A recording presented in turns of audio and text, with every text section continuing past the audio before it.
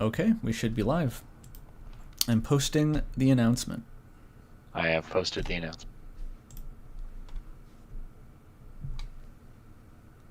Yay.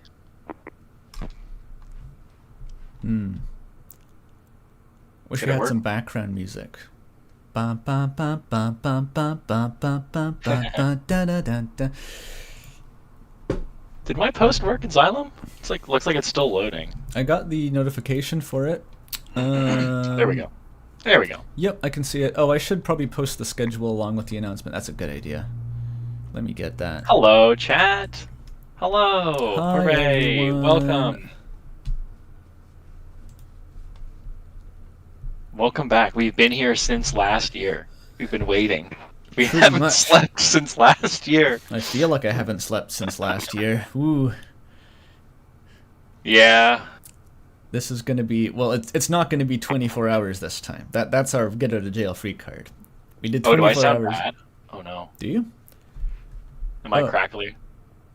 Oh, I tried doing a new audio setup, like with Discord audio on its own thing with a compressor. If that sounds terrible. Oh, it sounds bad. Yeah. Wow, okay. Sounds really bad. Oh, I know why it is. It's because, okay, no, that was a stupid idea. Desktop audio. I mean, it's really, I could be basically cosplaying as Tim right now. From Ram, that guy? Yeah. Tim wears a tie. Dude, that's not... Alright, is that any better? Did you fix it? It's way better. Yay! Okay, my mistake it's was... me, everybody, hooray! I forgot that the desktop audio would layer on top of the application audio, so you were just getting doubled. Okay, we can forget about that. It was a nice thought. Okay, let's get audio check. Is Toby significantly louder than me, even after I made that change? Also talking at the same time. I'm talking now. I have a feeling that Toby might be a bit louder, but maybe not. I don't know. No. No, normal. it was the same. Okay, perfect. He's a bit quiet. Oh. Are you sure? The OBS says that he's a bit louder. Ever actually. so slightly quiet. Well, there we go. I just talk louder in general, so it's fine. Will there be an Andrew Tesla cosplay camp? No. So okay, we should probably go over the changes from last year. Yeah. So it's not going to be quite as elaborate as before. We will have face cams, but we're not going to have the milestone incentives. We're not going to have the VTuber. We love the VTuber, except I just feel like it's a bit weird to have one person with a VTuber when you're trying to talk to guests who also have face cams. I just don't like that vibe. So we're gonna not do that. I also unfortunately don't have the piano in the same room anymore, so we're not able to run piano requests. So that's all too bad, but it's just going to be more of a chill, streamlined process this time. We're going to just be hanging out. Yeah, basically it's just hang out, raise money, have a good time. Although... it's still saying that the URL's invalid for the page. Weird. Trying to give it the stream? Strange. Yeah, I'm trying to give it the stream through. What does Extra Life do with the stream URL? I don't know. It says a new URL be created. Please update that URL here. I'll put it in the body. Oh, maybe because I started the stream, there's a new URL? I don't know. I'm on the stream link. If you just copy-paste the URL of the stream itself, maybe it's a different one somehow. Because YouTube used to not have pre-generated URLs. You used to have to start the stream and then copy the URL from the stream. I used to have to do that every time. Yeah. Oh, by the way, I don't think we're going to get the CorruWorks PNG tuber. Last I heard from Corru is that they weren't going to do that, so RIP. PNG tube. But, we already have 2 donations. Amazing. Wonderful. Thank you so much. They're coming in. Thank you, Dave the Vader, and thank you, okay. Pyro. I didn't know how this gaster was going to render. I'm going to move it over here so it's not blocking the donations. Perfect. Why is it... Is the stream working now? Oh, oh yeah, Corru. okay, the stream's on the page. Hooray! We got Corru in chat. Everyone say hi. Woo! Okay, this is awesome. Yeah, the newest gaster is missing. This is a different layout, so I think I didn't copy over the new gaster. Unfortunately, RIP new gaster. We have enough. So I think we're gonna just kick off by playing some random access mayhem. Yep. As usual, I'll read chat, answer questions, yap, and Andrew will play the game better than I can. Hopefully. So, haven't played in a little while. once again, enjoy our own game. Okay, let me boot it up. Because, man, I hope it's not loud, actually. Oh, you know what? I forgot I'm to get a huge Ram fan. I forgot to get a mug for my tea. I'm gonna run and get that because it's stupid not to have a tea mug. All right. Be right back. Oh, I missed you, chat. It's so fun to hang out on Andrew's streams. We really don't do this enough anymore. So here's a funny thing is that I don't know if anyone remembers the Unhinged cooking stream, which ironically was our donation incentive last year, and we didn't do it until like a month ago. But I got Andrew to play Magic with me on stream because I got into Magic, and I have now ruined Andrew's sleep because now all he can do is think about building Magic decks because we played Commander a few times. So that is real. Yeah, that's the new lore. So hilariously. Okay, let's get some RAM. It's still on Dome Keeper from the last stream. OBS still thinks I'm streaming Dome Keeper. That's funny. There shouldn't be any like major spoilers for RAM here. I don't think we're getting any lore stuff, but All we will right. have. Yeah, the save file is actually in like an invalid debug state right now. It's no one else in the world has the save file. Let's see, it's very unique. Okay, 3, 2, 1, go. Oh, almost had it. I knew the Discord would fuck up somehow. It's okay. We can save This it. is a classic Andrew stream, though. Like this is how we run. This is Xylem Studios. It's so janky to get all the face cams to work. Okay, I gotta maximize the call again, and then it'll line up correctly in the window. And now, hey, there we go. Hello. I gotta move the stream so I'm not looking off to the side the whole time. Hello, everybody. Yes, welcome. We played to our Don't Keep It faces. last year because we had devs last year too. Mm-hmm. Really low quality. Oh, I'm fine. That's what you look Okay. like on Discord. I can't do anything about that, but Yeah. so yeah, we skipped right to the face cams. You notice I shaved off the mustache I had on last year. And the one pseudo incentive we have is that if you get to $1,000, I'm putting the Santa hat on. So that's what you all have to look forward to. Okay. Quickly donate. Make him a Christmas man. That's going to be so exciting. Alright, so this is the size of the game. I guess that's a decent... This is how we had it set up before, so I'm assuming that's the optimal size for the game to be. Oh wow, more donations. $20 from Anonymous, $125 from A Witchbird. Thank you so much. Big! Alright, thank you. All right, we should also, I mean, while we're playing, we can talk about what we're doing and why we're doing it, because, yeah, we're raising money through Extra Life, which is an amazing charity that helps sick kids for children's hospitals, and so all of our donations are going to our local children's hospital, our semi-local BC Children's Hospital, where we are in BC, Canada. And so all the money goes there, and last year we raised a bunch, and they were really, really appreciative, and helps kids play games and get through some really tough times in their life. So thank you so much for being here and helping us out, because this is a really easy and fun way for us to give back, and also we get to benefit because we get to hang out with some of our favorite devs. Because there's some really awesome people on the stream today. I should put on the cash skin to remind chat of the goal. That's true. Hang on, I gotta go equip the cash skins to raise money. Yeah. I hope you have them. Oh yeah, I do. Supporter pack. I'm sure I got, yeah. I got the supporter pack to my own game. Crazy. Hell yeah. Love it. I love the supporter. Like, the supporter pack was cool. It was fun. Yeah, I liked the idea. Like, it's a weird... I mean, weren't we talking about that when we were at the Magic store the other day, about the RAM getting more expensive? Like RAM, like the actual physical memory is like 400 times more expensive. Yeah, because they're like, shoveling it.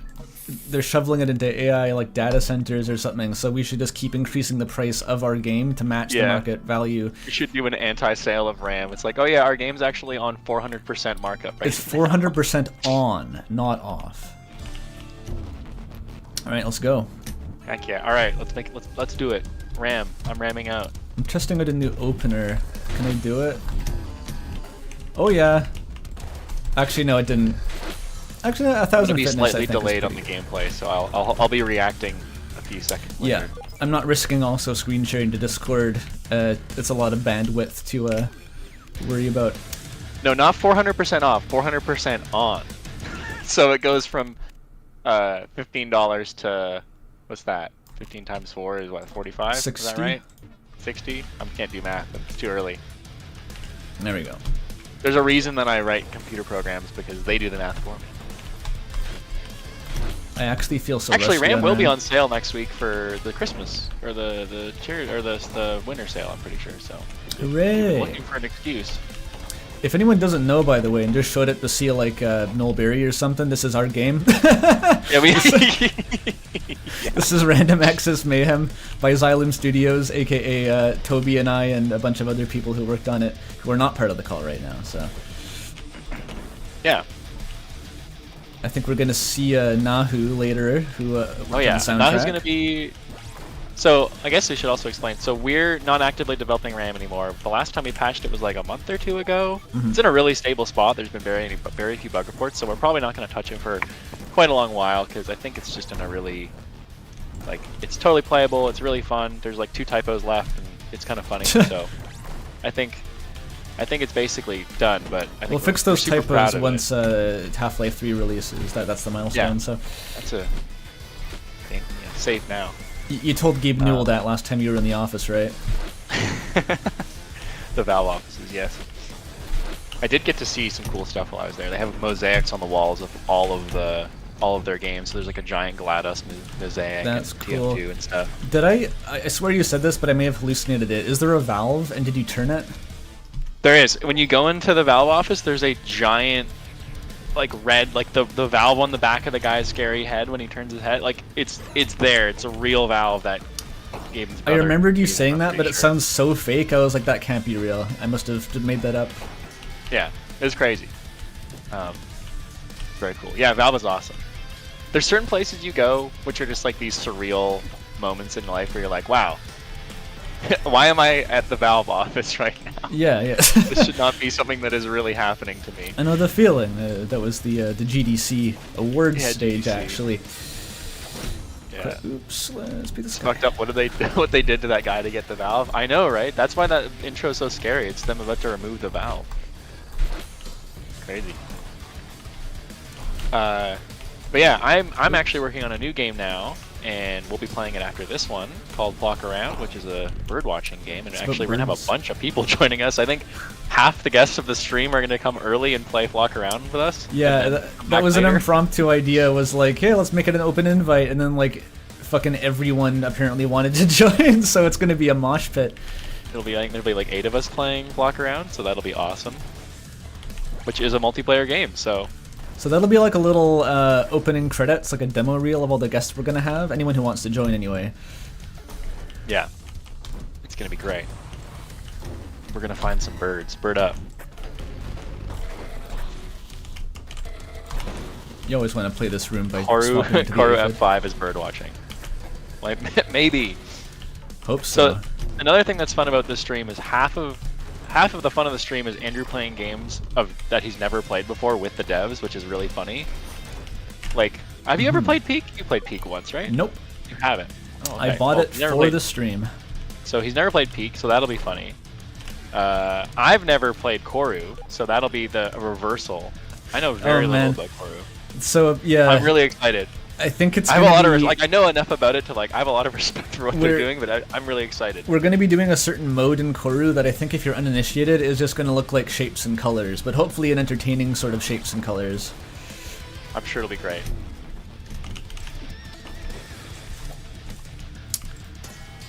And yeah, well, I can't play Celeste blind, so we talked about doing Yeah, well, Strawberry that'll Jam be- potentially. Yeah, I think Strawberry Jam, and then I think Noel. We had talked about maybe checking out City of None, but I think it's not ready for stream live. Like Yeah, playing that- it live right now. But So that's unconfirmed. well, Noel said that he might be able to show us some like behind the scenes stuff and some engine dev stuff. So that might be a fun like kind of dev breakdown, and I know you'd probably be excited to see that too. Oh, I sure would. Noel's got a lot of cool stuff going on. So I think that'll be more of just like we're gonna hang out and figure out what we want to do in the moment, and that'll be pretty chill. Yeah, we haven't planned that one in advance. It's whatever Noel wants We to haven't show planned most off. of this. We haven't planned most of this. No, not really. We got another donation. A few donations. We got $55 from Jim. Thank you so much. Wow. 30 bucks from Lilac. Thank you. 20 from Halloween. 5 from Bobby Palmer. Shoutouts to Halloween. Thank you so much. We're already cruising. We've only been going for 20 minutes. 15 even. It's ooh, an enthusiastic start right out the gate. People love throwing money at us. Still gotta make the hitbox for the bug children. report submitted. Colliders can still clip through each other. I thought I fixed it, but I didn't fix it well enough. Come on, dude. There we go. Oh, I love the. There's something fun about RAM where you do the mirror matchups. It's pretty funny where you have. They just kind of don't know what to do with each other sometimes. Mm-hmm. Ow. There we go. Don't see a quick draw Panseer very often. Maybe the first time I've ever gotten that. So that would be the aphid was already heated up when you swapped in and you bumped? Yeah, I swapped out of it because it was overheating, but then I immediately died, so I had to swap back into it, and it worked out. Olé. Olé. Oh, Awesome. oops. Oh yeah, 192 viewers. I was reading chat, I almost walked past Thorn. Never want to walk past Thorn. How's it going, Grimalkin? Besides, you know, the usual. I'm called Grimalkin on this save file.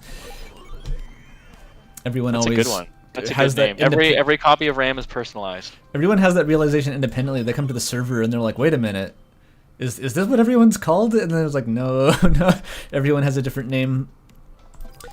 There's a lot of fun little things like that. Burger F Minus reported that the other day, apparently, the Collider thing. Shout out to Burger Minus for keeping RAM alive with mods. Those are some really cool mods. The Extreme Bosses is awesome. Oh, my fix has an error. Yeah, it's like Burger Minus is one of the only people who's like deep enough into actually modding it that they can give feedback on the code base. It's kind of horrifying. Also very useful though. Come on. I think I may have messed up my own rebound trick shot by slowing down time with the Golem upgrade on swap there. Unfortunate. Burger Minus says RAM's code base is very good, I think. Well, it works. You can play the game. That's good enough. I think we did okay for a first time. We've never done a commercial product before. Yeah. We've barely done a non-commercial product, so.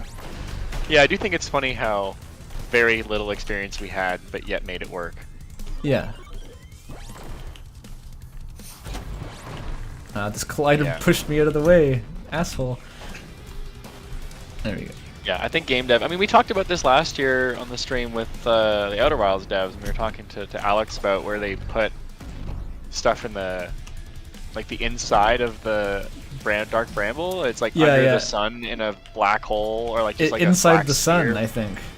No, I think they wanted to put it inside the sun. It would have made more sense. But you're right. Putting it just, like, in a weird spot, but like that's just classic dev, right? Where you're like, oh, well, this thing will work even though it's kind of hacky. Yeah, and if it works well enough, is it really even a hack? That's philosophical, sorry. I didn't mean to broach that topic so early. Best debut indie in our hearts. Yeah, I don't think we would have had a chance against Expedition 33 anyways. No one had a chance against... It's, if Silk Song couldn't do it, then Ram's not that guy, I'm afraid. What a strange year the Game Awards were this year. I mean, I didn't really watch them, but looking at the awards, it just kind of felt very... Like, there's so many good games this year, and it was obviously, like, a great lineup and everything. But it just felt really, I don't know, not anticlimactic, but just odd to me. I don't know. Yeah, like, I don't know, mostly, I didn't watch it that day, I was doing something else. But, like, everyone in post was just, all I heard about was Expedition 13, yay or nay, is it really indie? And I was like, okay, I don't really care, but, like, yeah, I think the other impression that I heard was that 2025 was so stacked that, like, there weren't really many announcements for 2026, which I guess gives time for people to catch up on the 2025 backlog. Can't complain about that. It's an interesting conversation, and I mean, maybe it's been a horse beaten to death, or maybe we just don't even want to get into it, but like the idea of, like, we talked about this when we were playing Magic the other night, is that indie games have essentially just become an aesthetic, where, like, you know, there are games that people think are indie games that are absolutely not. Like Dave the Diver is a AAA, it's not AAA, but you know what I mean, it's by a published studio. where you Yeah. have Expedition 33, which is actually totally indie. It's funded by like government grants in France and stuff like that, and it's a team of people that used to work on other games and broke off and made their own thing. But because it looks the way it does, people are like, oh, it's a AAA game. Yeah, like, And I think yeah, the more, expectations are strange. call it a folk definition, the functional definition, like the what people mean when they say the word most people indie is, yeah, it's mostly aesthetic. It's like, it reminds you of back in the day when, because it's similar to the unambiguously indie games, like, you know, indie game, the movie type games, back when there was a very clear divide. And so anything that looks like those, that's, I think, what most people just point at and say, like, well, that's what an indie game is. But really, there's no clear definition anyway, and people will often misunderstand the business models of studios or just not really care about those. But even then, like, people will insist that Expedition 33 is indie because it fits the definition, and people will argue. So I think ultimately, the definition of indie is mostly about what you want to be indie, because it's sort of just like a moniker of or a label of status. It's a status symbol, and so of course, if you like a game, you want to make an argument that it's indie because that means it's good and cool, and you're allowed to like it. So it really just becomes a playing card for people to kind of shift around to fit whatever they want it to mean, I think, which makes it. I think very I really interesting. like the Oh, sorry. No, that was it. Like there. I like the idea of like thinking about game development and indies as like a band rather than a company a lot of the time, where you have, you know, you have people that you're following. They have a song or a hit album or something, like a hit game, and then you know who they are to a degree. You can follow them, like, you know, oh, I like this band's last album, I'll probably like their new stuff, or maybe I won't. But you have a calling card where a lot of the times I think AAA or like bigger studios, they kind of just make either the same thing or they have a very like distinct calling card, but they have so many people working on the team that there's no kind of face that can be attached to it. Whereas you can know people who have made games, like, you know, we're having Noel Berry on, and he was one of the main people who made Celeste, and like we can have that identification and we can look forward to whatever they're doing next. Yeah, but at the same, there's always an individual exception though, because you look at like Metal Gear, everyone knows that's the Kojima series, but that was like a huge, you know, production. It wasn't just one guy, so there's always an exception you can find. That's like someone who was in a big band and then broke off and had a solo career. Yeah. But I'm not super educated on Metal Gear, but like I've never heard anyone talk about the other developers of Metal Gear even retroactively. So yeah, it's just a weirdly nuanced conversation. Question in chat: what's your opinion on Silksong? Personally, I have almost 150 hours in it. I have not quite that many, but I did stream it. So if you want to know my very detailed opinion, you can watch 80 hours of live streams.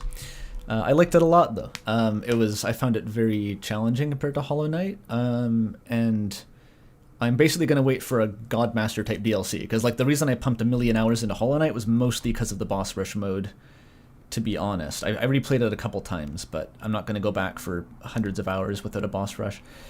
I have not played Silksong. I probably will.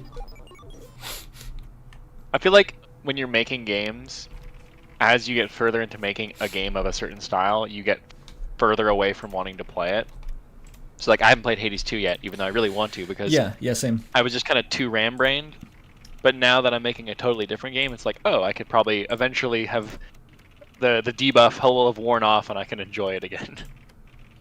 Someday, yeah, but like it's interesting. RAM burned me out on a lot of things that like just in general, it's hard to quantify what it even did, but like, yeah, definitely roguelikes that are similar to RAM, I've had much less of an appetite for. I haven't been playing a lot of Isaac. I used to play Isaac like pretty much once a week on average at least, but I haven't played Isaac in a while. Ooh, stuff like that. Yeah, I can prove the epitaph is usable, never mind it died. Oh. I'm playing with maximum premature overfit, so all the late game enemies are spawning in.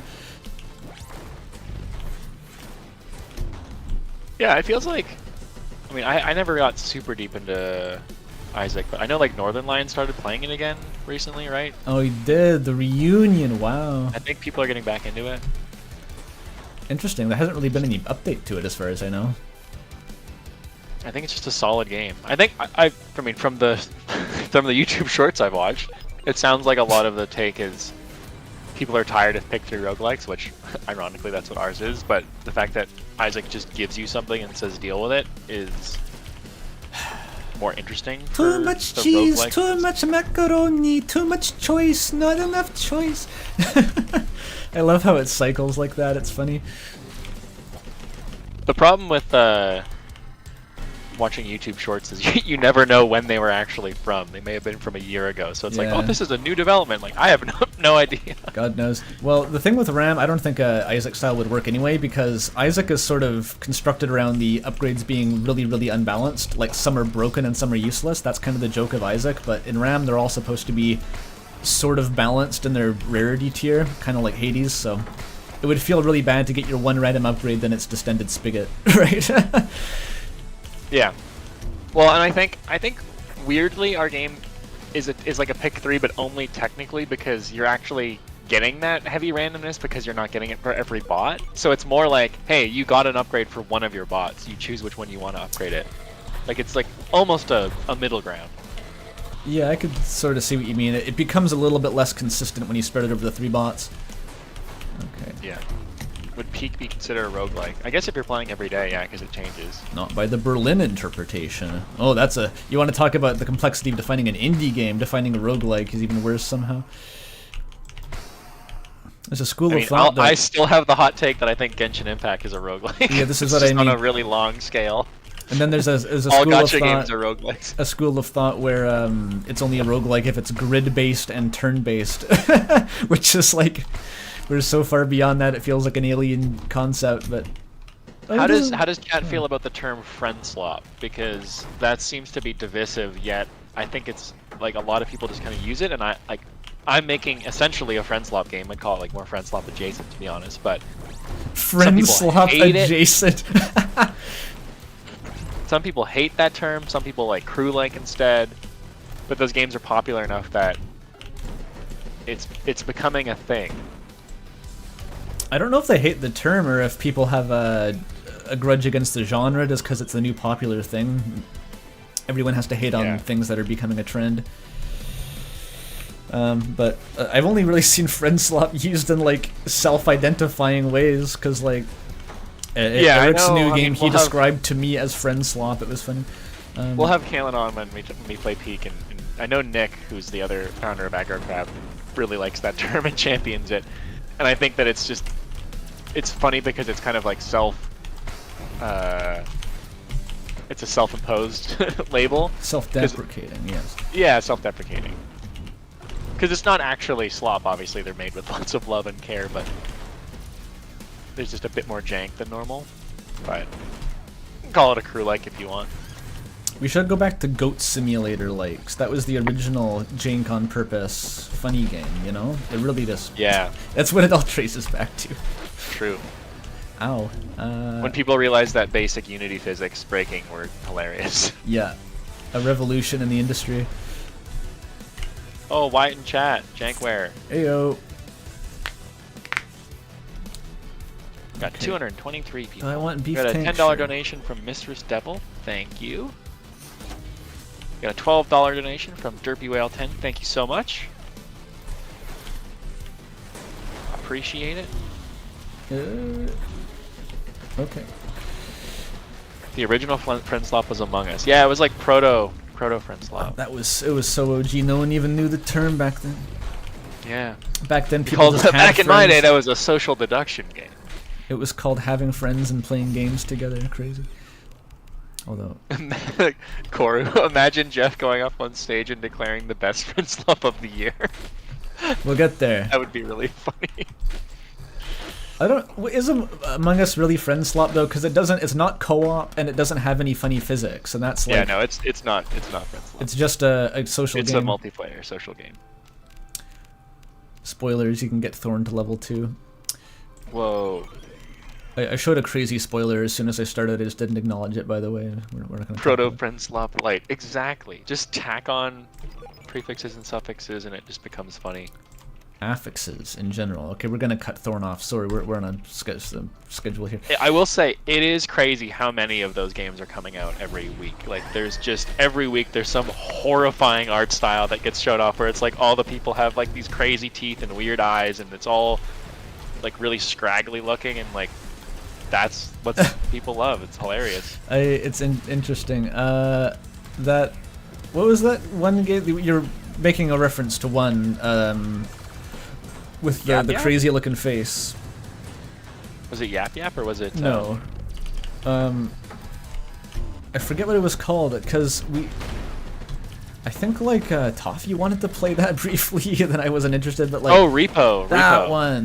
Yeah, I played Repo with the crazy face. It's funny. All these games kind of start to boil down into like there's like two types of game, and then they're just skinned as a different thing because they're all extraction shooters, or they're Lethal Company. Like Pete. Oh no, is Lethal Company an extraction shooter too? Earthbound or Cave Story? Yeah, kind of, right? Like, Lethal Company is an extraction game. You do extract? Repo's like that. I think Yap Yap's also like that. I don't even know what Yap Yap is. I'm pretty sure you're making that one up to gaslight me. No, Yap Yap's the wizard one. There's like a piss one. A piss one? That's Noita. You already have one of those. Yeah. Damn, they stole it. Yeah. Yeah, Yap Yap is so funny. It's like it has Ban energy. You don't know Proob? You don't know Ban Yap Yap? Proob has it for you. Or whatever the poster was. The what? There's like a there's like a meme about Zendaya being someone in the Trolls or whatever. I don't know. Is this like a Homestuck direction we're going? No, I don't know. This is just the charity stream at this point. I'm so Oh lost. yeah, Zendaya is Michi. That's right. Zendaya is Michi.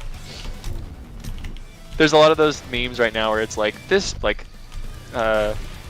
random person and this other random person who are apparently, you know, famous have broken up or whatever, and then people are just making up these names at this point. Oh, okay. Did I think no, Toby? I thought Toby said like Zendaya was a troll, and I was like, what kind of troll? Zendaya sounds like a Homestuck name. I'm not even gonna lie. Oh, it's Zendaya. I don't actually know who that is. Hence the confusion. Euphoria and Spider-Man and a bunch of other stuff, which you probably haven't seen. Yep. That'll do it. Fun fact about this map: the lights flickering is actually Godot being broken, not. Yes. There's too many light sources. Yeah. Godot is interestingly unoptimized in some very specific ways that you learn over time, such as the parallax apparently is like horrifically laggy. I have no idea how they made the parallax lag, but that was fascinating. One of the playtesters reported that after testing Wyatt's been finding some amazing things. Oh, sure. As we work through Godot. Weirdly, there's like a problem in 3D games with billboarded sprites where the draw order can be messed up, and we've spent a lot of time trying to figure out how to get the layering to work properly. So we've had times where you'll have a bird that's on the water, but it layers behind the water because the Z buffer is just screwed up. And we didn't realize that when we picked doing 2D sprites in a 3D world. It was like, this will be great. And it's like, oh no, this is a problem for almost everything. The engine is simply bugged. Yeah, you do get that sometimes with Godot. We're not shills here. We're not. Yeah. Ooh, this one's got true focus. Bonus. I'm dead. Where's the jammer? Oh, I'm always amazed that you can play and talk at the same time because this game goes 100 miles an hour. It's yeah, well, it's easier for a game like this where it's just like you turn your brain off and click the mouse. It's if I was doing a visual novel here, different story. You can't read and talk at the same time. Have you gotten any juice refills? Because you're pretty full on global. I haven't bought any, no. Damn, cooking. I mean, levels 1 to 2 are usually level 3 is like a huge difficulty spike, honestly. That's usually where it gets you. I don't know what engine I use. There's no free one that doesn't sound like it has a massive butt after it. I mean, that's just the case with everything. There's always going to be a drawback, but anything that makes you be slightly more efficient, I think, is worth doing. Yeah, I would still recommend Godot over like Game Maker or something, just because like Game Maker seems really non-standard compared to like Unity or whatever. Godot is like similar enough to Unity that it's like I think you can use it for most things as long as you don't encounter some like really specific bug that kind of just makes what you're doing hard. Yeah. I still think Godot is a good option if you're looking for something that's like free.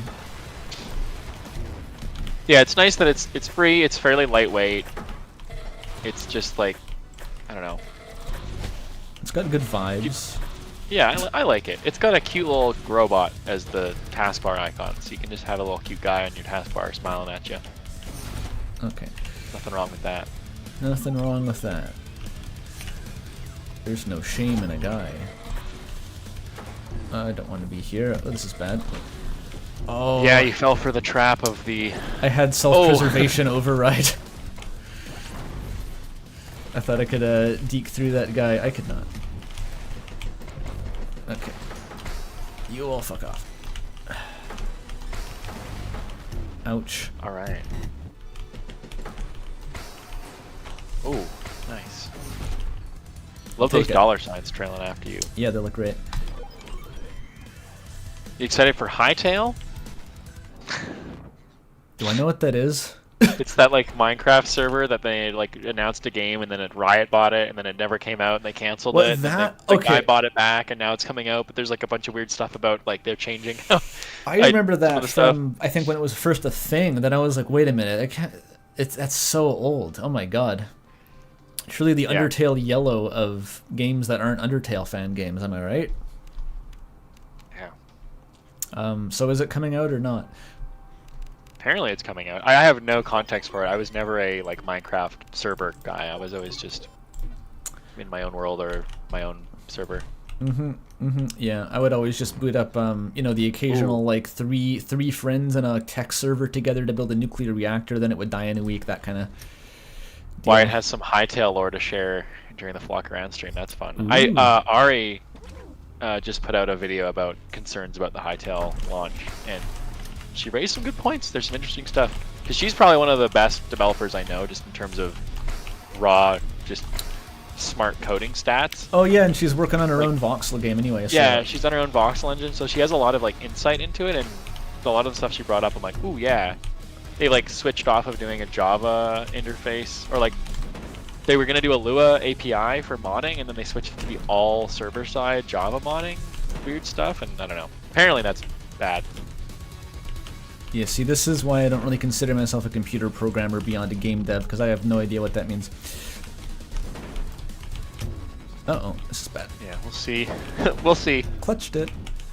I think this may be a case of people getting what they want, but the monkey's paw being like, oh, it's finally coming out, but because it's coming out, it's going to be janky, and I can't play the game. The monkey's paw curls, yeah.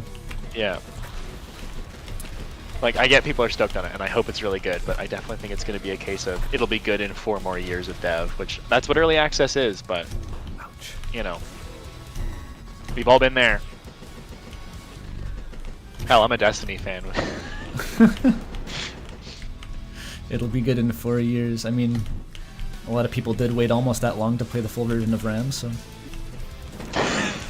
Been out that long. No, from like the start. I guess it hasn't been public that long, but... You're right, I'm being hyperbolic. Why don't I swap into that? Okay. There we go, it was simple. That was easy. Yeah, the oh, I'm so sorry in chat for me playing Destiny. I know. Nice heap fight, huge. Yeah, it was a pretty good heap fight. Now we get some level 3 bangers. Yes. Okay, we're doing indulgence, habit. Okay, habits. Yo, donate because Andrew beat the heap. Yo, new incentive unlocked. Okay, we're not gonna read all the dialogue. There's too much talking in this fucking game. Remember on the stream, the Steam stream, when we tried to do it at the same time? Yeah, that was something. Was it Grayscale Mail that streamed it and did a different voice for each head? I thought that was cool. Yeah, I think so. That was unique. This is at a certain point in development, I wanted Datatria to have like one of the heads would talk to you and the other 2 would be on either side, and they would have like those background text boxes, and they'd be chanting mantras like how you know, like the seraphim are supposed to circle the throne of God, chanting holy, holy, holy. I wanted that, but for like the heads. And funnily enough, we didn't have time to add that to the game, so oh well. One of the realities of game dev. Didn't have time. Yeah. Especially everything is kind of taped together, especially the cutscenes.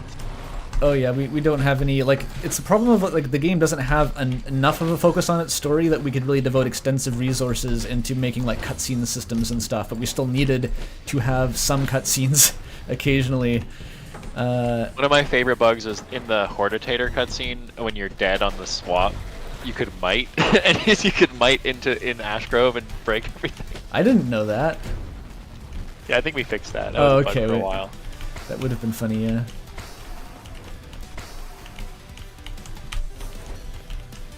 Can you mute everything but the music for a minute? Thanks, I need more vector protocol page. Yeah, sure. We can just not talk. Just headbang for a bit. Headbanging makes it really hard to see the screen, actually. I'm gonna stop. Let's do some old aphid gameplay here. Ram's a hard game, right? Difficult game. Aphids are hard to use. Everybody complains.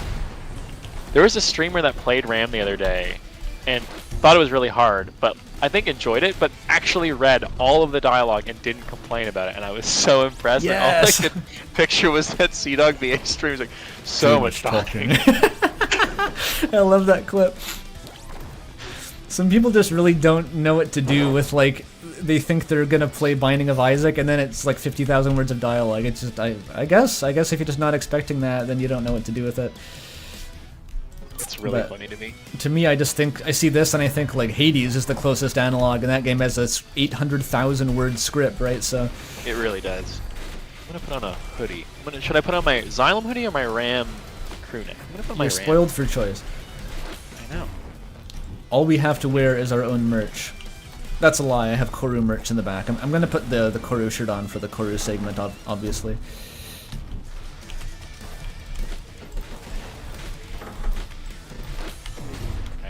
Ram hoodie on. One of two or three with the bot icons on it. I get compliments on this all the time. It is a nice hoodie. If only we probably shouldn't be shilling our merch when we don't actually sell it publicly. No, people have permission to go get this made on their own. We're not selling merch. If you want to take the files of the icons and go on, Vistaprint or whatever and make your own, that's fine. You heard it here first. Piracy is legal with Xylem Studios. Within, the bounds of the law, you know what I mean. A lot of people with Corru merch in chat. Hell yeah. Chat's gonna pop off when we play it on stream. Corru has good merch. There's not really many properties I'd say that about specifically, but like Corru really does have the good merch. Just really good aesthetic, honestly. Yeah.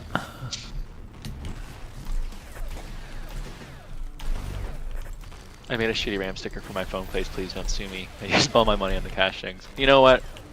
Ram is love. You can just do whatever you want. Ram is love. It really is. It's a game about love and family. Like, it's not a game where like, no, you can't do that because we're losing money. Like, we're not making money. We're just trying to make a game that people like. So if you're into it, hell yeah, make yourself stickers. You know what's I always still find funny is like back in that one devlog I did that. No, that was the Outer Wilds video. I think I did this shitpost Ram like ad read. And it was like a young robot's quest to find love in the post-apocalypse, and then like that ended up like actually being a technically accurate summary of the plot. Yeah. Because that was back before the story was even remotely finalized, and then. Awesome. Oh come on! I'm throwing.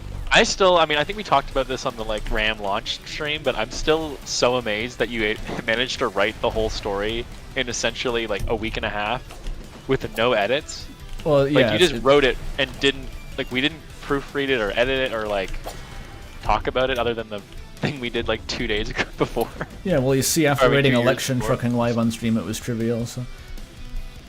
It goes so hard. I love seeing people get to the end of the game and post about it in the Xylem Discord and be like, oh, this was so sick. Like, yeah. Yeah, that is actually really heartening to see because, like, obviously not very many people are going to get to the end of the game, and when you released it, it took forever for anyone to do it in the first place, so it's not often we really see feedback on that part. Uh-oh. Let's get out of there. I got a 12 more skin minutes until for we're something. gonna... Ooh! Yeah, I think that one's for reflecting... The epitaph skins are very mysterious. Yeah, I forget how they work. Those ones are really weird to implement. Okay. The reading Umris to writing RAM pipeline. Pretty much. Well, Umris is behind Andrew right now in the face cam, so... That was an Easter egg, but yeah. If you know, you know. If you know. It's not cut off, is it? I'd be so sad if it was cut off. I did reach the end of level 3 yesterday, but I'm not entirely sure if that's the end, and I'm too scared to ask. No, you have to beat the game like, I think, what is 10 it, times? 8 times? I think it's 10. Yeah, it may be a few too many, but that's what the story needed, so... Yeah, and it's also, It's also like, a roguelike, like what else are you going to do in the game? I get the complaint, right? Ideally we'd have more things, but like, with this budget, we have to offer, what we have to offer is runs. Like, you want more runs? We got lots of those. You can have as many more runs as you want. We don't really have anything else to pad the game out with. To be fair, the evolution upgrades that you get for... That was nice. The evolution upgrades you get for they spice things beating up. the game ended up being a lot more intricate and detailed than we had planned. Like, I think originally when we talked about them, we were like, oh, they could be all these cool things, and then they kind of got pulled back to being like, okay, it'll just be like a set of the existing difficulty modifiers, because those are essentially free. Yeah. And then we were like, no, there's some way cooler stuff we can do here. It's a rare scenario where the scope got crept back up after being cut again. Yeah. And it worked out, because we realized that like, it actually didn't take as much time as we thought to implement these. Where's my guy? There you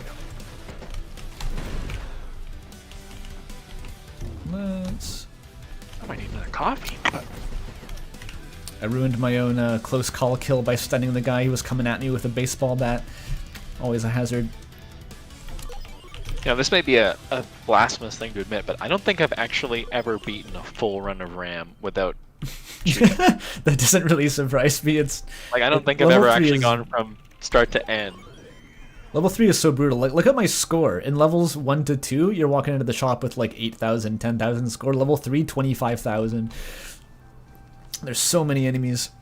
Yeah, Julestic, I think the swap timer during the run is the most creative. Yeah, that one was definitely, that's the most different one for sure. Well, that was like, we had to do it. We had to bring back the original premise of RAM, because like I didn't think it would work, but like it kind of does, just barely.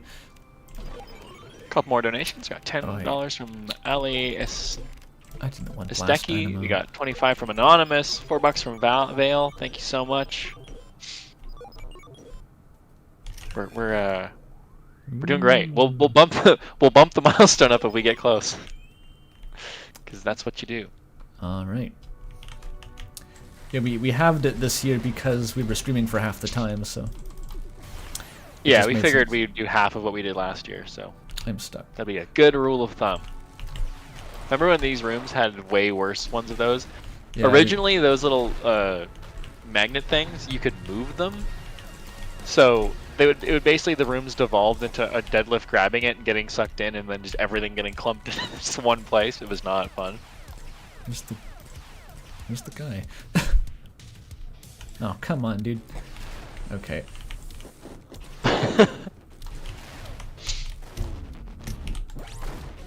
I really thought this track was for the credits or something before hearing it in the game. Yeah. It's so dramatic. Yeah. It's really a perfect way of being like, yeah, you made it to the end. It's the final build-up. It's so cool.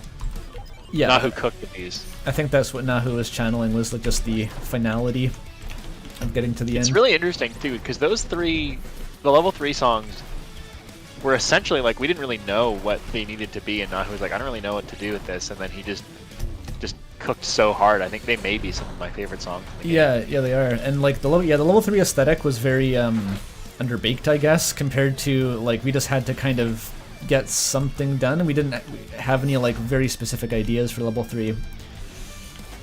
Yeah. We threw something together. It's pretty good, I think. We cooked. Chefed up.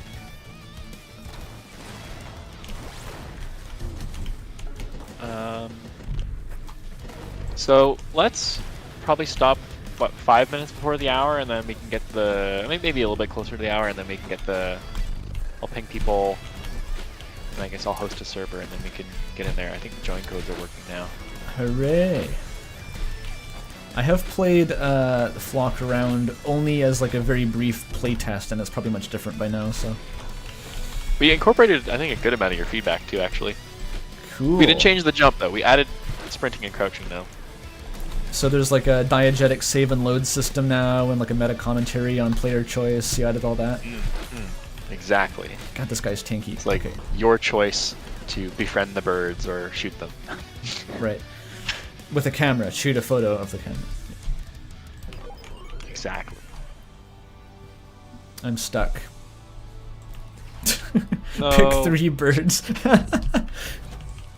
What I didn't realize until literally this morning is that like Bird Game 3 meme with the AI thing going on right now, and because I've been seeing that on our social media when I'm I have posting no idea what that is. TikToks and shorts. There's like some meme about AI gonna be making Bird Game 3, which I don't know. I'm almost 30. I don't understand this I don't stuff, either. Maybe it's like Bird App, back when Twitter was a bird, and it's like a riff on Chat that. probably knows. Although But it's just funny to me that I didn't realize that we leaned into the meme.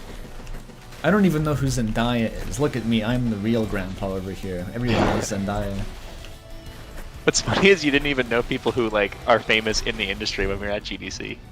I'm just not very tuned into my surroundings, I think, in general. Probably a good way to be, honestly. I don't know if that's true, but maybe. Ooh, subcriticality, stupidest upgrade in the game. It was like a 1 line of code and it's stupid. So fun. All those that's the only upgrade we added post-launch. Yeah, because it was 1 line of code and I was like, yeah, sure. Oh, router room. Router room. Okay, is there any other guy here? Oh, that's Trickshot $10 City. donation from Tomo Kush. Thank you so much. Thank you, Tomo Kush. I have triple multi-ball and subcriticality. That's so silly, dude. Pinball simulator. Yeah, we should have just dubbed in like pinball noises to the epitaph if you did that for long enough. Have you ever played pinball? Like actually tried to play it and get good at it? Once or I've played at machines once or twice. I actually spent a while grinding a pinball simulator. I went through a bit of a phase for some reason. I was just like playing Medieval Madness. I never really got good at it though. It's so hard to get good at pinball. Have you ever gone down to Pinhalla in town? We should go sometime. I mean, I'm terrible at it, and I don't particularly find it. I don't understand. Like, I'm assuming. I mean, maybe there's someone in chat that plays a lot of pinball and can explain this, but they all have these things, right, where you're trying to like hit the ball over certain things or into certain things, and there's a whole like that's the idea, right? They're But super I don't bespoke. understand how you get. You have to learn each individual machine and what the meta is. They're all like. Do you just get good at it? And you just really like one machine? You like find your forever machine? To some extent, like, I don't know. It's like, you know, it's at the end of the day, pinball machines are just roguelikes. That's really how we should be understanding the world. And like my favorite roguelike might be Isaac, and your favorite roguelike might be Hades, and fucking brain rot. Can I? Oh, I can't get to the barricades. There's a pit in the way. There we go. That's what I wanted to happen. We love Beef Tank Protocol. I mean Doctrine. Lovely. Driving to work is a roguelike. Exactly. Yeah. Honestly, real life is essentially a roguelike, but there's not, permadeath. You don't get a second run. Yeah, it's got permadeath. It's randomized. Driving in my car. That's crazy. Oh, this is a good room for Beef Tank here. I don't think you're gonna get to fight the final boss. We're gonna run out of time. Oh. Well, everyone will have to go buy RAM and play it for themselves to see what the final boss is. Yeah, wow. Huge spoiler. The final boss is going to be more spoilers because I'm like advanced to the end game story state too. Oh, so. we shouldn't show that. Yeah. Maybe we should stop in the shop room. Alright, I died. Oh no, tragic. Alright, well that's your dose of RAM. That was just the opening ceremonies today. Knuckles the Echidna. Oh no. Oh no. Oh no. Oh no. What a catchphrase. They cooked with that one. Okay. I need to switch my branch. I'm gonna quickly eat the 1 spoonful of oatmeal I still have. Make sure you have the latest version of Flock Around. Mm-hmm. Mm-hmm.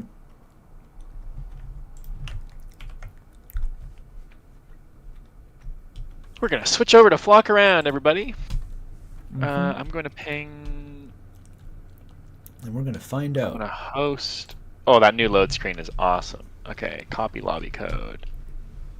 I'm just gonna ping at everyone. Where's my flock around gone? Here is the lobby code. Do do do do do do do do do do. Flock around. Oh wait, I only have flock around playtest. Should I have a different one?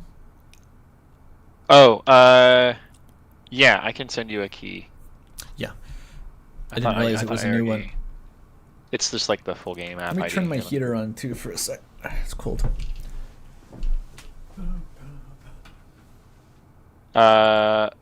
We'll be using the in-game proxy chat, so that'll be interesting.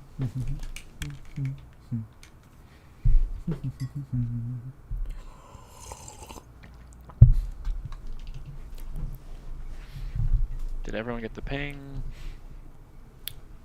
Yep, I got it. Okay, if you put that in, I'm sure people will trickle in the next minute here. Okay, that's the... Oh, someone's here. Okay. Hey, Wyatt's here. I'm not streaming Discord, right? Hi. Okay. You have the gold camera. You're not allowed to have that. Put that away. I don't want to stream the key. Okay, I'm going to deafen on Discord. I will Alright. see you in the game. I'll see you in game then. I have to quickly install the the correct build of this game. Don't mind me.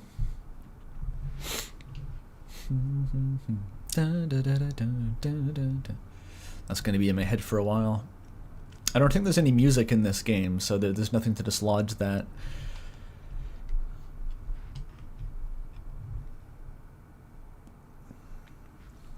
Okay.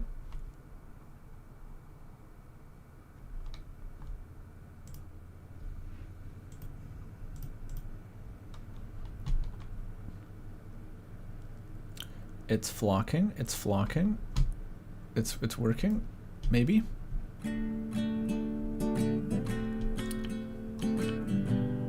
Oh, there's kind of music. Okay. Oh shit. I have a... I'm allergic to the game. The game is making me sneeze. I don't know why. Oh, okay. We'll recover from this.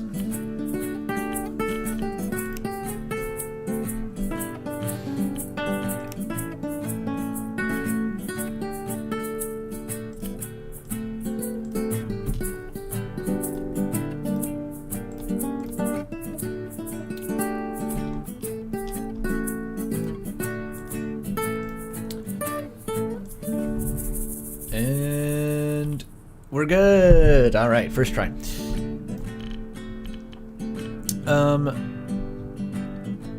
Oh wait, I probably shouldn't stream inputting the key to the lobby. That would be a bad idea. All right, we're going dark again. Sorry.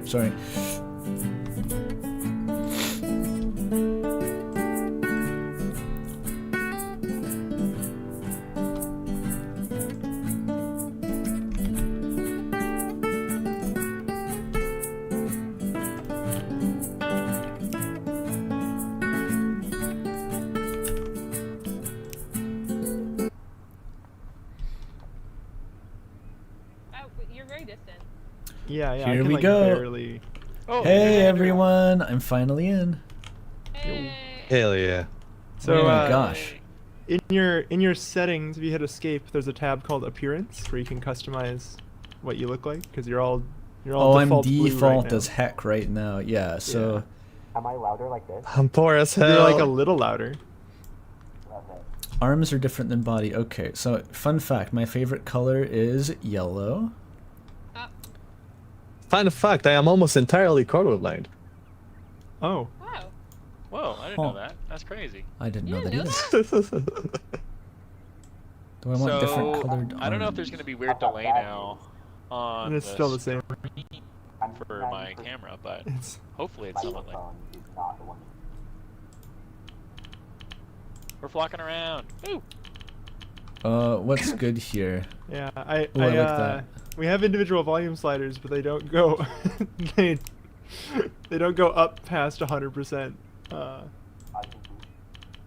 It's a feature I'm working on. Aw. And workshopping my appearance here, it's important.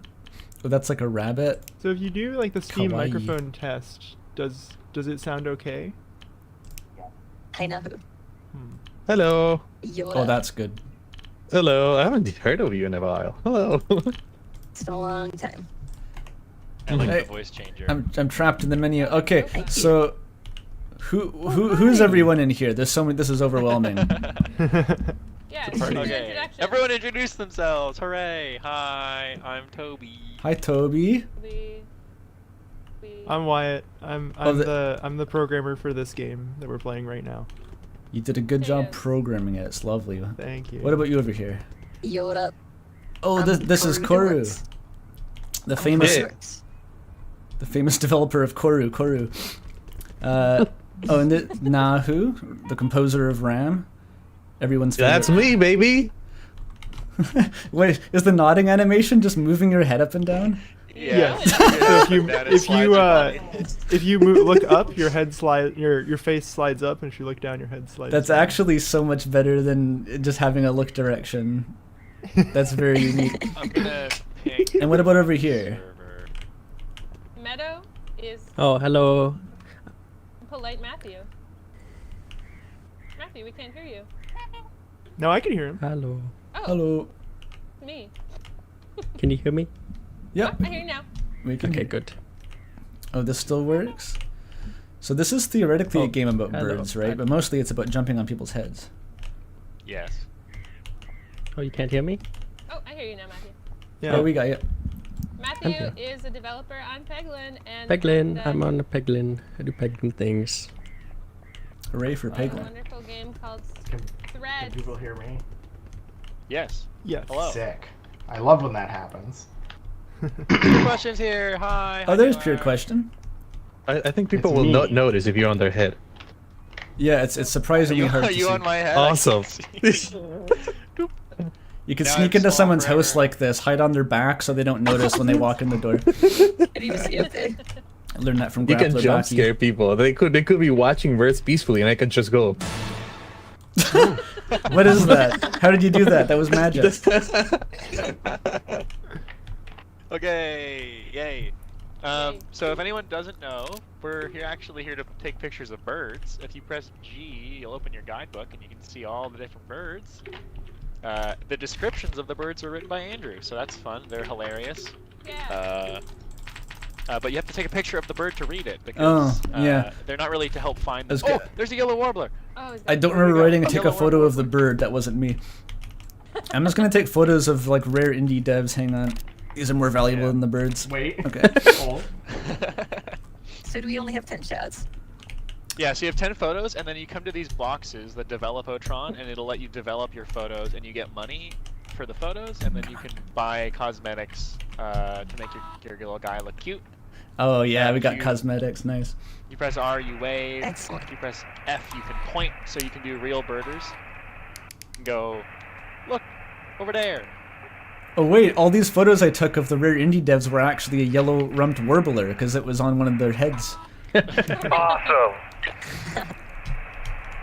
Someone's got a background hiss going on. Yeah, someone's in spaceship. There's like a walkie-talkie sound. They've Yeah. activated the I think ominous think it is sound. Nahu. They've Yeah, I activated don't the I thought that was a ominous- diegetic feature. Like someone had a walkie-talkie.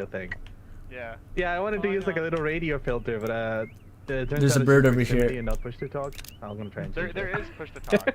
There is Look push at to this talk. beauty. What are you? Ah, I think that's a Bollocks If you use in Oriole. the general setting- I'm Bollocks. I should know this because I had to research these birds to write the descriptions. Yo. Yes, you did. That's awesome. But Good to be job. fair, I didn't actually have access to the in-game art when I wrote those. I was looking at Wikipedia.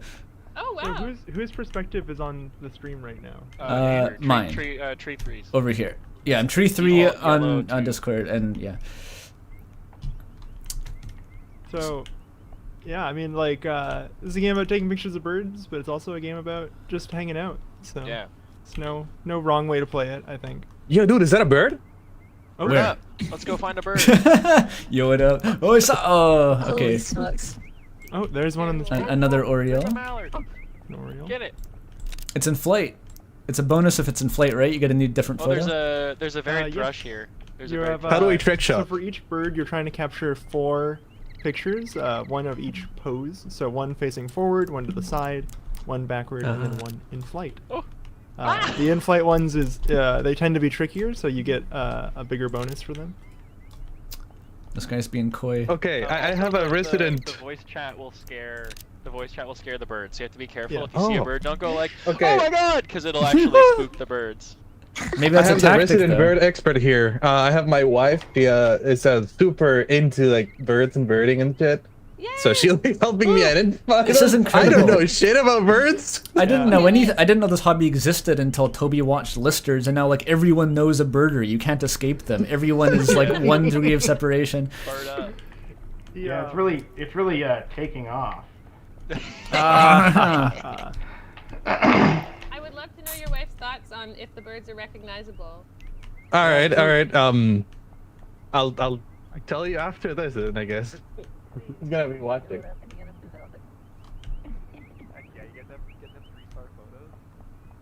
I can't find one of those photo boxes. I think I'm running out of film. Oh, there's one. There's over one here. right over There's, here. I wonder how much of a strat it is to just like take pictures and hope there's a bird Oh. somewhere. They look quite similar to me. Mass I produced. mean, yeah. He'll still- It's I think like a kind of cursed design problem with this game is the sort of Pokemon Snap problem of like you take a picture and you're like, wow, that's a really good picture, and the game is like, that's a B. Actually, it Could've been better. sucks. Yeah, it's like because the game only knows so much about the photo that you took. Like it doesn't, like it literally does not see what you see. Like Right. So when you take a photo, does it just kind of like raycast to all the birds and see if there was one? Like, it does some raycasting. It does some like screen. Like it does like the matrix transform of like transpose it to the screen and figure out like what ratio of the size of the photo is the bird. Right. Like and it uses that to gauge like how big it is, basically how visible it is. makes sense. If you've taken some but- pictures of birds, if you go back to your appearance menu, you can probably buy some drip, and you can rep either RAM, Drip. Peglin, or Explorum Ipsum, or just How other. how much money Yeah, do you need for the jetpack? these are all equally jetpack, culturally important. Oh, I thought I got a mallard. Oh, it was a Junko from Danganronpa 1. Yeah. I made that joke when we added the Junko and nobody got it, so I'm really glad. Yeah, that was the first thing I Finally. thought of. But There is a ram shirt. That's awesome. I've only unlocked descriptions of the birds with like the smarmy, sarcastic. Oh, this is a ram shirt. I need that. Guys, there's a bird on Ref my in the head. branch. Oh, I got a rare bird. Whoa. Oh, there's a bird on Andrew's head. Look, it's a oh, woodpecker. I'm trying to buy drip. I can't figure it out, so I'm gonna be very still for a while. It's looking right at me. Oh, this one's got evil eyeballs on the back of its head. I think that is There we go. Harry. I can be a rainbow tube though. That's pretty cool as well. Look at me. You can have the gay shirt. It's my big gay shirt. Is that Mario 1? What is that? No, All it's a game I made Oh. basically right before we started working on Flock Around. It's called Explorum Ipsum. Oh, that's Okay, so Explorer far my Ipsum, wife I points see. at the birds, and when that's whatever the name bird is, and I'm like, yep, that's definitely a bird. So she's recognizing everything. It works, dude. It works. So glad. All right. I'm like, that's a uh, bird, all right. I've got to wear my industry uniform, the Ram T-shirt, so do you you know. have a cap, who I am. Andrew? You're a ball cap kind of guy? Do I need to? Okay, let's see if I can afford You one. don't have to. No. I wasn't like, I don't. Yeah. Do I need a cap? No, it's just like I don't have Yeah, enough you're money. My bald right budget's now. running low. Gotta cover your baldness. I don't really have enough money to buy a cap. Wait, no, I can get a default pink one. Oh no, this is good. I think this complements my color scheme. Beautiful. Oh, look at that! Look at the cap on this. Wyatt, do you keep adding more squash and stretch to this crouch every time? No, I haven't changed it since the last time you saw Feels it. juicier than last time. Interesting It bug. does. It looks. It is bouncier. If you try to exit the menu by pressing escape, if you hold the button down for more than like a couple frames, you go back into the menu. That's so strange. Yeah, That's a it's Godot-ism, isn't it? like there's probably a better way to do this. I'm like Gotta that. use Hey unhandled guys, follow input. me. We're gonna go up to the biome. Come on. Take a hike. The Wilderness guide Toby. We're going up. Alright, and if you come up here with me, everybody, we're gonna go see a lovely little bird. It'll be up here. I'm in my lovely birding out. There's a swan right over there, by the way. I was gonna say that's a goose. Oh, Yep. it is. Oh no. It's this one. It was really far Captain, away. Tell us where the birds are. We have a goose. No, we but go it's from the not in hot game tub. yet. We go little. There's a big blue bird. We get little in the hot Oh, that's tub, not we a get bird. Nature, nature is beautiful. Of course I'm a bird. Why else would I be in a tree? That's an indie dev. God damn it. Oh my goodness. It's hard to Caw. tell. I hate when apart that these days. happens. Caw. I am bird. But You ever I go am to the not park to bird. feed the pigeons and it's just a bunch of game developers crawling around and eating grass? It's really weird. So That's you might have it heard is a GDC. little chime just now. That means that a shiny bird has spawned somewhere. Oh shit. Holy smokes. It's a still shiny not- guys bird. ready You need for you need the to climb in the giant- tree because you need to understand the bird. Become the bird. The bird. It's Bird all up. about mindset. Shiny. Yo, who up donating for charity? Bird up. Bird up. Hey, we'll try. Bam, bam, bam, bam. Where? Do you think you can imitate There's a bird bird. cult and they'll come to you? Swan, Oh, there's a Swanee. swan on Andrew's head. Look up. Oh, Andrew, that's what look that loud flapping noise Look was. Up. Look up. Just look straight up. I got it. Oh, Oh, it's over there now. It's on Nahu. His head. I got an awesome picture. It's now chosen Oh, meadow. Oh, it's taken off. oh, and that's a Alright, I trumpeter think I swan just too. got That's every the swan. rarer Oh, one. sick. Or is it the mute swan? It's That one's mute because it had a black beak. If it was Yeah, but it's the trumpeting, rarer one. would we hear the it? orange beak one is rare. Does it go honk, honk, honk, or is that not added yet?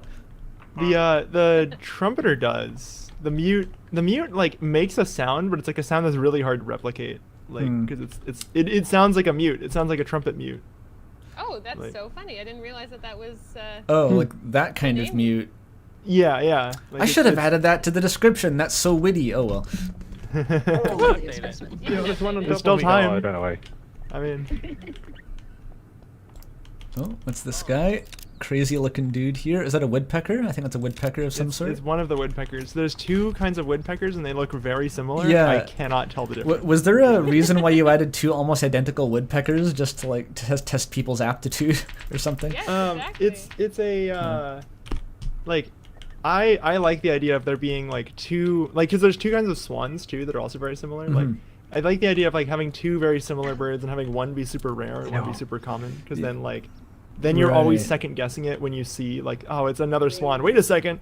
Like Yeah, that's fun. Oh, I see it. There was a lot of kind of doubles. There was like the yellow warbler, then the yellow rumped warbler. They're different guys. yeah, but they look entirely They- different. yeah, those The look yellow different. warbler is like all yellow. Oh no. Okay, here we go. Someone fell. I'm fine. I'm Who fine. fell? I, died. it's totally safe. I do need more film though, so BRB. I'm climbing El Capitan. Oh, I fell. Just kidding. Everyone's throwing themselves over the bird. Yeah, people ask like if there's fall damage, and it's like there's no Damage. There's no health. Like it's, No, I didn't catch it. This is a utopian world. It's like 17776. yeah, like everyone's They don't like know about the waterfall. just like They little don't know. plastic Cadbury Only eggs, you know and we're you're taking super pictures of birds, clever and that's enough what the to game is. know that that's Excuse me, I'd like to submit a bug report. This perfect photo I took of a swan on my own head wasn't counted as a photo of or a Yeah, goose. photos that are birds on your head don't count. It's just like it's Put it on what? your head right now. It's such a good angle though. it's to incentivize cooperative play. Okay. I guess from a Check game the design one that I perspective. just posted in the Discord. Yeah, that's good. I cannot because it'll show it on the face cam instead. Warble up. In fact, if I show the Discord, it's gonna show everyone the lobby code, and this is gonna become hard to control very quickly. So Dox us. Only people with the full. Yeah, they version of the would game. need the game too. oh, true. Okay, Yeah. it's safe. I'm feeling some waterfowl. Let's go find the waterfowl. Waterfowl. I wanted to share my hightail lore. Oh yeah, I wanted to yeah. not Please, forget. please share the So- hightail there. So okay, then this is like personal like my game dev lore as well as Hightail lore. So there was this game engine called Craft Studio, and it was like it was for making like Minecraft looking games. Like, you know, like think of like how like the models work in Minecraft, where like the creepers and Steve and the chickens are all like made of like cuboids, like that are like, you know, everything is a box that is like stretched and rotated. So it's an engine where you can make stuff like that. The guy who made that game engine then went on to make another game engine that was called Superpowers, which is a web-based game engine that also was like for similar games. It was also like more 2D focused. But both of these are relevant because that person then went on to be in like the founding like team for Hightail. And the like, because a Hypixel is already established at that point, but like they made like Hightail, like they're making their own game. He was part of that original team, and the dev tools for Hightail were those two game engines.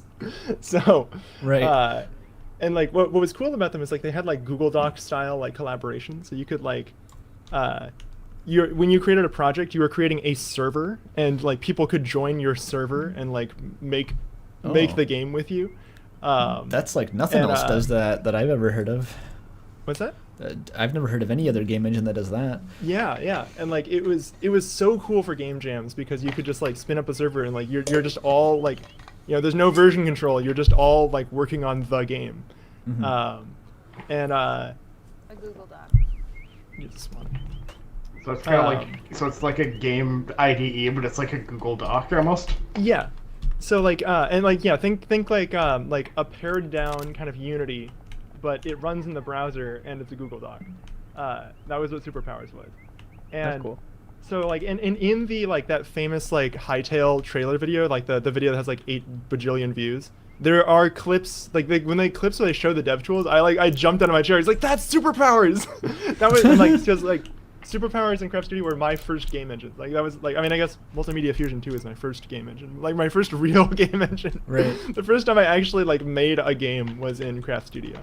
But part of the like I was talking to like someone at GDC who like worked on the Hightail team back when there was such a thing, at Riot, and they had spent like 3 years basically just like ripping Superpowers out and replacing it with something else, because among other things, like Superpowers, so it had this like Google Docs collaboration. What it did not have was Control Z, Control Z for the Canadians.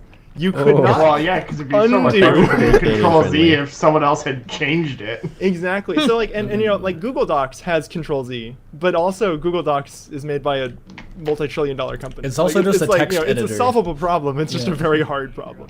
I mean, so most of what you'd want to use Control Z on in a game engine is also a text editor.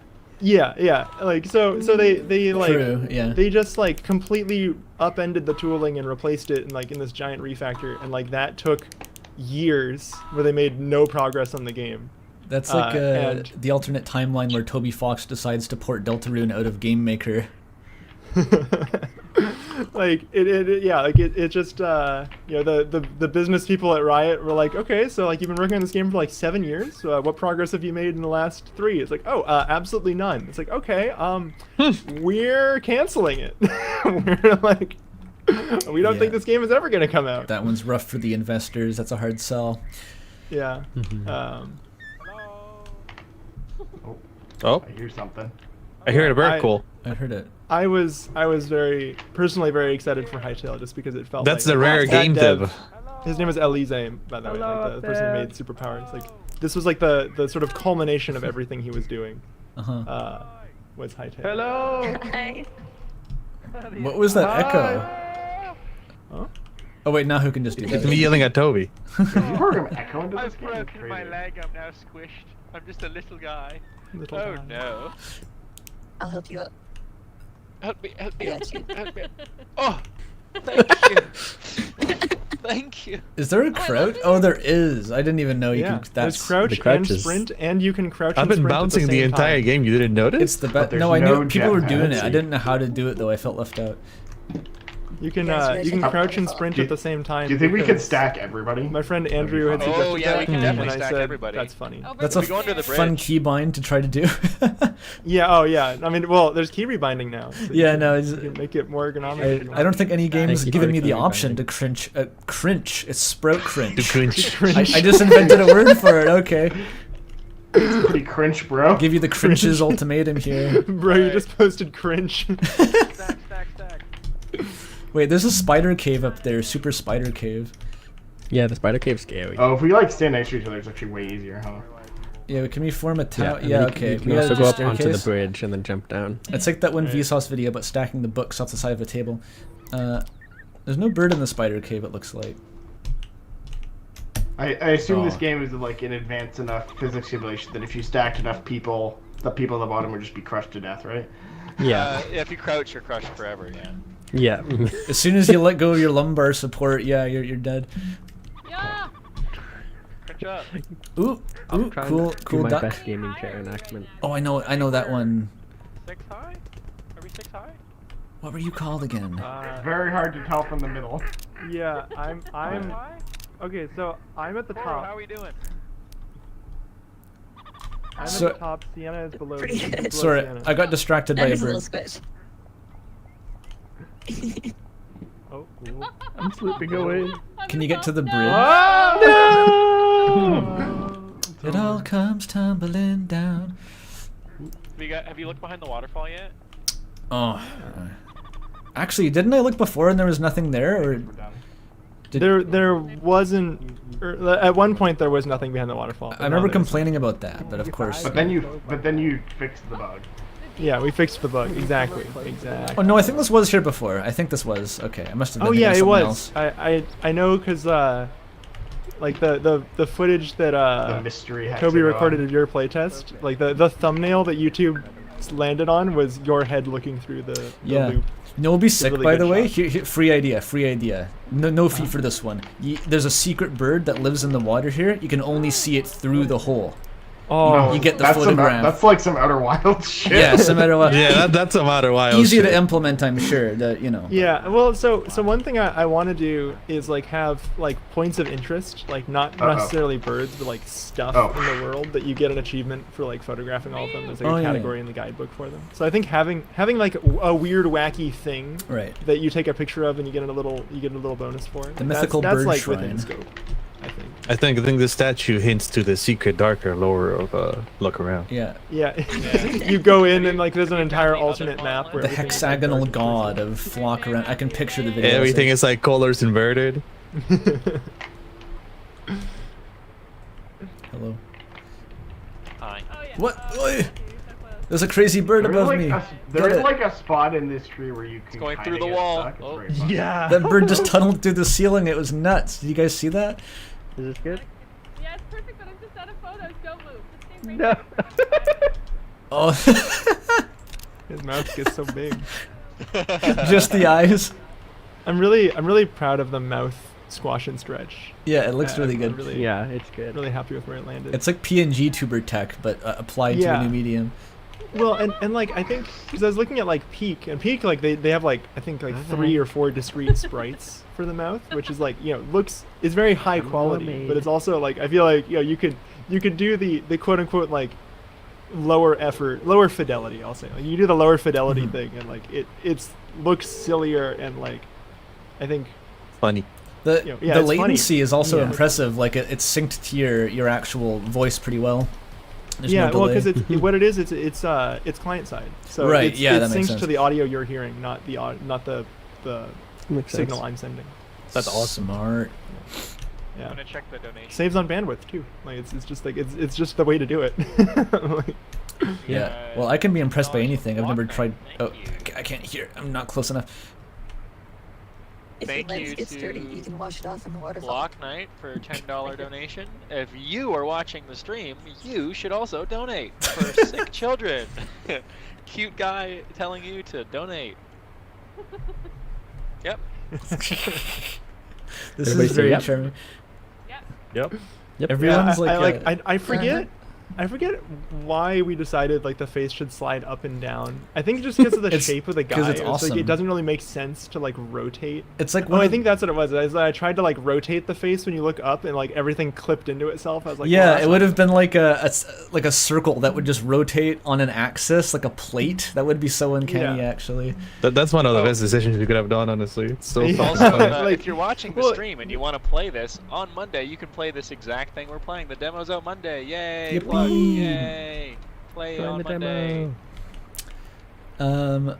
It's fun. You can do what we're doing and literally not look at birds and just run around. And, Does anyone actually fish in web fishing? I mean, really? yeah. Oh man, the fishing mechanics in web fishing leave a lot to be desired.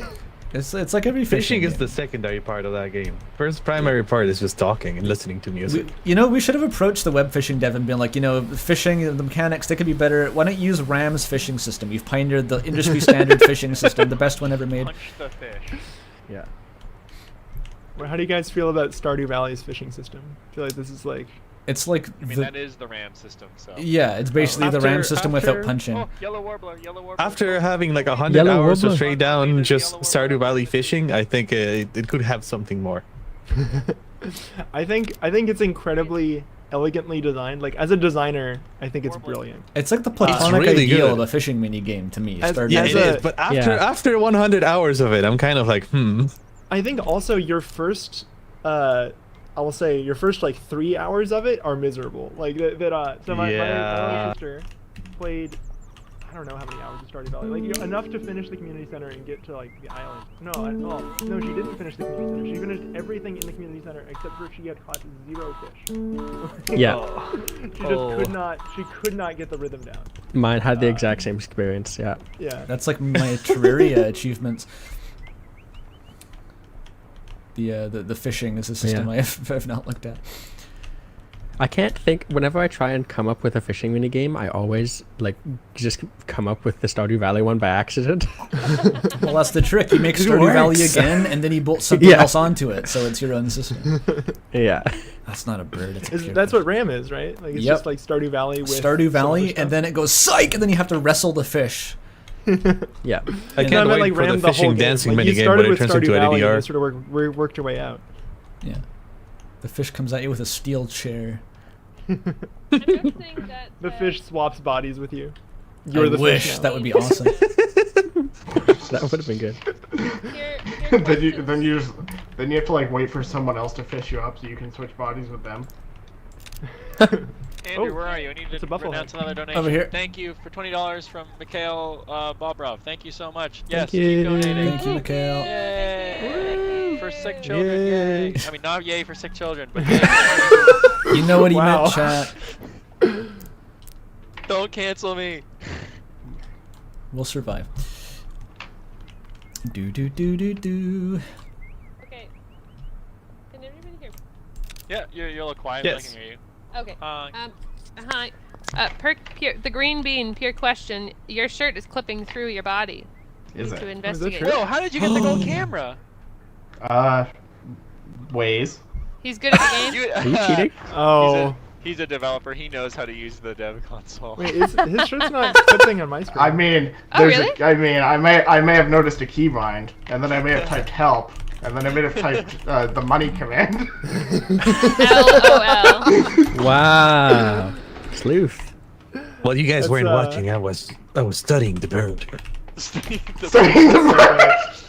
It was hilarious. do We were watching a stream of someone playing Flock Around. Like they were playing just like I think were they playing the demo, Toby? I don't know what they were playing, but like someone who discovered the console, and like it was like they were like learning how to use the commands and how the commands work, and you could hear this like, oh, I get it now. Like, and, like meanwhile they're like typing a command wrong and getting another error like, like, yeah. There was someone. They were just like people on the Discord server who were beta to like playtesting it for us, and they were streaming on Twitch like one to nobody, and I was watching them. And then, but the guy was figuring out, and he'd go, "Oh yeah." Like he was understanding, but like he got every single one wrong, and it was just really funny because he would just keep typing like random like trying to get like weird IDs or use like debug commands that don't make sense. It was just Oh, there are some pretty funny and cool console commands. When I was playtesting with some friends like about a month ago, and my friend was like, "What does the poop command do?" Let's find out. Awesome. There you go. I This is what did it notice does. some. I did notice some commands I was scared to type. Wait, what happened? I don't know. Oh, that's all it does. Okay. I don't think anything is dangerous. I didn't mean, want like, to find out quick the hard once way over. what delete. Open a new lobby. I didn't want to find out the hard way that like delete all like destroys everything. Yeah. I think that unless you are the host, so whoever's the host, I think is Me. Toby. The Oh, host can do things that are damaging. I think I that just- if you I just typed delete system32 and got a non-generic error message, and I was like, oh. Okay. Oops. that's yeah. That would be. Wyatt. That's actually like a great thing. I think every game should just have an Easter egg in their console. If Yeah. you type that. It's like, are you sure? Are you sure? That, I yeah, think like that's every it game did, now. Providence have any like that? Do you have a dev console? We have like a debug menu. It doesn't let you type commands. Right. I highly recommend it as a dev. Like I worked in a mobile game company where we had like a debug menu that was just like a giant scroll list of buttons, and like it was handy, but like that like what it devolved into was eventually like, okay, well we have like literally 1,000 buttons in this menu because like we have a button Yeah. that gives you each item in the game, so you have to scroll past all that.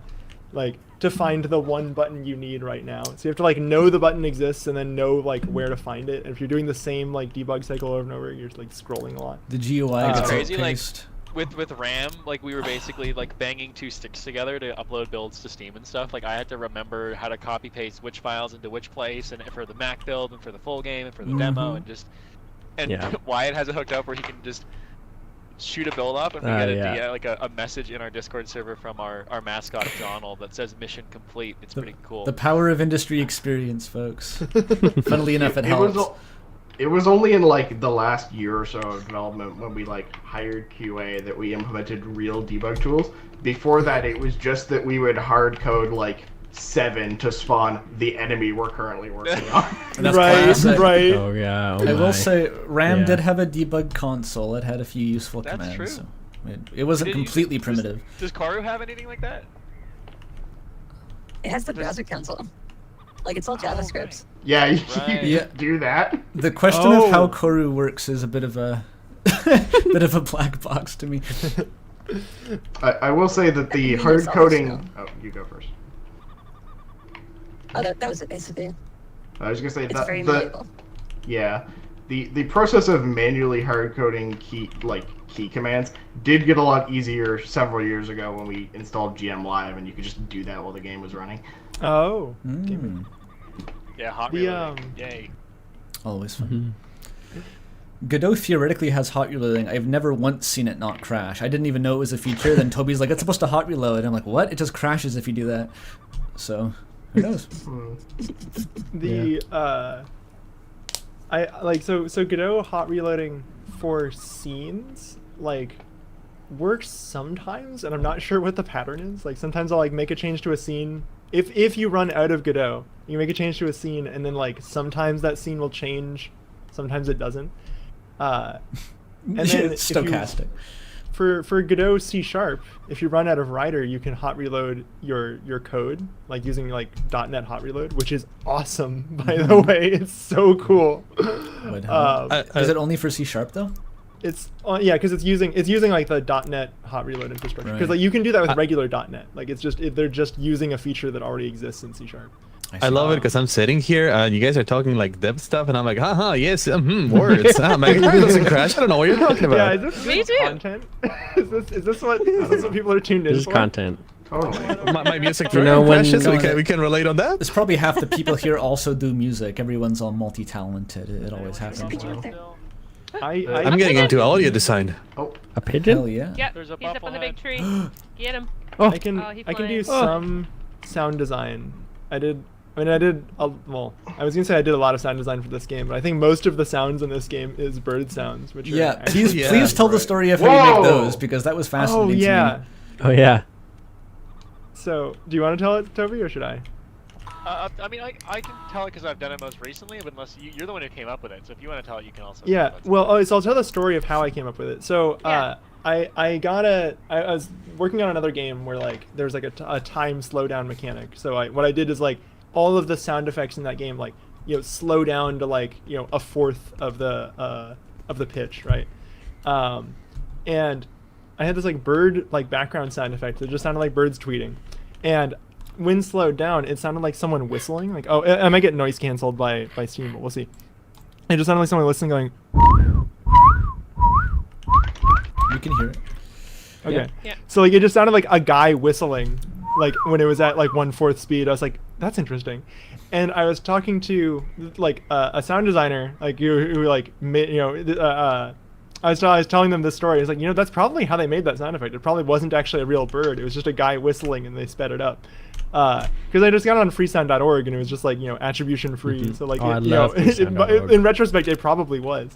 So when we wanted to make bird sounds for this game, most recordings of bird sounds are licensed, like because it's like a lot of hard work to like go out in the wilderness and get like the sound of a yellow-rumped warbler Famously. at like high quality.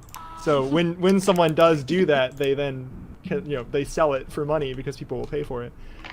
We didn't want to do that. We didn't want to license 1,000 bird sounds because that'll be really expensive. So we decided to take a tip from how that bird sound effect was made, which is that we take one of those high quality sound effects, slow it down, and then try to replicate it with our own voice and mouth, and then speed it up, and then that's the sound that ends up in the game. So it's entirely original sound, Royalty free. royalty free. Yeah. Reminds me of in Yoshi's Island, when Yoshi's sound were made by like the sound designer going "Arr," and then spit up. Yoshi. Yep. Yeah. All of the sound effects I make are either freesound.org, just compilations of a bunch, or my microphone going me to blah, blah, blah.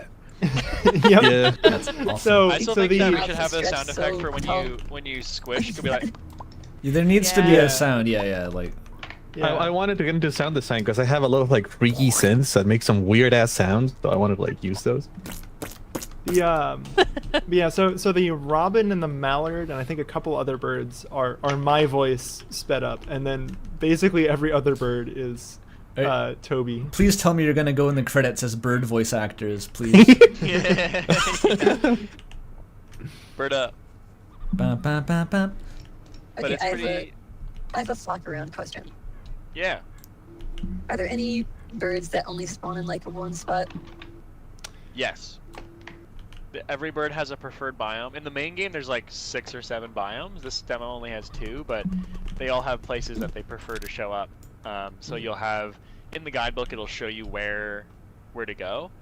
So it'll be like, oh, this is in the fall biome or the snow biome, and then you'll also have bird seed or bird whistles to be able to kind of pull them in if you want to, like lure in the birds. But yeah, they have specific preferences. They also have preferences for if they go together. So like some of the birds like to be in groups of 2 or 3. Or They some like of to them flock push to- around. Yeah, literally. Like they Find have out. variables for how many, like how social they are essentially. So I can picture the kinda- dictionary in Godot. Yeah. I see. I can visualize it. yeah, cute. I think we got another donation. Let me look. Ooh. That's cute. We had $10 from Lizard, thank you. We had $7.26 from Cozy Chicken, thank you. Shoutouts to chickens. Type of bird. That's my wife. Thank Cozy you. Chicken's my wife. Oh, hell thank yeah. you. Thanks, Henslife. Thank you. Miss Pyrope. Miss Chicken. Yeah. I think 6 or 7 biomes is dangerous in today's social economy. Oh boy. Oh, Oh no. it is so okay. So I like you can't tell from the video game, but I'm a pretty tall guy. Yeah, Yes. why And 6, 7? You didn't code the game to make your model taller than You everyone should else's? have. Well, You so that should. was the thing. I actually I did have to like when we were like hooking up the first person camera, I was like, is the camera a little low? I feel like I'm like really close to the ground. I had to like I realized like, oh, that's because people just don't see the world the way that I do. You know how you fix But, this? You make a 3D model of yourself to scale, photorealistic, and you put it in as a prop, so you can measure Well, it. It's like Like, that, so- that dog wizard here's game the that had thing, Northern I Lion. am- If you typed in Northern Lion, it would actually just put his head on the dog model. Oh. So I am actually I am the height of Minecraft Steve. Because I am Wow. I'm 2 blocks tall. 2 I'm 2 meters. tall. 2 meters tall? Wow. Yeah. Wow. Which- Canonical height. Which is in American units is 6'7". 3-ish feet. Oh, Per, no. per Should we meter. add a How could 6'7" you? amount when you put your camera away and you go like do the juggle thing? Oh god. No. Yeah. Matt, Yeah. take that back. Vetoed. Vetoed. Will you sell your soul for $1 million? Yeah. Dude, yes. Just a damn Like- no like 3 million, hesitation maybe. and excitement. yeah, I mean, $1 million. I don't know what the going price of a soul is these days. Maybe it's going up with the RAM market. Now, how much is a Deltarune soul worth versus an Undertale soul? It's unclear. If they find a way to use it in AI data centers, it'll appreciate in value markedly, though. Yeah. Damn, crazy business. Sticking human souls in tanks, that'll be awesome. Isn't that what they did for Portal's like companion cube? Oh, there's Probably. a vulture. There's a vulture. A vulture. Isn't that the Oh, wait, lore? wait, Vulture. It's up top. Straight up Vulturenet. Where is it? wait. Where? Who a vulture? I think Somebody Toby's point to the hallucinating. I don't see vulture. nothing. Straight up vulture. You can And by hear it, it I mean hissing. my turkey. It's actually just me hissing. I can't hear it though. I don't think that one's Toby's sped been up. I think working that's on this just- game so long that he's hallucinating birds. Wait, so if all the bird sounds are your voice, clearly you could just imitate them and troll it. Yeah. Well, the problem is that I'd have to be able to speed my voice up by times 10. You can't I do mean, that Some of I the can do duck that. sounds are actually me actually like going like. I mean, there's someone in this game already with a voice filter. That's true. that. No, Korra can just do that. That's just what their voice It sounds actually like. did take me a while to realize it was the filter and not just bad connection. Yeah, I got the so- auto-tune, the auto-tune surgery. When I was first wiring up the voice chat, I messed up the sample rate, and you get this really surreal thing where you say something and then it comes at the other side like lower pitch but also slower. So like Oh. you're Awesome. like you immediately like not only are you hearing it lower pitch, you're also hearing it like Go move. a second in the past. That's, like because the way I tested the voice chat is I would like have my computer in Ah, another room you connected moved. to like the same game and play a YouTube video really loud so I could just like hear someone talking, and like make sure that I could hear them clearly. But lag is what had essentially happened is time like the travel. YouTube video was a little bit lower pitch and it got Hey, further and everybody, further it's behind to the point that I Markiplier. was hearing like a minute old audio. It's surreal. Wow. Oh, Hearing your I- own voice delayed and pitched down would like drive you insane within half an hour, I think, if you were forced to endure that. Oh, it would be much faster than that. Also, I have Call to that tell 10 myself, minutes. Mechanic. When I- it was 10 seconds ago that I realized you can zoom the camera. You skipped the tutorial. We're game grumping it. I am red. Yeah. We're really. It's this is the true RAM experience. Skip the tutorial and then complain about the mechanics. Yeah. I will say like when I like post a new build and I like I think want to the like parents smoke will- test, oh, like that's I'll like very log Very in on wink, 2 though. Oh my machines goodness, and like that's so literally in my mic I'll just go like boo, boo, boo, call and I'll like it make like sure person, that I what can is hear it on the other side. And make sure the game doesn't I mean- die of fright when you do that. Ah, okay, Yeah. now that makes more sense. Now you're speaking my language. Okay, now how do you describe blue? Sky. But at all What's the times sky? of day? We're describing what the sky colors. is. Well, We're the talking sky's about the blue. alien thing where it's like, how do you describe being cold to an alien? Aliens could So- feel. Why wouldn't they be able to feel cold? What colors are? Before because like blue is like a relatively like recent it feels They weird to say, only a recent invented it discovery recently. in Yeah. like human culture in general that historically the sky has been described as white. Like Oh, the really? Greeks, the ancient Greeks described the sky as white. Yeah, 'cause Yeah, there's blue actually- was added in like Yeah, because there's Sorry, like sorry, very okay. few things in nature that are blue besides Yeah. the water and the sky. And even the yeah, water is blue was usually added like a in like the weird shade of Mesopotamic water. patch. The isn't it also a thing on like in Japan, blue means like a greener blue than in the Western world? Like I thought that Ooh, was a that's thing. like that. interesting. Yeah. It's sort of like an aquamarine shade. I'm just a little guy in the water. You can't. You, So I'm coming from you like a Water. lily pad, He playing does look like Frogger. one. Sienna, you keep changing your color. And like, oh, is know. that a new person? No, it's just Sienna. Who dat? Changes color based on mood. Okay, hear me out. New idea. Emergent Frogger minigame. There's a shining golden banana on the far side of the lake that goes away if you touch the water. So you have to form a human bridge and jump and get the banana. Love it. Frogger Minigames. minigame immediately describes the MacGuffin from Donkey Kong. Yeah, I don't know. Does Frogger collect things? I haven't played like the Frogger Dreamcast game or whatever. We've had a lot of Donkey Kong erasure the last couple of days. Tell me you're a game dev or not a game dev without telling me you're not a game dev.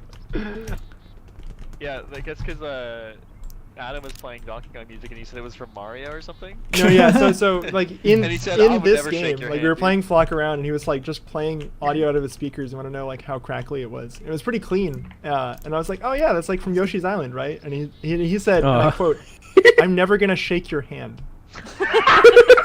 Yeah. Such a rare insult. That's really never gonna shake your hand. It's got that kind of energy. Yeah. I wish your couch is always slightly damp. Yeah. Couch? Matthew, that's horrible. May your couch be I know. damp and your shower water lukewarm. One of my classics is like, I'd never buy May you your a pillow Coke. always be slightly warm. Wow. I'd never buy you a Coke. We're cracking harsh. open the dictionary of obscure sorrows for this one. Yeah. Hey, chat, does anyone have any, like, not actually offensive but funny insults? Like, that guy looks like he peels grapes. That's one of my favorites. Oh, that's a good picture.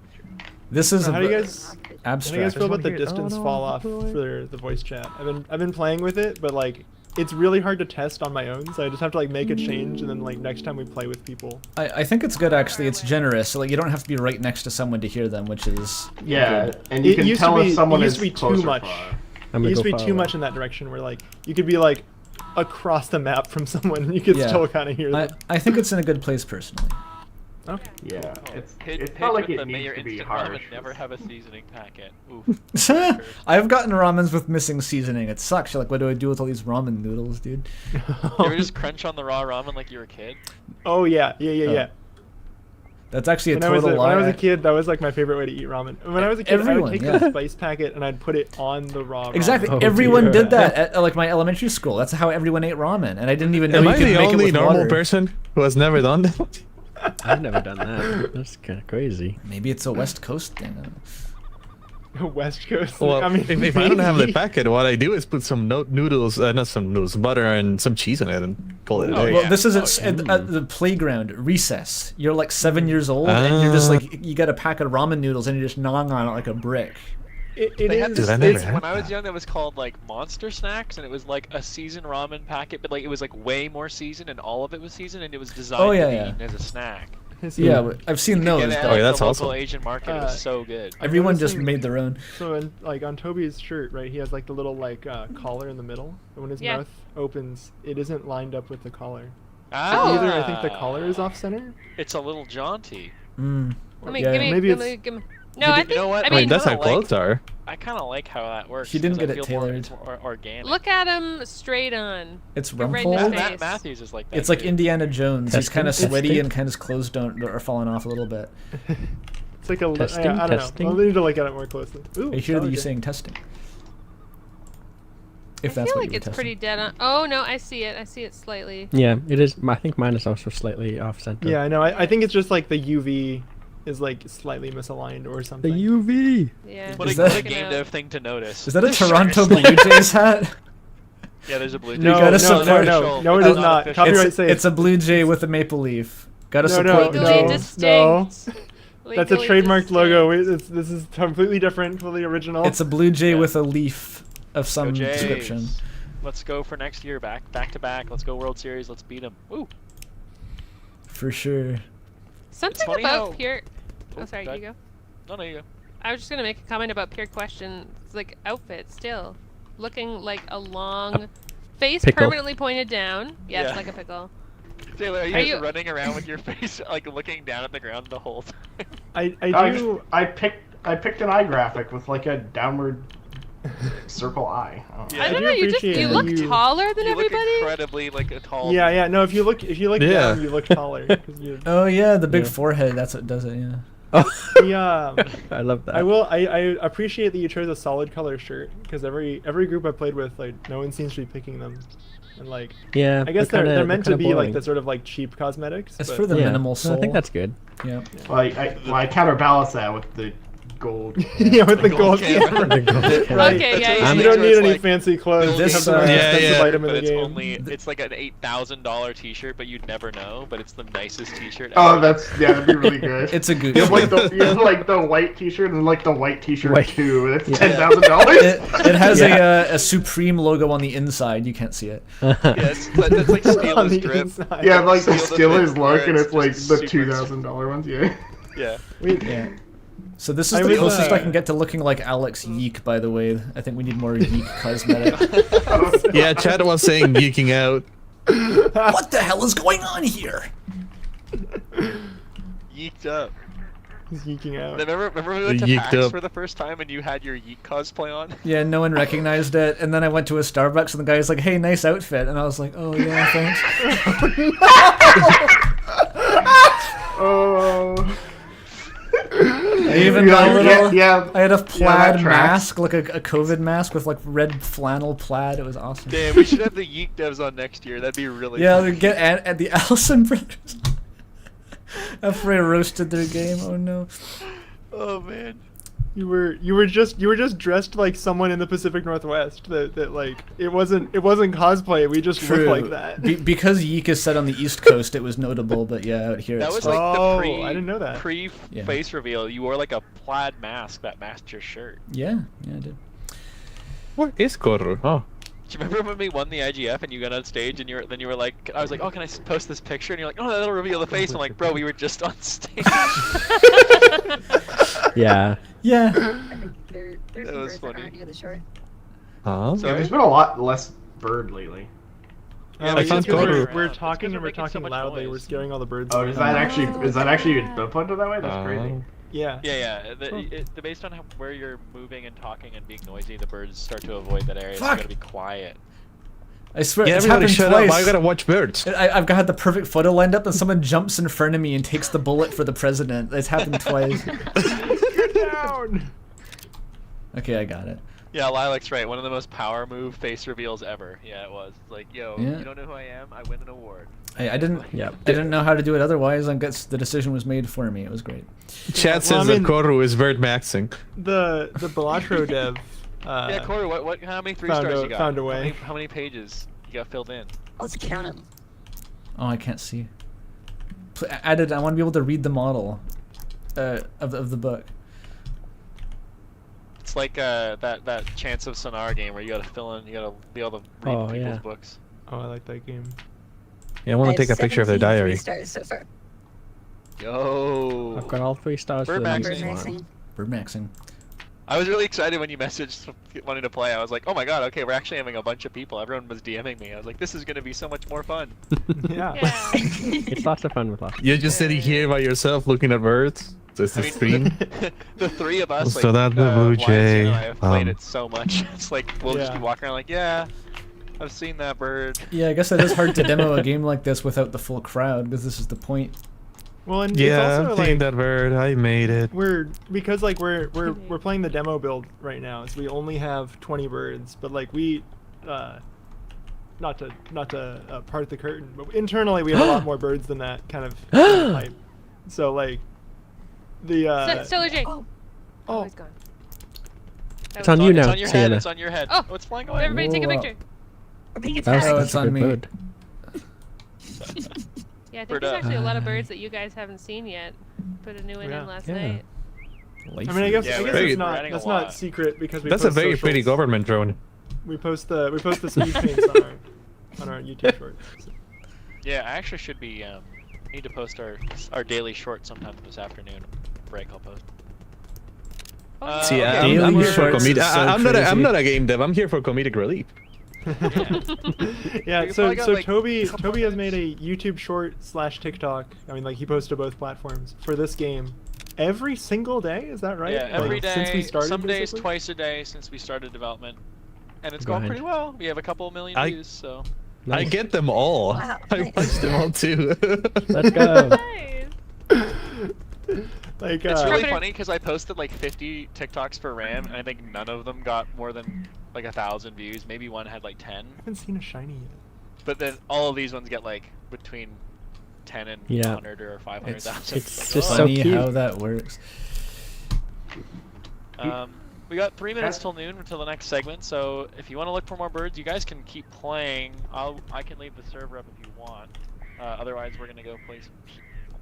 Yeah. Yeah, feel free to. Maybe I can't leave the server up. I So- don't know how that works. So Kalen was having mic issues. Kalen would have joined us for Block Around, but they were having mic issues. So they might also have mic issues in Peak. So I think it might actually be good to like. I might actually jump over and see if I can help them. Yeah, why don't you go Just check that out, and verify. then you send a message when you guys are ready to go, and we can join Matthew. you. You know what the play would have been? I know there are some multiplayer mods for Peak that extend the player slots. That would have been the play.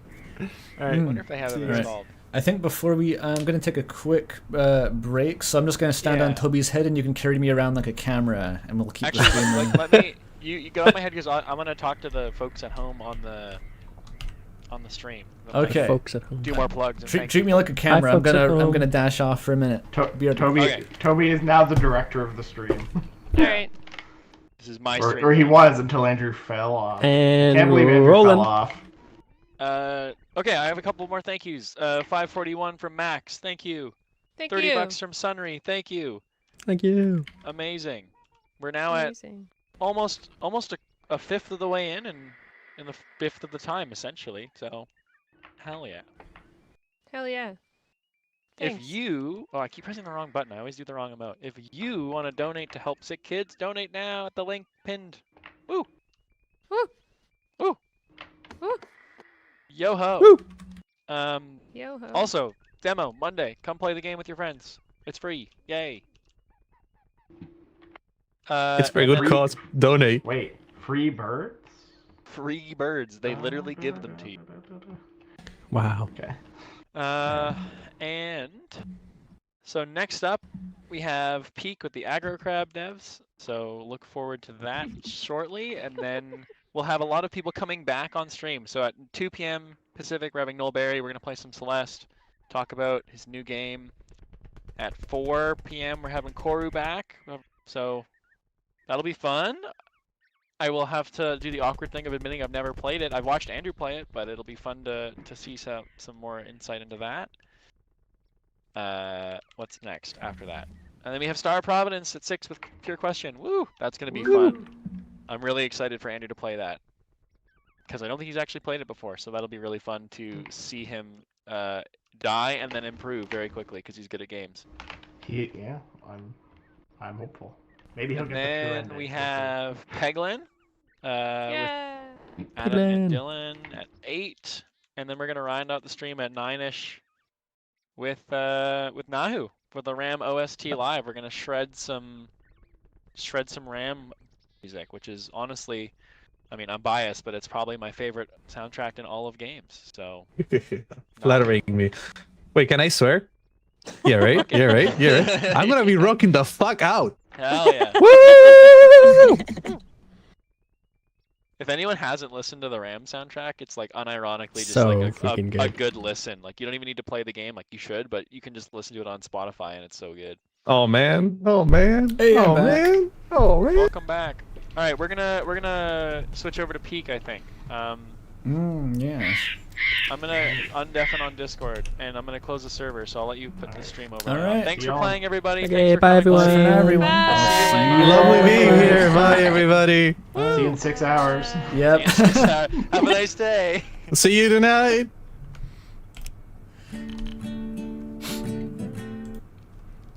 Okie dokie. So, Peak is up next. Let's peek it. Take a peek.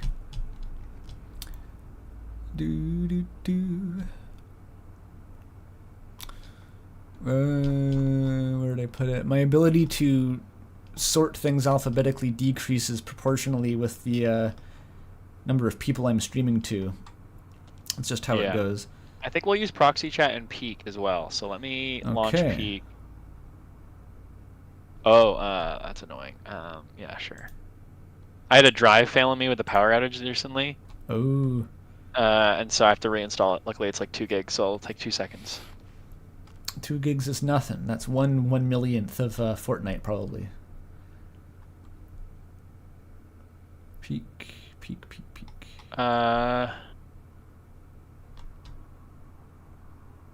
Found it. All right. Should I do Vulkan? There's so many rendering options. I feel like Vulkan works with RAM, so it should work with Peak. Okay. I might run to the washroom too once we have it all set up. Yep. I can filibuster here. Okay, connected to Peak. I'm gonna go graphics. Oh, that's loud. Wow. Okay. I can't join you. Hang on. I gotta make this game quieter. Oog. Where's my cursor? My cursor. Help.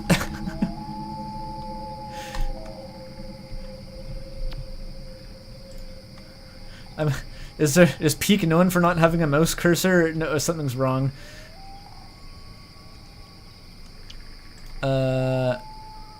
I know you can't see the game. I'm just trying to. I can't use the menu here. I'm having problems.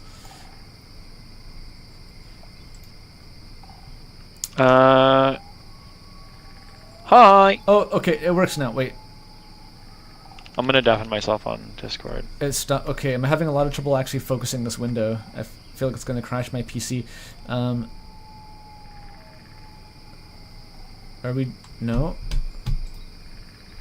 No.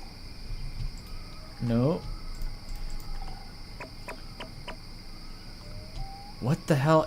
Okay, let me explain what's happening. Peak is taking my keyboard inputs, like the window is focused, but my mouse cursor isn't locked in. It's part of the rest of my desktop, and it will not show up on Peak. Maybe I should relaunch it with a different renderer and see if that fixes it.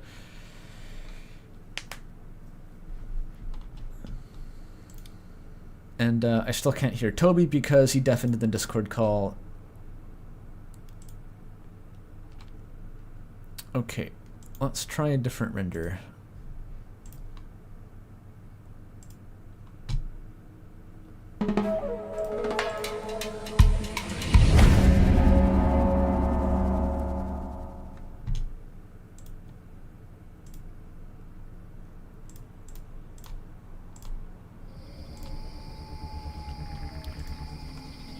Oh, there we are. Okay. I have lost Toby, apparently. Where did that go?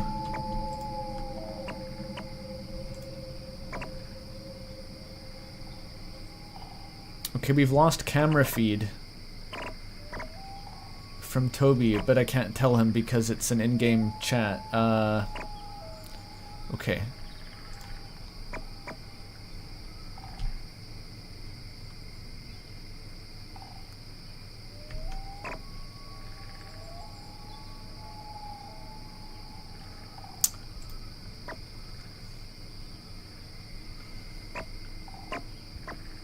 Okay, well, I'm just gonna stall for a bit in the main menu here. I have not played Peak before. Yeah, we're still setting this up. It's just Oh, you're wrestling with it over there? Okay. Yeah, we're just trying to get for some reason the lobby's giving us problems. Just give us a second here. I'm just waiting to hear from Kalen. The good news is that I managed to get the game to display the mouse cursor, so we're making progress. I still need to make it quieter. I clicked join game. I got a thing. Okay. I'm loading in. Okay, I'm in now. Alright. Can you guys hear me? Hello? Can we see you is the question. I can't hear you guys. Huh. You can't hear me? I can't see your camera either. I can hear you. Oh, you mean I can't see your camera on Discord anymore, though. Oh, you can't? Yeah, oh. The camera feed's gone. Okay, apparently it's on my end. There it is. Maybe it's Discord? I'm gonna leave Discord. Okay, yeah, you could just leave the call, So you might want to remove my face cam. Yes. Okay, it's gone.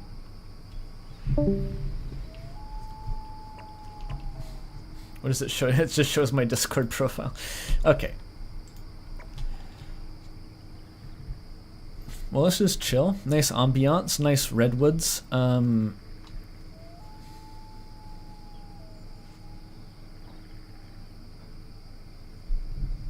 Toby is lost media. BBNO $ concert. I don't know that one. Toby's lost where the forest would grow. See any pointed tails? I'm not seeing them.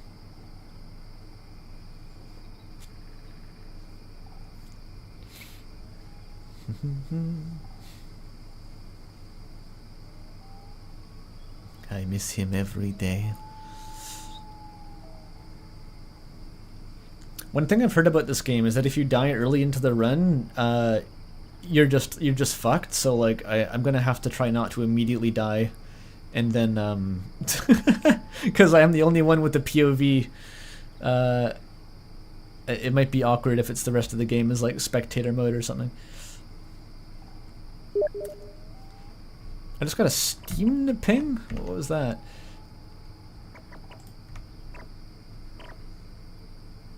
What the hell was that? In Steam chat, dude, I haven't gotten a Steam DM for ever. Okay, I think this is gonna work. It's working. It's working. Now my Steam is covering this. Andrew, can you hear us? Yes, I can hear you. I can hear you. Yay! Okay, it's working. I have a Hi, crab Andrew. passport. Sorry, Heyo. Wow. Okay, I'm gonna run to the washroom really quick. I'll be right back. You guys, Andrew's never played this before, so you guys can Nope. explain it. Oh hell yeah! I don't know what's going on at all. I'm a fresh You'll be immigrant to leading- Crabland. You'll be leading the peak then. The You are team. leading. You'll be leading You're the pack. The peak. You are Scoutmaster. All right, sweet. Hello, Scoutmaster. I guess while Toby is doing his thing, you want to just introduce yourselves here? First of all, your passport is Crabland, so that means you're from Crabland, Oh. not immigrating there. So I'm immigrating to Lobsterland. Yeah. What's up? I'm Kalen. Heyo. Oops, sorry, I opened a menu by accident and turned myself blue. I'll be yellow again. What's up, Kalen? Yeah. You can keep talking while that happens. It's all good. I worked on Peak. Nice. I'm from Aggro Crab. Yeah, Kalen's a peeker. You're a peeker. You also worked on Peak, I assume. I play tested the lovely game. That's about all I did. I work on Crash Out Crew for Aggro Crab, however. My name is Winter. Hello. Right. Hi, Winter. I do audio for Aggro Crab. Cool. It is Yeah, a Peak was pleasure. Thank you for having me. a small group of people from Aggro Crab going. Right. Yeah, this rogue game. and making this game with Landfall. From what I've heard, this game was like a side project for your studio. Then it really blew up, right? Basically, I mean, we focused on it for like a few weeks, or for a few months. A few weeks would have been very impressive. A few weeks.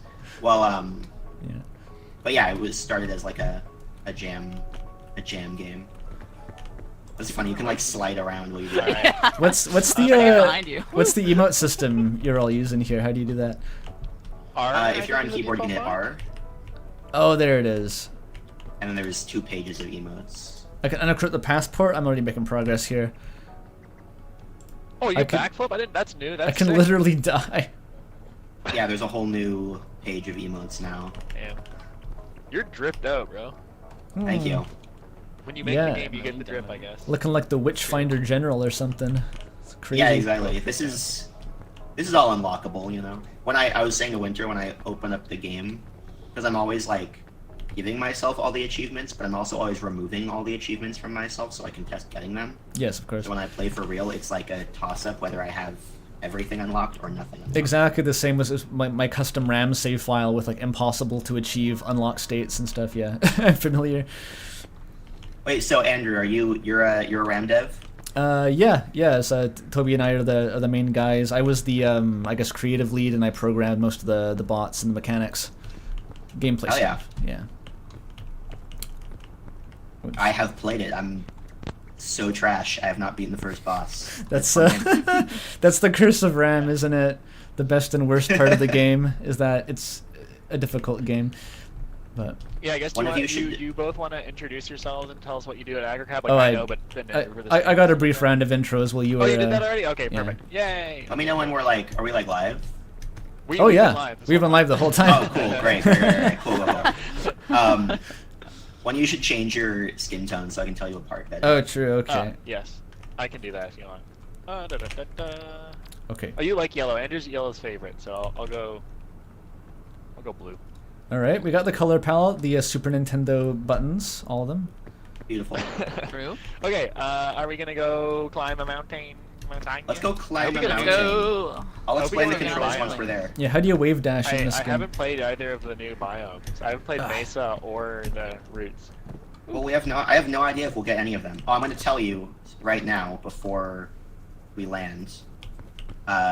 We're hosting a Baby No Money concert right now. I saw it on I would- TikTok, so it'll be. I would advise not blowing the magic bugle. There's never a 0% chance that this like fucks up your stream. Yeah, Okay. Yeah. So like copyright music will start blasting and immediately destroy my Exactly. channel. Okay. Yeah. I'll point it out when we It'll get there. probably won't matter at all because like the stream isn't monetized and it'll demonetize a non-monetized stream. So I'm sure it's fine. Maybe it'll get blocked in Russia first.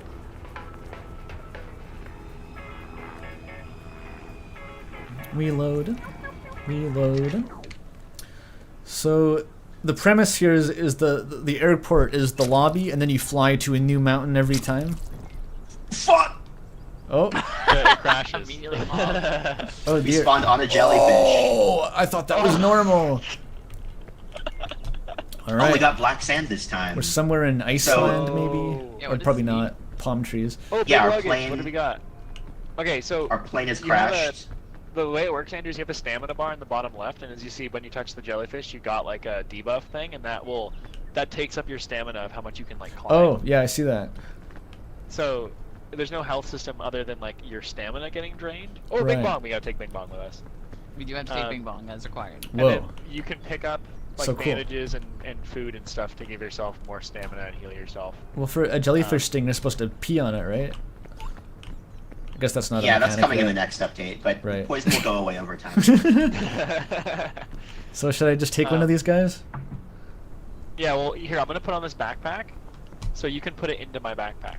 Okay. Don't blow the don't blow the bugle. 'Cause They're gonna otherwise- come No, for that, you. that bugle's that this bugle's fine. The bugle's fine. the bugle up on the altar there is what you don't want to blow. Oh.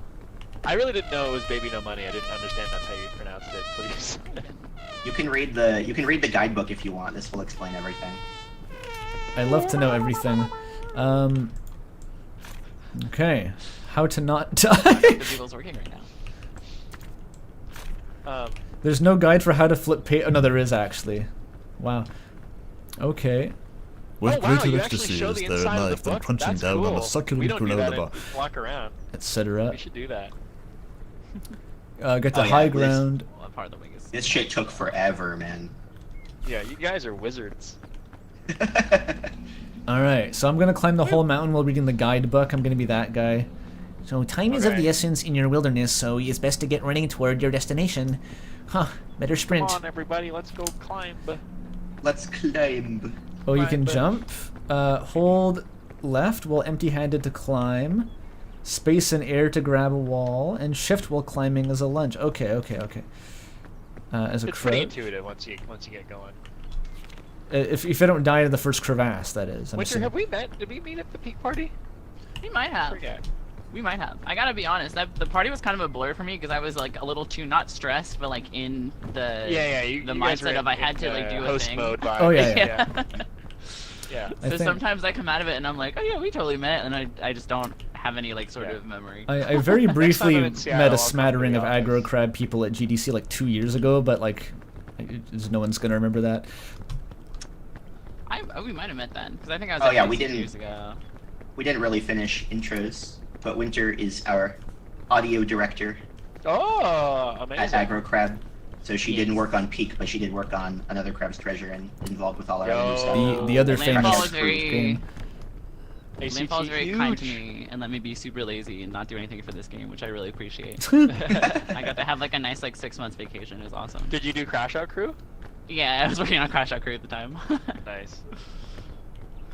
Sick. Oh, I love when there's tons of the pillars here. This is like a rare spawn. This Cool. is really cool. Yeah, if Are you guys tired of playing your own game, or do you find it with new people it's fun again? The thing is, well, yeah, I want Andrew to go first here. I don't want to handhold his way through. I think it'll be Okay. fun. Yeah, Andrew's got to figure it out. While he figures it out, I'm gonna read donations and solicit more. I'm gonna walk into this This big is also cactus and die. technically. This is also technically like a hard spawn. This is what in the files is called Urchin Hell. Oh, it does hurt. Wow. I had to know. So. Oh, those are. For Matthew. Oh, Matthew donated there. Thank you, Matthew. Thanks, Matthew. $55 from Avila E. Thank you so much. Huh, okay, so I'm assuming the spike I just walked into was the urchin in question. That would make sense. True. Correct. It is the urchin in question. An astute observation. I just very slowly maneuvered that spike into my can eye also- socket. Slip one past Andrew. I don't know if you played Oh, Breath dear. of the Wild. Oh, I pressed the wrong button. Okay. I'm debuff stacking now. I might need a hand to get to the top at this point. I think I can lunge my way. Here, I can Okay. feed Oh, you no. my granola bar. Oh, sweet. What's is it lunge space or shift? I always forget. Oh, you just fed it directly into my mouth. Okay, nice. Good question. Actually, It's I think I sprint. slammed It's both. the sprint button. It's sprint. Okay. Sprint. It's like, I must have mispressed it. If you had the Never top, played just this hit it. game. Okay. You don't even need to lunge if you have good, hold down right click, Hmm? if you hold down right click and look at someone, you'll help them up. I see. Oh, it's just that I don't know if easy. this is like a good way to go anyway, to be honest with you guys. Yeah, I mean, maybe if I climb along the chain. Well, don't know I about thought that you I could was climb thinking on about this it. cool looking, yeah, that guy You with can the... climb on the chain, but it sort of goes to nowhere in this case. Oh, yeah, that's rough, actually. Well, let's not do this then. Classic rookie error. Maybe Picked a we bad could go, line. like, we could go either like do the same thing, but up like this I pillar like over here. where I'm looking. Where are you looking, Toby? Oh yeah. Let's just do that. Like, I think there's a. I don't know. There might be a path up here. Sent it. Yeah, What's let's do first? it. Hoop-de-doop. Thank you. Oh, okay. I'm stuck on the chain. No problem, Craig. No problem. Good? We're good? Okay. Oh no, I'm gonna fall. I'm gonna fall. Oh, Oh, you saved it. That was just in time. Holy Careful, shit. careful, careful. Look out, look you out. watch out for the jellyfish. I saw it. Okay. I'm gonna How's drink it my going over sports here? drink. It's. I think it's gonna work. Like there's a bit of a hop and a jump. Oh no, this'll work. This'll work. This'll work. Oh, perfect. Like, do we want to go right or left here? Because I feel like jumping to that, could be good. Or up here could be We good. don't really have any like tools. Oh no, I think it'll work. I actually think it'll totally work. I'm gonna And we should do it. sprint and jump. Yeah, Oh, yeah, there, I yeah. see, I see. Yeah. So pro tip also, it's very tempting to sprint jump. It uses like a fuck ton of your stamina though, so don't use it Okay. unless you like really So need don't do to. Right. To make. I mean, if it's really good if you actually need it to like make a jump, but It's I not always, like, Minecraft. I always Made- try to made do a it because it mistake. seems fun. Yeah, so don't go that way is what you're saying? To the right, Can I catch you if you I think fall? this is a good way. Right It's a click little in. stuck over here, but I can. I'm not sure if I caught you. Okay, I have a, Caleb, we're I having- have a what do you game say? design question for you, Oh, Caleb. perfect. The fog. I've heard lots of people say that they're like, oh, I wish I could just hang out and yap on the beach, but then the fog comes in. Was the fog something that you guys, when you were making it, you're like, oh, we want to propel people to keep climbing, like that's what's important? Because I think I can totally see the logic behind that. But Yeah, also I the, mean- like, third space energy. Oh, you're gonna Yeah, play. I mean, so you can play on easy difficulty and the fog straight up won't happen. Oh, okay, there you go. So people can just have that In general, it's less about like saying stop talking and get the fuck off the beach, and more just like you only have so much time to gather resources on your little like plateau that before makes you kind of sense. like have to. We didn't want people to feel like it was How the hell? optimal play to like. This is a little fucked. I think if I go up We here, might- I can circumnavigate it, because this is standable up here. I'm kind of feeling like Winter might have the right idea over here, going over this way. I've already committed to following Toby, I'm afraid. I made a terrible mistake. You guys, I think you guys might be about to fucking die. I'm going back. I made it. I'm fine. Good, Okay. good call. Yeah, Toby. Are you alive, Toby? Yeah, I'm alive. I'm okay. I'll go down a little bit, see if I can help him. Oh, okay, I'm just gonna eat some food. is so muffled that the chat's the proximity chat's really good. Okay, so the line is like horizontally, I guess, over those two urchins. I think that's our way. I think if we climb down to this, you can ping with middle mouse. I see. I think if we get onto that, I think we can make those climbs. Let's give them a minute to try to catch back up. Alright. If only we had a big rope. Yeah. Thank you. You know, if that does exist, we don't have one. Right. Well, I got the guide. We got a little unlucky with like utility items at our starting spawn. Hopefully we can get better. Bad item spawns, hard map. This is a fun first run here. Oh yeah. Okay, I'm ready to help We you. need to I'm ready to help go this way, or I guess we do this No, way. you can make it. You can make it. I'm helping. Oh, thank you, sir. Wait, where are you going with your? I have to recover energy. My stamina is like super low. Oh, okay. Like a monster. Oh, we've encountered another lump in the road. I guess we want to go across that way this time, not the way that I think we can get up here. So how are the levels actually generated? Do you guys have things that are built to be like climbable, and then it's like there's some sort of algorithm that puts it together in a way that's possible to solve? Because I remember when it first came out, there was issues with like unbeatable things, right? Or no, we don't give a shit. We do the best we can. Like, to be honest, we started doing it much more that way. We're like, let's place together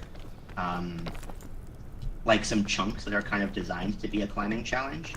And the stupider we made the generation, like the more fun it was. We found that like, given that the mountain's pretty wide and that, okay, we might have screwed ourselves. Wait. No, I think I can get up here. Toby's doing some Spider-Man shit. Okay, if you can get up there and help people, we can probably make it. Nope, that ain't it. That ain't it. Oh no. Okay, who has the most stamina? Andrew's got pretty good. How would we tell? It might be Andrew. Okay, tell you what. Here's what we're gonna do. We're gonna stack. We gotta stack. Stack. Flock around tech, huge. It's flock around tech. It's what it sounds like, I guess. Oh yeah, that works. So I'm gonna boost you up, and then you gotta try to climb this mountain. Okay. 3, 2, 1, go. That's such a cool mechanic. I love that works. That's so awesome. There's not really any flat. You can do it, Andrew. You can do it. Get to the black stuff. Over to the left. Yeah. Oh dear. That terrain. Oh shit. I'm fine. You're fine. I think if you go straight up this way, I think it might be better. Yeah, I didn't go left early enough. I tried to go too high or something. That may have been suboptimal. You think you can try one more time? Yeah. Try it again. 3, 2, 1, go. Huge, huge. Going. And make sure to lunge at the very end. Yeah. Yeah, you press shift at the end to get up there. Oh fuck. Oh, it's not quite enough. Shit. Okay, I took damage that time. I have a water bottle. I can give you some extra stamina. If you get in my backpack, you could drink it. Oh, I have it. I have extra stam already. Maybe I should try. Oh yeah, you go here. I'll crouch. Okay. All right, we only get one shot at this though. And do I just undo or do I have to jump? I think you undo and jump. Okay, 1, 2, 3, go. Oh yeah, that worked pretty well, I think. Good feedback. We should be able to blow into the mic to create an updraft for you. Nice. You got it? Okay. Okay, I got it. Nice. Okay, I'm coming. It's tougher than it looks, but I think. Oh god, you almost killed me. I'm coming. Lunge for me. No. Catch. No. This may be difficult. We can do this. Here, I'm gonna boost you. Right, if you try, actually, oh god. boost me. All right. There's a little bit here that like. Are you up? Ready? Maybe looks like 3, 2, 1. Really, so. Oh, I didn't really do anything. This might be cooked. It doesn't do a ton, but. I think that one just wasn't executed. Oh, we're so close. We're so close. But it worked. It worked. We did it. All right. We're gaming. All right, after you. Okay. Yeah, I've got pretty low stamina here. I think you're too close to the wall. I can't get on top. We're getting close. Yeah, there we go. All right, 3, 2, 1. Perfect. Yeah. All right. Pretty good. Lunge for me. All right. Yeah. Back up. Back up. I got you. I got Okay. you.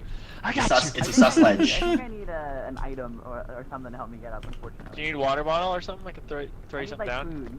My need, like, a little backpack? bit of I have a snack. I'm bandage. hungry. I bet you I'm can. a little injured. Bandage works too. Do you want to take it on my backpack? Oh. Oh yeah, I'll toss you down the bandage, Winter.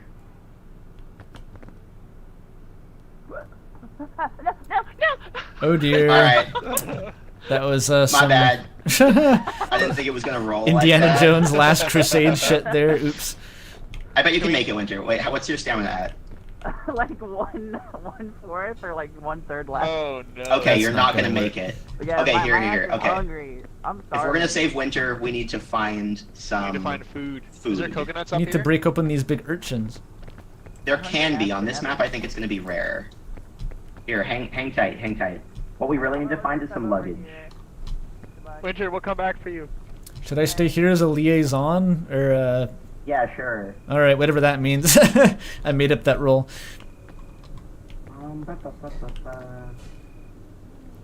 Is that the famous fog rolling in? It does look somewhat foggy.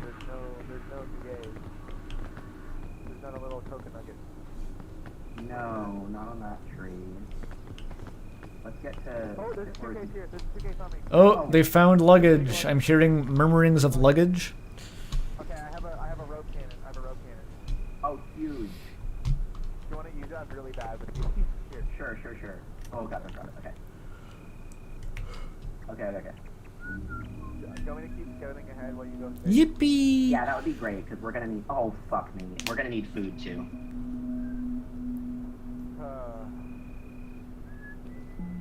Okay, how we doing? The same as before. We're in stasis. Winter there? Okay, Winter. What's up? We're going to attempt. Oh my this. Rope gun? Crazy you just found one of these like on the mountain. Wild. Nice. Straight out of Splunky. Oh, there's coconuts. Oh, coconuts! I can't wait. No, Winter! Oh, I failed. I didn't take any damage, we're good. Okay, here we go. Alright, catch me. There we go. all right. Nice. Okay. We're The cooking. climbs are not too hard. I hope you have the stamina for it. We'll see. As long as Toby said he found coconuts, so if we can get through here, we should be okay. We're going to, like, drop. How are we gonna do this? Beside the tree. I'm up. You go down first. Oh, I Okay. see. Yeah, drop off there. There will Nice, be nice. Coconuts at the end of the tunnel. Where can we stand here? Shit. If you try that left little rock over there, you just kind of might slide into death. That's really funny. I made it. It works. Okay. Should I try to boost you? I think I can maybe make it up with getting grabbed by Peglin. Let's see. Oh, okay, maybe I need a boost. Oh, nope. Oh dear, Nope, we're oh good, we're dear. good. I'm good. Oh, Push for it. sorry. it. I was trying to go back down. No, you're So, good. try the boost. Oh, okay, there we go. 3, 2, 1. I think you have to hit, like, or hold, yeah, perfect. You have to hold, I think, control or, like, crouch, and then Yeah. just jump if you're the bottom person. Oh, you just jump from a crouch. Okay. I was trying to like time releasing the crouch and jumping. Okay, you got this. If we just go over here now. Yep. Hello. We can hear you barely. We're coming up the same way we went before, Toby. Ah, the tree. I just said, like, hello, like. Wait, where'd you go, Winter? Oh, sorry, I went on ahead. You usually moment. I'm going back down. If your way works, it works. But I think Yeah, this is a good way. Wait, where are I going? Oh, we're just going up a different way. There's a big tree here. I see a suitcase, so I kind of was like, let me go get the suitcase. Oh yeah. There it you might are. be open. What's up? Perfect. Okay. Nice. Ooh. Yo. Where's Yo. Toby? Toby's all the way over there. Toby's so far. What the hell are you doing? Okay, yeah. Sounded like the Wizard of Oz. Pay no Okay, attention to the man atop the mountain. I think we want to go over here. And then this way, maybe? Oh god. Oh god. Oh, you got it. You got it. No, no. I don't got it. I'm fine. I'm fine. I'll get up there and maybe I can help you. I cannot. Oh, you can't get up. You can't even like land on it. You can't Crab jump. power. Let me try it. Maybe I can do it. Yeah, try it. I feel like you can probably get it. Oh, I'm gonna die. Okay, I'm up. Yeah, I'm not doing so good. Oh, either. this is the easier way to go. Hungry little ass. I see coconuts over there. If we can just make it over there, or just make it straight up, but it's looks a little tough. How you doing, Winter? Things are looking pretty grim. Are the coconuts on the trees, or are they on the Here we ground? go. Yeah, there. See where Toby is? Yes. Okay. Okay, if we go up, I can't go up there. Can't go up there. Don't go up there. Maybe we can go up to this little bit. Yeah, over on the left here is good. That's Trees the don't line. give us any coconuts. This does There's remind mushrooms there. me. Ooh. Like a vastly upgraded version of trying to climb icebergs in Skyrim when I was a kid. This is. Yes. same This isn't vibe. good. This is no good. This is no good. Don't come here. Oh, You can Oh stand wait, on it it. was good. Just barely. You literally made it. A little bit. Okay. okay. Okay. Part of me. Okay, Kaylin, you see those mushrooms Yeah. over there? Yeah. Oh yeah. Do you think with like Uh-oh. low stamina, I can take the chain over? No, I don't. I think we gotta go over top. There's a path Never around been here. It taken looks up, pretty easy. Can you help me? Can you help me? Yep. Right click. Right click. Okay. Thank you. Made it. You can just barely stand on this wall here. Oh, I have like no stamina. Can I get close Here. enough to grab you? Oh, oh, oh, oh, oh, yep. oh. Okay, hold right click. Let's go. Yeah. Excellent. All right. Teamwork. Teamwork makes the dream work. Yeah. It If, does. Okay, where can you If stand we- on this? Oh, oh, that works.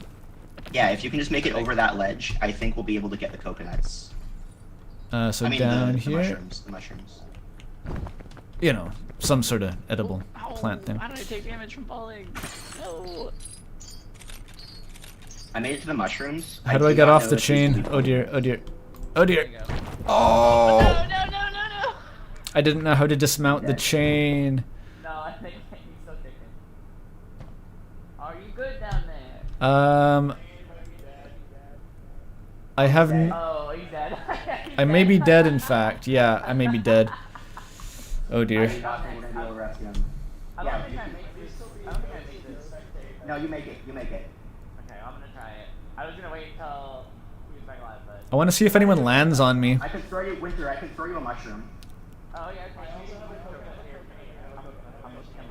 I guess they can't hear me. I can talk to the chat. $5 super chat. That's. I'll remind everyone the super chats do not go to the charity, but thank you.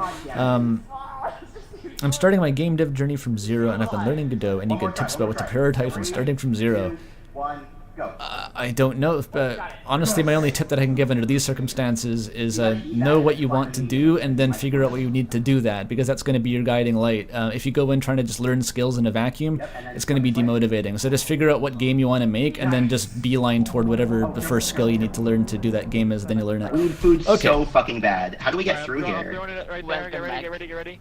Can you hear me if I'm spectating? Yep. Yes, you're Okay. a ghost now. Yeah.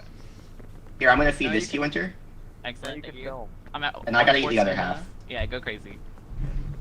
How do we get through this? Just like. Yeah, how do we get through these urchins? Uh, Ow, no! I don't know. I didn't go around that way, but that way should. Oh, this is a way. This is so a way. We're gonna make it. We're gonna make it. Weren't poisonous. We're going to see proper chain Is that usage. a car alarm? It was Yeah, briefly. car alarm. It turned off. We're gonna do it for you, Andrew. We can res, Do we can it res at the for top of the me. hill. Yeah, you'll be back soon. I think we can Oh. make it through here. Oh dear. Yo, Toby, I think we need your help over here. Okay, coming. Sorry. Yeah. Wait, I I might always be able forget. to. I'm a very selfish peak player. I always forget that I need to help people. We're just, if we weren't like literally dying, this would be easy, but we need your help. I got I'm afraid. you. I got Wait, you. wait, can you come down to the one right here a little bit? Yeah, yeah, yeah. Perfect, perfect. Oh, that is how you switch perspectives. Perfect, perfect. I Very got There we chic. go. I got you. Oh, there's more coconuts. This is actually ideal I in a got way, you. because now I can be the camera guy for this this expedition. That is true. The spectator. They're a The little dead camera guy. nefarious, The camera guy's not actually. supposed to die. Is that a thing? Did they teach you that in film school? You guys remember that one episode of Man vs. Wild where Bear Grylls had to eat the camera guy? Yeah. Oh, I thought they cut that one off the And then he air. drank his piss. And then he went to a hotel afterwards. Appalachian Mountains. Guys. Oh no. I just found something very special. Whoa. Whoa, Stay right there. Stay right there. Whoa. It's a healing fungus. Oh, I thought that was just a fart bomb. I feel healed. I feel think so fungal. I think I want to go up this way. It's total fungal rejuvenation. That's right. God, this is. We got such a sus map. No, we're cooking. Okay. Yeah. Oh, there's like spikes on the side of the wall. Yeah. It's fucked It's okay, up. there's- It's evil. There was like a little generosity for the hitbox. I really thought when I saw the big spiky things it was just a decorative plant. I was like, that doesn't actually look like it'll hurt you. And yeah. No. Everything wants to kill you. Minimalism in design. If it looks I like think it we've could had hurt a you, couple it will. donations. I need to check the donation thing. Once we get to the top of the mountain, I'll check donations. Chat, make sure you donate if we get to the top. Yay, for charity. Woo. Yeah. Donate if you get to the top. Donate for me not reaching the top as well, in memoriam. Yeah, rip Andrew. There's a suitcase here. Mind the jellyfish. Got some luggage. We got a balloon bunch and we got a bandage. Balloon? What is Definitely keep the balloon bunch around, but don't Put it use in it my yet. backpack if you want. What does this do? The yellow balloon is a metaphor for my soul going to heaven. There we go. Also, don't let go of it because it will just fly away. Oh my God, we still have more. Okay. Yeah, I think just roughing it is smarter than the chains. Whose idea was the balloon bunch? Nick. Oh. Did you guys You were go to the hoping Game Awards? How was that? How was it in real You're hoping life? it wasn't Nick? No, I was saying all because it's a cute idea. Oh, I thought you were like, damn, I hope I could give credit to someone else. Who went to the Game Awards? It was Nick and a few others. I just don't remember who exactly. Nick and Galen were there. I think Kirsten was there. There's a cluster shroom. Cluster. Does that one kill us? I have no idea, but we probably shouldn't risk it. Looks like Shimeji. Add that to your At this ramen. point. Get out of here! Oh. There it goes. Gone forever. Now, as soon as Oh, we're almost there. I can see the campfire. I can see the smoke. Oh. One last. Oh, it comes going right. pre-installed I'm with the going right. signal fire on top. That's so nice of them. The mountain builders. I see coconuts. This seems pretty doable. Yeah, I think we can make it. I think we're fine at this point. Where were the coconuts? To the right? I Hello. think those are coconuts. I don't know if we'll need them. I think they might be fine. We might need them anyway. We We'll might see. need them like later, but what am I doing? There's food at the campfire. I don't know if it'll be enough at this point. Oh, there's coconuts up there. Yeah. It's Oh, yeah, quite with the elegant that coconuts? every debuff just stacks on the same bar like that. Isn't it? It's neat. This game is peak game. How we doing? Everyone good? I'm good for now. And I never Okay, got to let's see test what our the big secret green guy sauce. does. Oh, I wanted to say, Toby. Yeah. I think it was you that was saying earlier that the mouths in Flock Around are simpler. I think Wyatt was saying that. I wasn't, but yeah. Oh, why was saying I think that? Wyatt was saying that there's you guys have more than 2 frames of animation? Because we just have 1 and 2 and then squash and stretch. Well, I'll have you know that. Whoa. Oh, I just got hungry enough to eat Toby. Should I eat Toby? No, cannibalism, Yeah, eat him, no! eat him, eat him, eat I'm him. gonna get you. Devour. Stay Will hungry. you Be revive me? devoured. If you eat me, will you? Whoa! The sound it made, that was surreal. Like It's like he phased into heaven directly and his voice was left behind. Incredible. Got his ass. You were delicious, man. Damn, dude. Dude, what's this statue over here do? The statue will revive him. That's crazy. You should come Bring press us back. All right. This will just become peak devs play peak. Yeah. That's right. What the hell was that? Keep going. That was terrifying. back. That felt like I came back to life in real life. Okay, let's cook all the food we can. I want to knock over Toby's skeleton. Oh yeah, don't forget your. Oh yeah, light the fire. Light the Oh, fire. you can't. Cook your marshmallows. Da, ba, ba, ba, ba. Wait a minute. How do I use these? I'm not hungry anymore because I ate Toby. So if anyone wants some yeah. We got marshmallows. roots. Huge. Yeah, you literally ate me. You cannibalized me. How long do we have? For the stream, Yeah. we have as much time as me. We have like 2 hours, so we can play as long as we want. Oh, okay, sick. Yeah, let's go forward Oh to no, the Roots. coconut's rolling away! Okay, no, it's Eat fine. that. Yeah, I'll grab some. Yeah, Alright, we we learned gotta- our lesson last year from having hour-long dev slots that most people Oh. ended up having a lot of fun and wanting to keep playing. So we were like, well, Right. I didn't even get a chance to eat food for the like 6 hours of that stream. It was nuts. Like there was no time to spare. Guys, the fire doesn't last forever. Let's cook everything we can. lock in, everyone. Should I Walk cook in, walk in. the? Something. Oops, I didn't mean to ping that. How do I drop this I need to item? cook, Walk in. actually. Q. Q. All right. Torn page. This is new. What is What about can I cook the flying disc? Surely no, it's out. Never mind. This is awesome. Okay, we're doing great. I'll Dear put it in his diary. backpack. Bad news. The ship captain made an oopsie. I'm just gonna carry like 3 signal flares, so if I fall off the mountain, I explode in fire. That's Okay, I'm right. just gonna read any new donations. We have $10 from Finn Pico. Thank you so much. Please consider donating. Cheers. Thank you for sick kids. Let's see if we Thank can break you. 1,000 before we finish playing Peak. We got another hour and 15 at least, or no, at the longest. So Reminder: if see you if we reach can do it. 1,000, I'll put on the Santa hat. Yeah. Thanks for joining us, guys. This is so fun. I'm glad. This is so cool that we can do this. This is awesome. It really is a Thank you joy. for having us. A great way Very to fun. do my first burn of peak. I gotta Oh say. wait, Toby, would you stand still for a second? Yeah. Does anyone else see Toby wearing both shorts and a skirt? No, Nope, just you. that's a hallucination. All right. Hold on, let me post this in the. Yo, We're Buddy just gonna get a bug report really T quick. pose This real is quick for really the a bug dev- report. Truly a devstravaganza. All right, we made it to Roots. I've never played this biome. I'm very excited. This is the new one. Right? Oh wait, before we go, I wanted Okay. to say you might Yeah. think that our mouths are more high effort, but flock arounds are actually way more high effort because we only have one open mouth sprite, or like we have a set of open mouth sprites, but they're the same for every single mouth. You know what? Oh, whereas we They're have not- a unique spray for each one. Right. Interesting. Yeah, so you guys actually did way more sprites. You know, this is a weird comment, but qualitatively, the Sienna. mouth animations in this game remind me of like Hard Time. Like Hard the M Dickey and like Wrestling Empire. The M Dickey games. I have no idea what you're talking about. They're super niche. This They're is not a good way. They're great This though. is not a They're good way to great. go down. Yeah, descending is often hard in this biome. Are you sure you want to go up there? Are you sure you want to? Oh, Okay, Yeah, alright. I'm cracked at it. okay, it's fine. Okay, you just, no, he might be sick with it. You just do that. How do you dismount the vine, by the way? I want to know that in advance. Space. You just press space. Okay. And then you just shimmy down to this branch, and there's gonna be lucky. Yeah. Just make sure you grab on the Oh, line. yeah. There you go. There Not you even I hard. may have screwed us.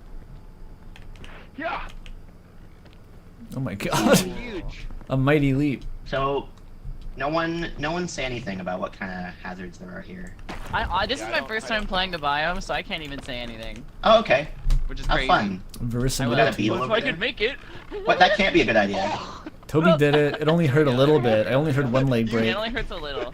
What if I try going the other way? That doesn't hurt at all. Okay, I guess you could do that. And I only took like a sliver of damage. You know what they say, pain is Oh, weakness, wait, leaving wait, them. wait, Oh no! The wind blew me off. I'm fine. There's evil creatures. Are they friendly actually? No, they're evil. Wait, I'm- why are there so many? I'm in a corner. I can't escape the evil beetles. They're Oh my God, devouring my flesh. Bro, why are there so many? I've never seen. They had this. me in a corner. Oh god. They're flipping my ass like a pancake. Hey yo. Okay, I'm gonna eat. I have fortified milk. What does it do? What is that? It makes you invincible for a bit. Okay, I'm not gonna use that. I have antidote. I don't need that. I have food. You have any We bandages? gotta get away from these fucking beetles, dude. Wait, is that a hot spring like a heal you hot spring or like a poisonous fuming swamp? It's Wait, did neither, you it's take my just- backpack? What happened to my What backpack? the It just fumes? disappeared. My backpack just disappeared. That's not Okay. good. It just Yeah, whenever it just I'm completely thinking disappeared. about mushrooms, The beetle ate it. Oh, no, I can see it, but your items are still in it. They're floating there. I can't take it. I don't have it on my back. I Oh, can't weird, okay. interact with it, but I can see the models of the items. That's excellent. Okay, somehow the backpack broke. It's fine. Oh, I'm the host. I can see it as the host. Here, someone else take my backpack. You see me? Hello? You're just getting Easier said than done. You're getting shoot. Did a cartwheel into the sky. Okay, how do I grab it off your back though? Can I do that? Wait, am I over there for you? Oh, I think Yeah, we're you're, having like, some. right here. Oh, something went horribly wrong. That's crazy. Yeah, I saw you do a cartwheel into the air a second ago, and Me? yeah. Okay, let's get out of here. Oh, I've never. There's serious beetle desync going on. That's crazy. The I've never beetles are seen that. DDoSing the game. It might be. Over here, guys. Let's get out of the beetle area. All right, we have to despawn the beetles to restore order. Wait, actually, yeah, I just had items appear in my inventory as we walked away from the beetles. We're doing like an N64 lag reduction strats. Yeah. Look away from the submarine. Bye, Kaylin. Bye, Kaylin. He's You're just running in spot, like. Oh man. Wait, can you hear me? A little bit. Yeah, we can hear you, but you're like far as hell away for us. Oh, I'm right behind you on my screen. I can see you in the distance, like moonwalking. You're in the void somewhere between the planes. I'll try rejoining. I'll try Okay. rejoining. Yeah, my backpack's still broken. Oh no! Uh-oh. That wind. Wait, what? What the heck? What? Ugh. I'm stuck. Ugh. Oh! Is there? Oh, there's a beetle. I was like, what's happening? Okay, I gotta catch up. I'm like a toddler in a mall. My mom's walking away. She's getting smaller in the crowd. I reach out my hand. There's a beetle between me and my mom in the mall. It's scary. Oh, there's My mom music. gets ripped by the beetle. I start crying. Yes. This is my origin story, Batman. Beetle Man, actually, in that case. Beetle man. Beetle man. What are we watching out for? I don't like hearing watch out but not seeing what's happening. Puff thing that knocked me off the map. Puff thing? The evil puff. Oh, like one of these guys. Yeah. Watch out for these guys. Oh, the floating particles? Or no? Pretty much. No, it's like, do you see where I'm pointing over here? Oh, that. I was like jumping on one of those earlier. Are those dangerous? They are dangerous. I just don't think they were working because of the amount of beetles. It's fine. Right, the beetles defused it. Oh. Yeah. Fuck, I'm being pushed toward a crevasse, not the crevasse. Okay.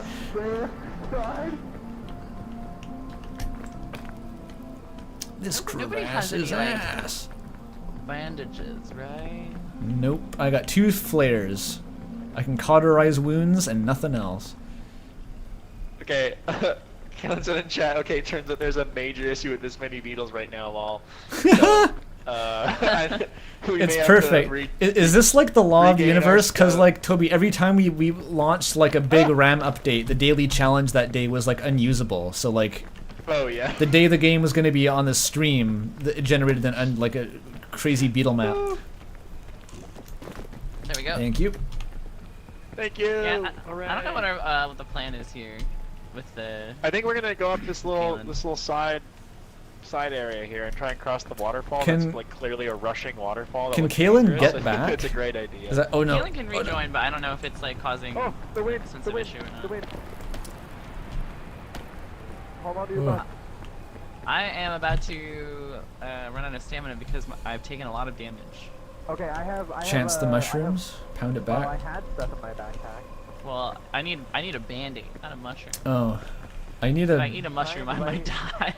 need a band-aid too a little bit, but okay. Let's see if I can. No chance. Another way. Yeah, we either need help up or we gotta find another way around. Oh, there's a I have blue fortified shroom milk. You want fortified milk? I don't know if that'll heal me, but we can try I it. thought that was invincibility. Invincible, I think. Oh shoot. Okay, Where are you? Is the blue mushroom good? Where you left us? I actually don't know what the blue shroom does. I gotta be real. Okay. One way to find out. It's coming down. Oh Jesus! No. Oh, What was that? What the hell? Oh no. Oh no. I got spored. Invincibility does not give you extra stamina, unfortunately. So I think I am SOL. Oh my God! I got killed by a spore. Okay, I'm dead. Help! Save me! Please, please. No, you're getting beat up by a beetle. I'm dying of mushroom spores up here. Wait, I'm gonna fall down. I'm gonna ragdoll down the mountain. I'm more easy to access now. Look, I'm on my little death plinth. Like it's. Oh no, the fucking wind. Okay, bad news, guys. The wind pushed me into the strid. It actually pushed me into one of those cave diving YouTube shorts, and a boulder crushed me.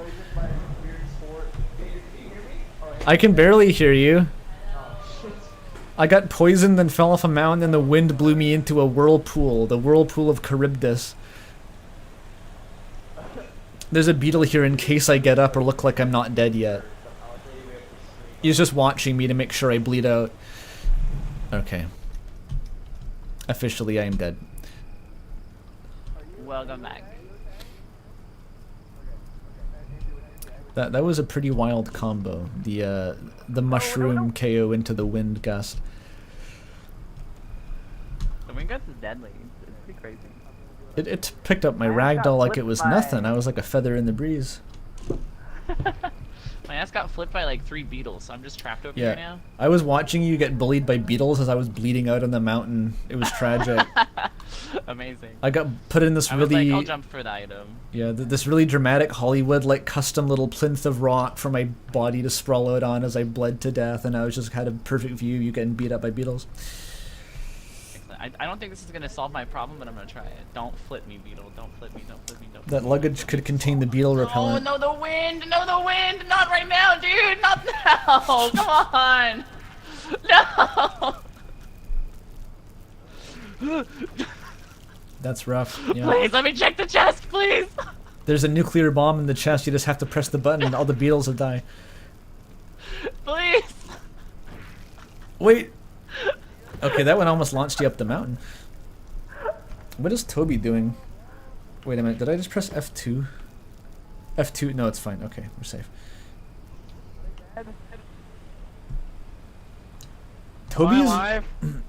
Toby's already Am I alive? up the whole mountain. Hey, where are they? I can't see. I can't hear or see them. You guys are so far away. Everyone else is dead. I don't know where to go. I get blown around. You can do it. I believe in you. Is it gonna be just me at the end here? Oh god. It's just you. This is the worst overhang. Yeah, that's a 9A at Okay, you least. can do it. You can flash it. Yeah, exactly. Yeah, I'm gonna. Yeah. Okay, there's a little internal like She's little looking crevasse like here. the I'll be crux of silence up in here. Okay, I will say I am a bad friend because normally when I play Peak, this is what happens, where I end up just going off on my own and climbing, and everyone's like, "Where'd you go? Oh no! Oh no! No!"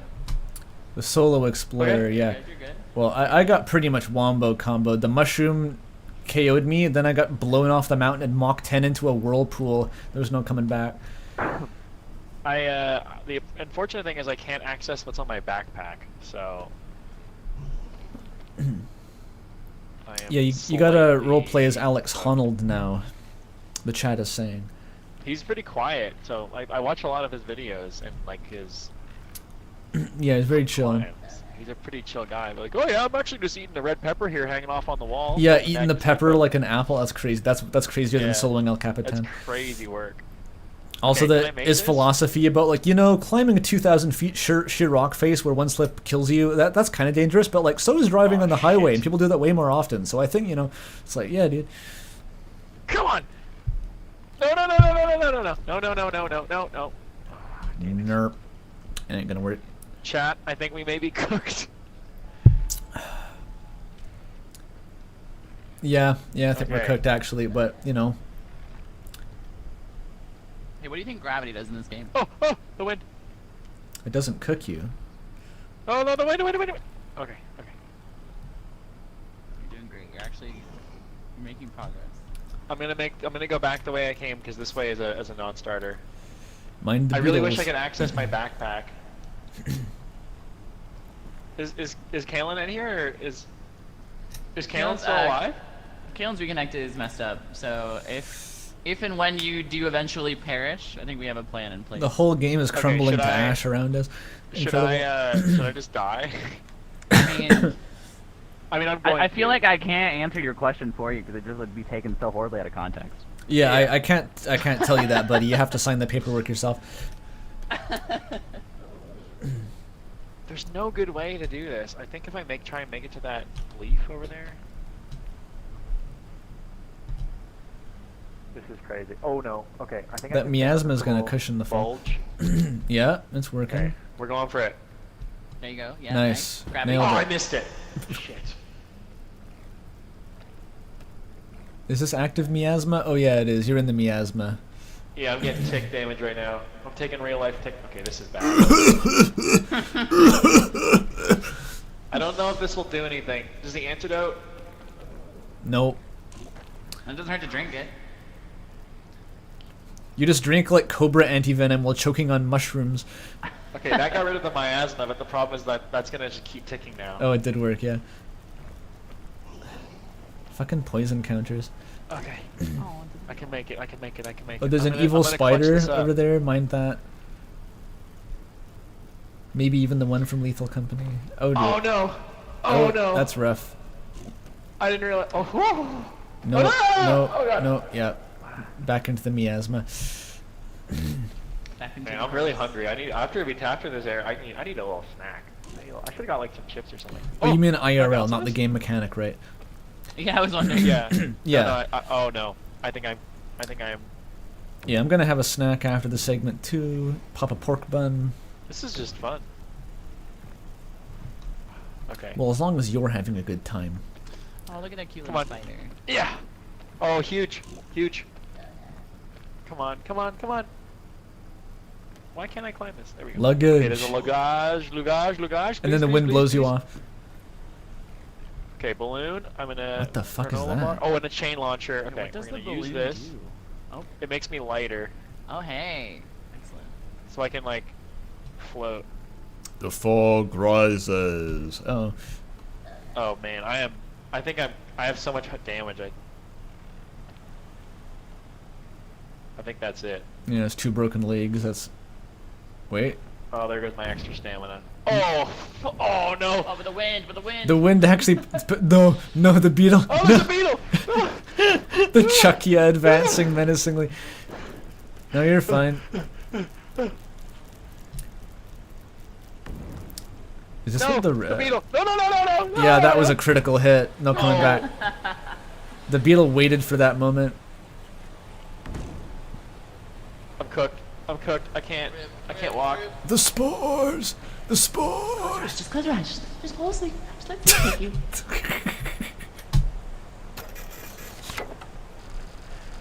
Your body was never found. Applause for that.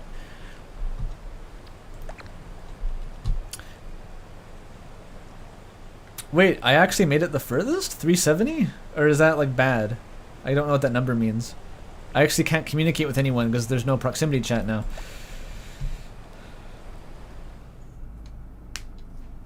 RIP. 07's in chat. Okay, we're back. Do we wanna do another run or do we wanna take a little break? I believe that is up to you all. Yeah. Kalen said he can get us on a beta branch to have more stability for that stuff. So if we want to do that, we can. So or we can call it a break. Now. we could Up to you, Andrew. take a short break and then go to the beta branch. Anything wrong with that? Yeah. Why don't we take 15? Mm-hmm.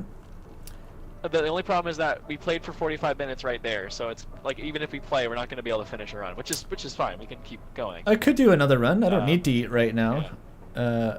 I'm okay. Yeah. Let's just get the beta branch going. So let's go stream impending because we'll probably need the beta key stuff. Okay. I will join the chat again. Let's take like why don't you take a minute now and take a snack, and I will take a minute afterwards and have a snack. How about Okay. that? I mean, I just need to heat up a little pork bun, so I'm just gonna be gone for a couple minutes. Yeah, you're good. All right. Do you wanna quit the game and I'll join you in BC? Oh, he's gone. Okay. Can you guys still hear me? At the very least, I Oh man, this game's so fun. Hamburger. How's it going, chat? I hope you guys are having a good time. It's really fun to play this. Yay. Hamburger. Can you hear me? I'm gonna quit. Hello. Oh, I was the hamburger. Yeah, I can hear you. Andrew just went to go heat up a quick pork bun as a snack, and I'm gonna get a snack when we're done playing. But yeah, we're down for another run. That was really fun. I think chat Cool, enjoyed it. Let me pull up the code for the beta branch, which should have the other positive effect of letting us roll a new map. Oh, nice.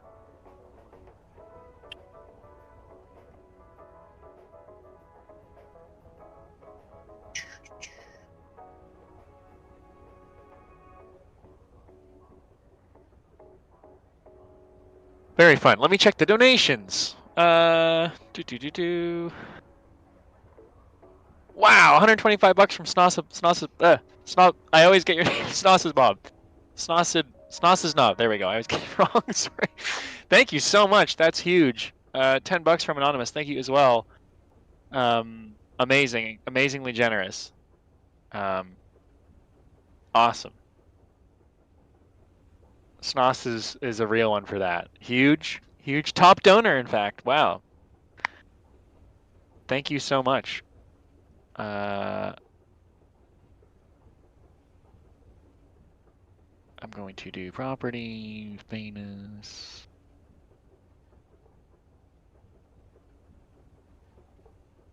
All right. Update. Cool. Huge. All right. All right, I have updated mine. Don't say that password out loud. This is not. I will not. Don't worry. Yeah. I will not do so. All right. Okay, I am back. I have some food with me. What's the situation? You've been DM'd a code, or I'm assuming you've been DM'd a password. Do not say it out loud, and stick it in Steam to get on the beta branch. Don't say it out loud. Okay. And then we'll play more Peak, and we get a new map. That's so sick. That is indeed quite sick. It's so fun. Mm-hmm. And I think you missed it. We got a $125 donation from Snoss's Knob. So huge. Oh, cool. Thank you, Snossa. Okay, so activate the beta branch. I know how to do this, I think.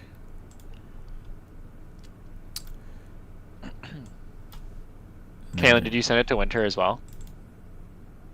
I did, yeah. Okay, cool. I'm going to disconnect from Discord, and I will see you guys in game. Cool. I can host if you want to. Sure.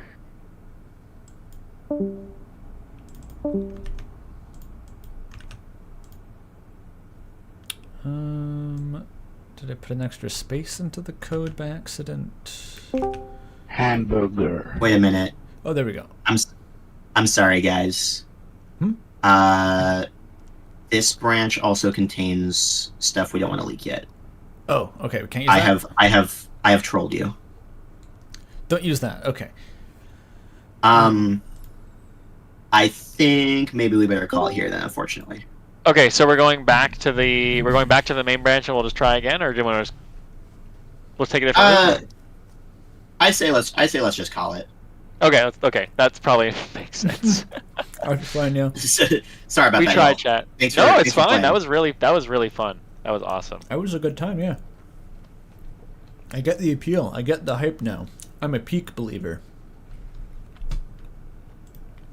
Hope you enjoyed yourselves.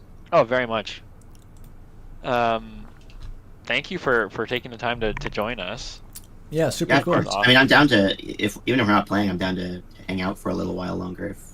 Hell yeah. We can just yap a little bit. We can chat. Love to yap, yeah.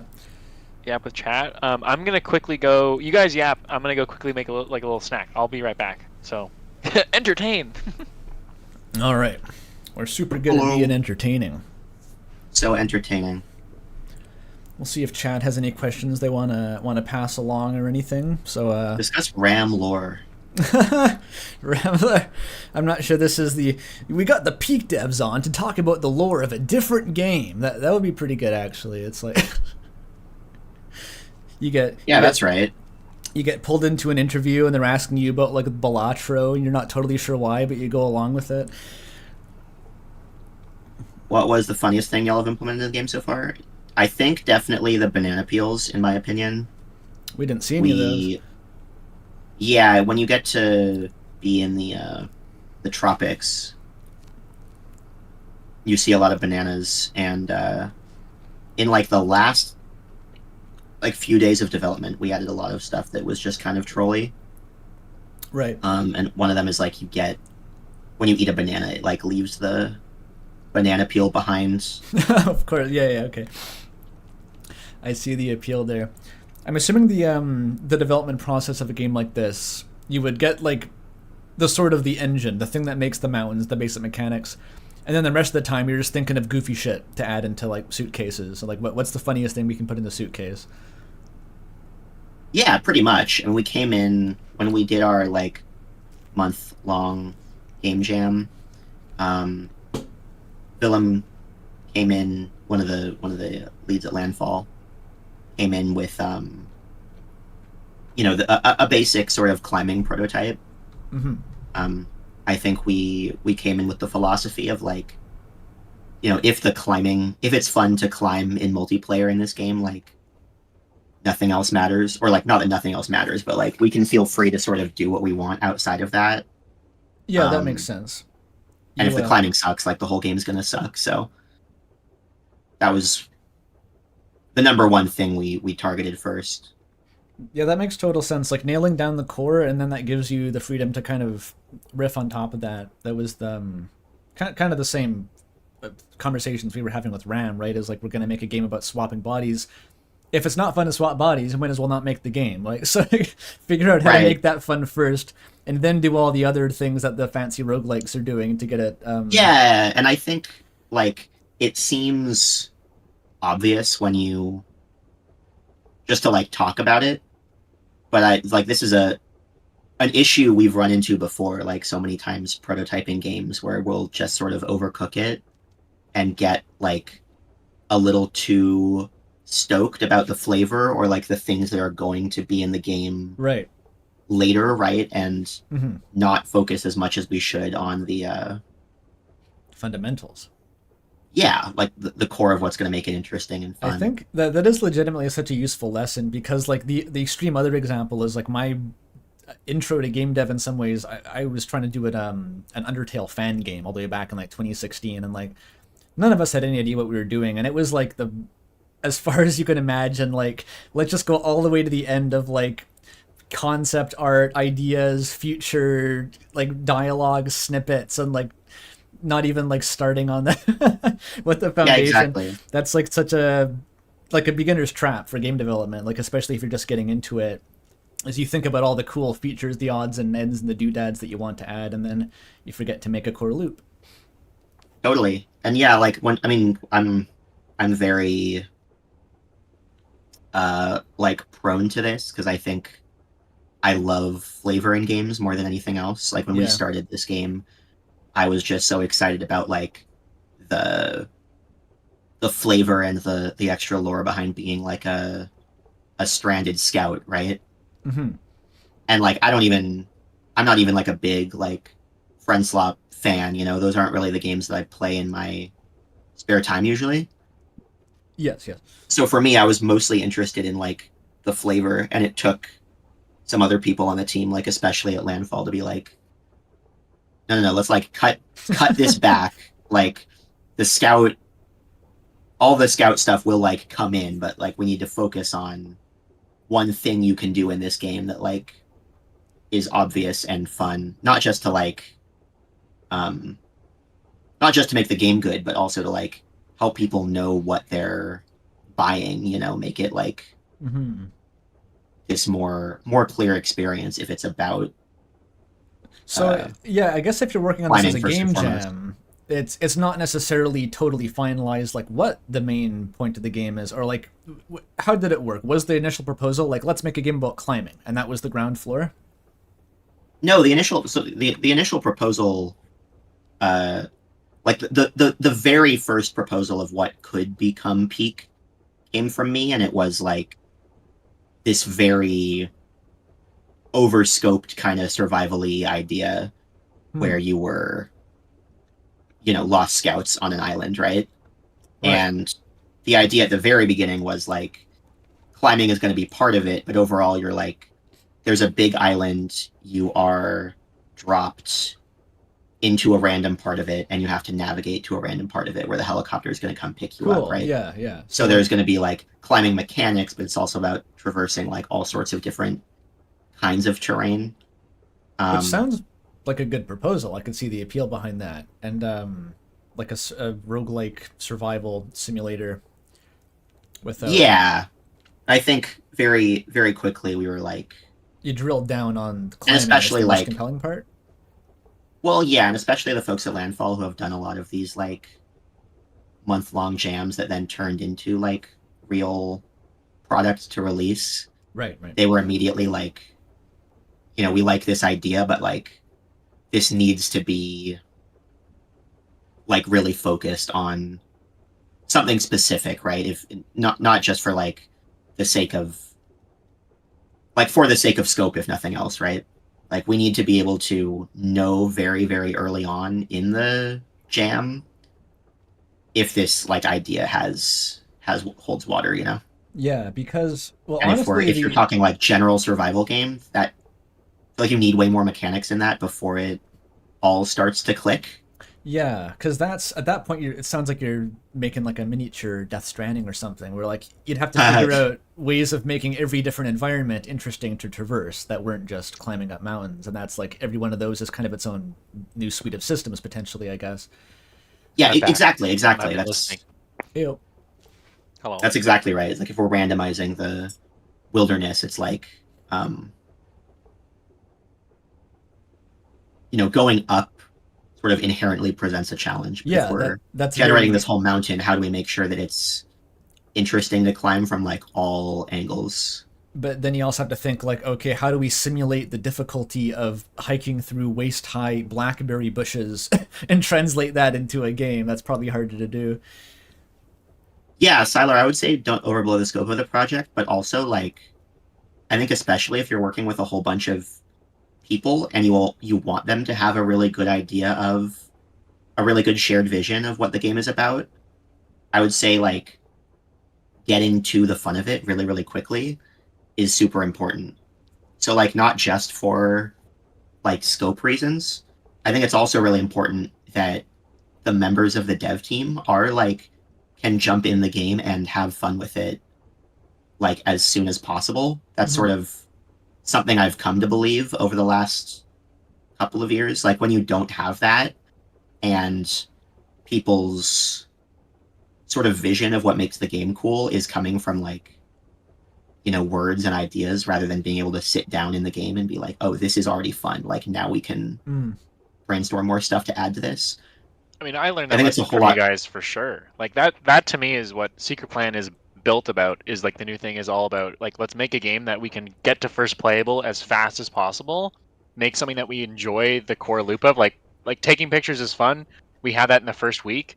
It's like great, we can show that online and see if people are also excited about it, and then it just naturally flows out of itself when you have that kind of core fun hook that everyone can agree on. Well, to be fair, we had RAM as a playable combat demo in 48 hours, was it? The original like combat loop with the swapping that was just right out of a game jam too. Yeah, and I think as time goes on, I think that's just increasingly important for me, even on like larger projects. Mm-hmm. Yeah, because you want the project to be like collaborative and not feel like people are just working on something that someone else like promises is going to be cool at some point. That's an angle that like and like another Crab's Treasure like is like that's an angle that I don't have experience with, is like basically soft selling the game to I guess the rest of the studio, like, hey guys, you want to work on this? It's cool, I promise. You know, like you want the game to demonstrate its own merit, I guess is what you're saying. Right. I mean, well, and like, yeah, like another Crab's Treasure, which is a game I love. I'm very proud of it.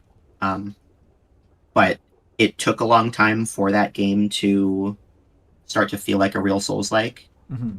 And sort of like, it wasn't until not late, but not until partway through development that we started to be super confident in like the game loop, like as a Souls-like. We knew there were plenty of things and concepts in the game that we liked.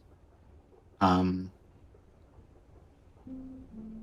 like I think for a lot of development, for a lot of people on the team, it did feel like, oh, we're like working on this game because we like believe it will be sick, rather than like it's sick right now. Like right now it's kind of busted. Yeah, you want it to be like sick, and then you make it sicker, and it like it's self-motivating. Yeah, exactly. And I think especially when you're working with, if you want to work with a team and be like genuinely collaborative instead of like a bunch of people coming together to work on like someone else's vision. Yeah, that makes sense. It's interesting. That's a very interesting perspective on it. Like, so someone asked. Oh, you go ahead. Very chat. Yeah, go for it. Oh, someone asked, what do I do if I was trying to make a game with people, and every time I propose a mechanic, the programmers would deny it? I'm gonna say, first of all, like, it's okay to realize you don't work well with some people. Like, I think we've all worked with people before that, like, we maybe didn't work the best with, and, like, worked with various different people in, like, our careers, and that's just kind of, like, how it works. You're very unlikely to, like, luck into the perfect team immediately. So like there's nothing wrong with that. It doesn't mean like anyone's necessarily wrong. I will say one of the main reasons that like Peak worked so well as like a short jam, right? Like not something that was like planned way in advance and was like had a big game design document, but just a thing that a bunch of people were jamming on. It was really important to that process that everybody kind of understands the whole of the process of development. Like we work in Unity, everyone on the team is like well versed in Unity, right? And this isn't like even super normal for a development team, but for us specifically, like on this project specifically, it's really important that everyone is a generalist, because like anyone proposing a mechanic like generally understands what it's going to take to get that in, and trusts each other to like explain what is realistic. Mm-hmm. So like if you're not broadly willing to trust each other on that, then like it's going to be a much harder process. Yeah. I think as long as there's a conversation that's happening where it's not just like someone saying, I want to do this thing, and someone saying, no, absolutely not, or like, oh, that's not possible, without having it be like a discussion, I think that is maybe like a tell that someone might be not someone you want to work with if they're just not even willing to have the conversation. Yeah. Like that's something that Andrew and I had really like a lot of good creative friction. Like we would often go back and forth quite a bit about mechanics, and I think it made the game a lot better because we would disagree, but then we'd find a compromise that we could actually make, and then also that was kind of better than the sum of its parts.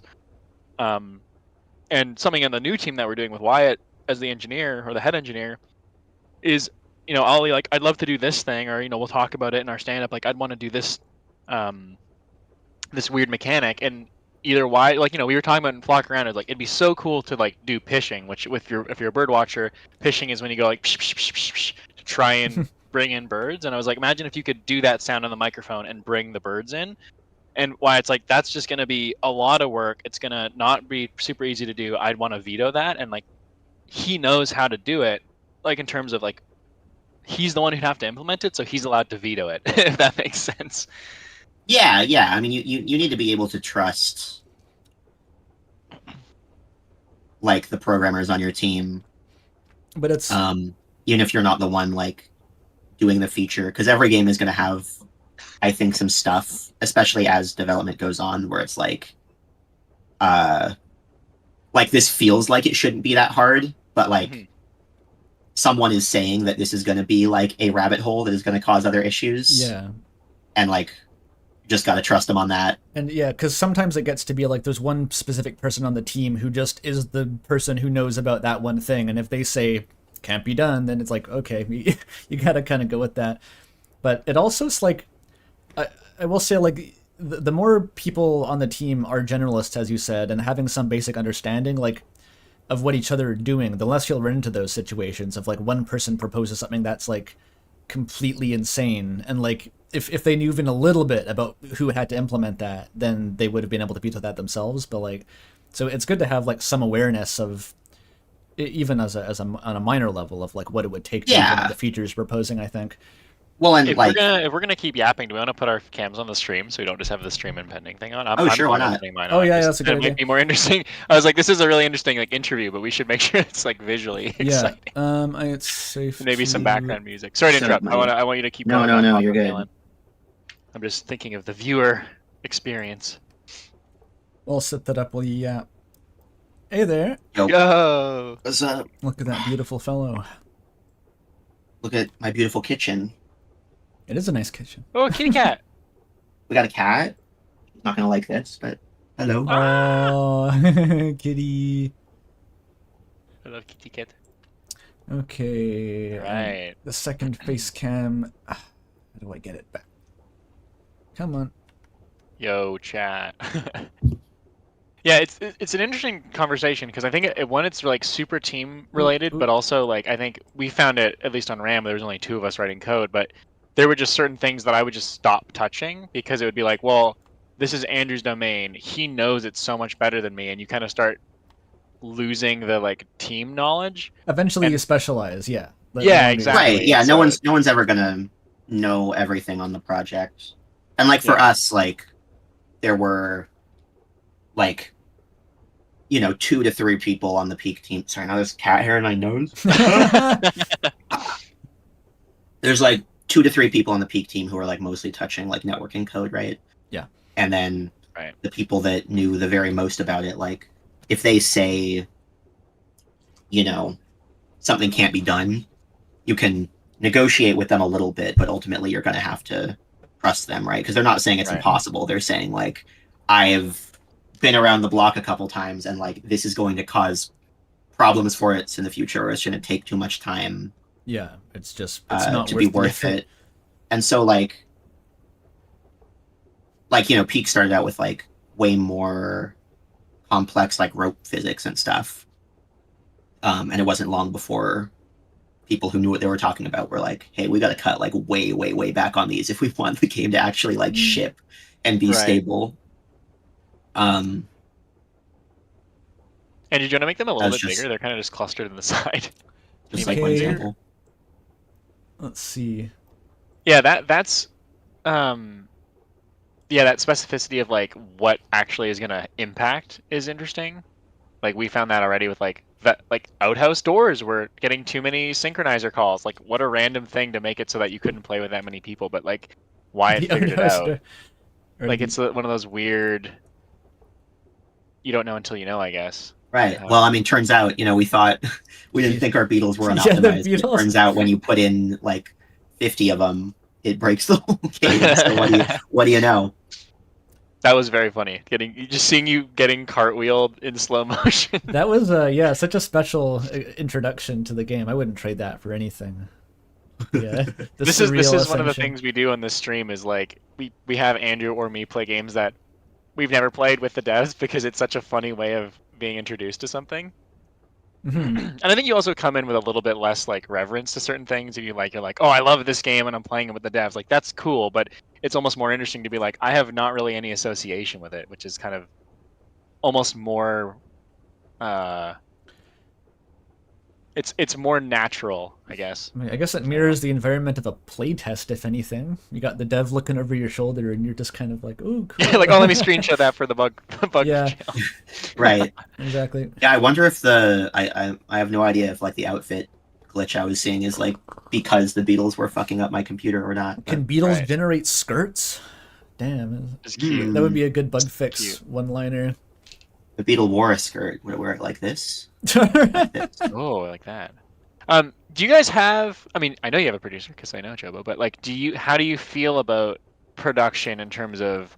That's something that I feel like a lot of indie devs push back on in conversations I've had is like they don't want to have like a design document or they don't want to have a very rigorous path forward. Like for us, Are those conversations I'm with definitely me? setting like here are our goals. Here's like we triage tasks to be like, okay, these things are going to take like this is 2 days, this is 3 days. Obviously, there's like contingency, but we have a mapped out like planned launch date.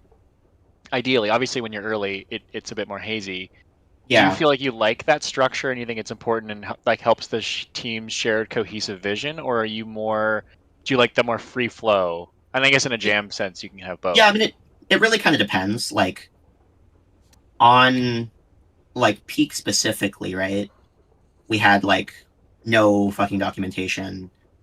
But that's because we are 7 people in a room all together, like, every single day, right? Like, the documentation can be all in our heads because we are literally constantly talking to each other about the game and like reaffirming this stuff. That's like the only reason that works.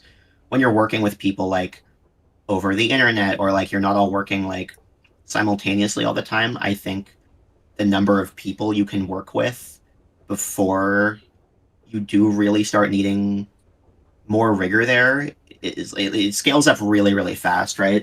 If you're working with like 3 or maybe 4 people, then maybe you don't need that much documentation, right? But as soon as you are working with even a team of like, 7 to 10 people, and it's just impossible for everyone to really like get that shared vision through like naturally working on the game alone, in my opinion.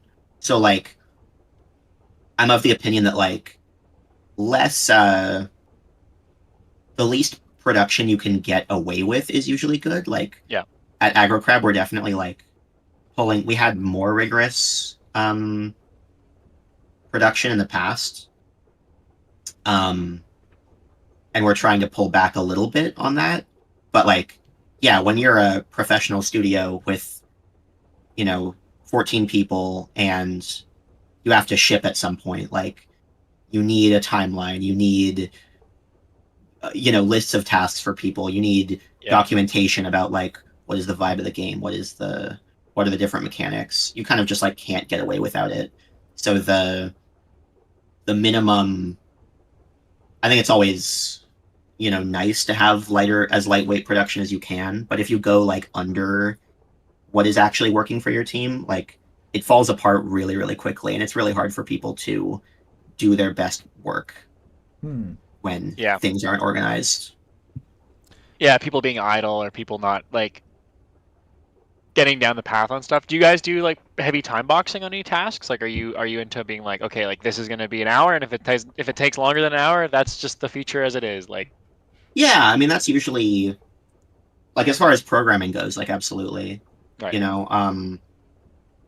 I mean we do that a lot in live ops with Peak like these days, where it's like, okay, this is a feature that would be nice, but like it's difficult. The Peak team is still very small. It's not everything that we're fixing comes with a trade-off of like working on the next content update and like vice versa.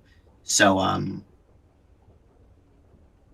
how much time and complexity something is going to require like really does matter a lot. Yeah. Do you feel like your team has gotten fairly good at being able to like predict how long things are going to take individually for different disciplines? Yeah, I would say so.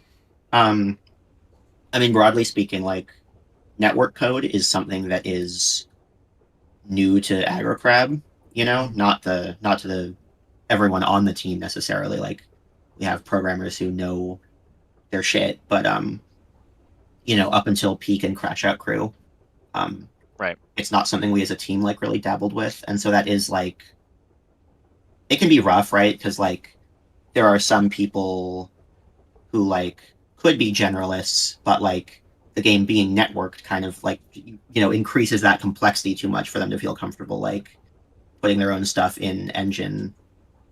Right. Right. So it's all a learning process. But yeah, I mean time boxing is like, I'm glad you mentioned that because that's like really important.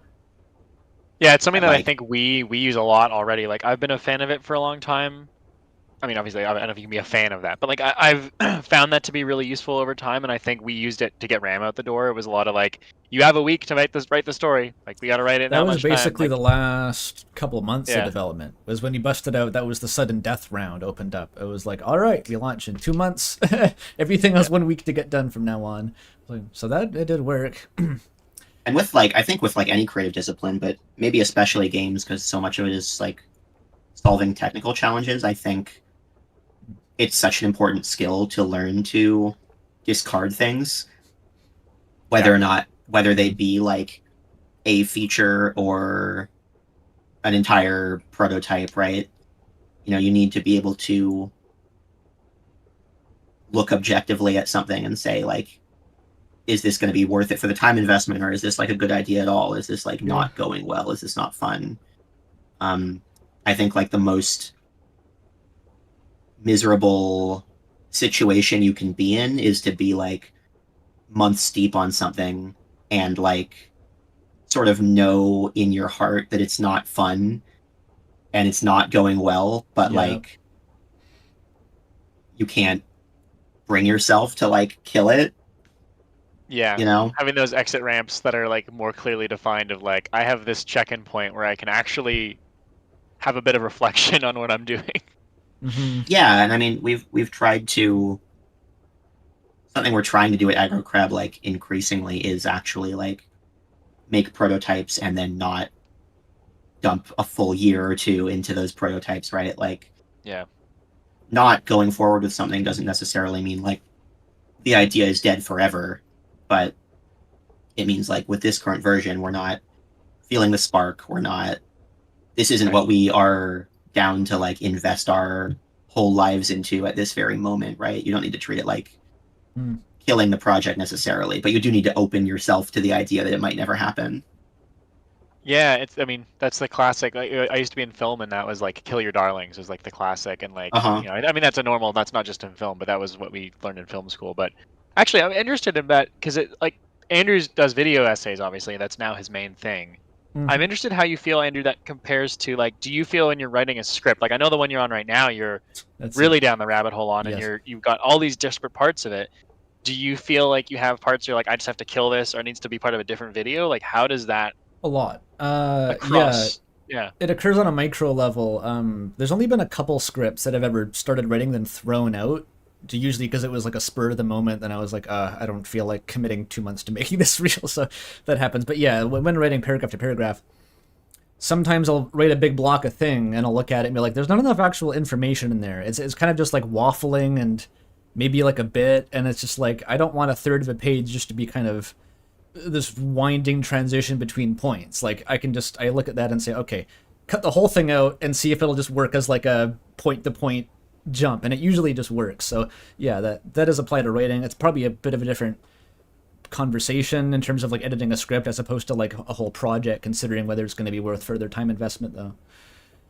So. Kind of, but I mean, depending on the game, like, you know, when I'm writing for another Crab's Treasure, there's like, I'm writing sequences that are like vastly different in terms of scope, right?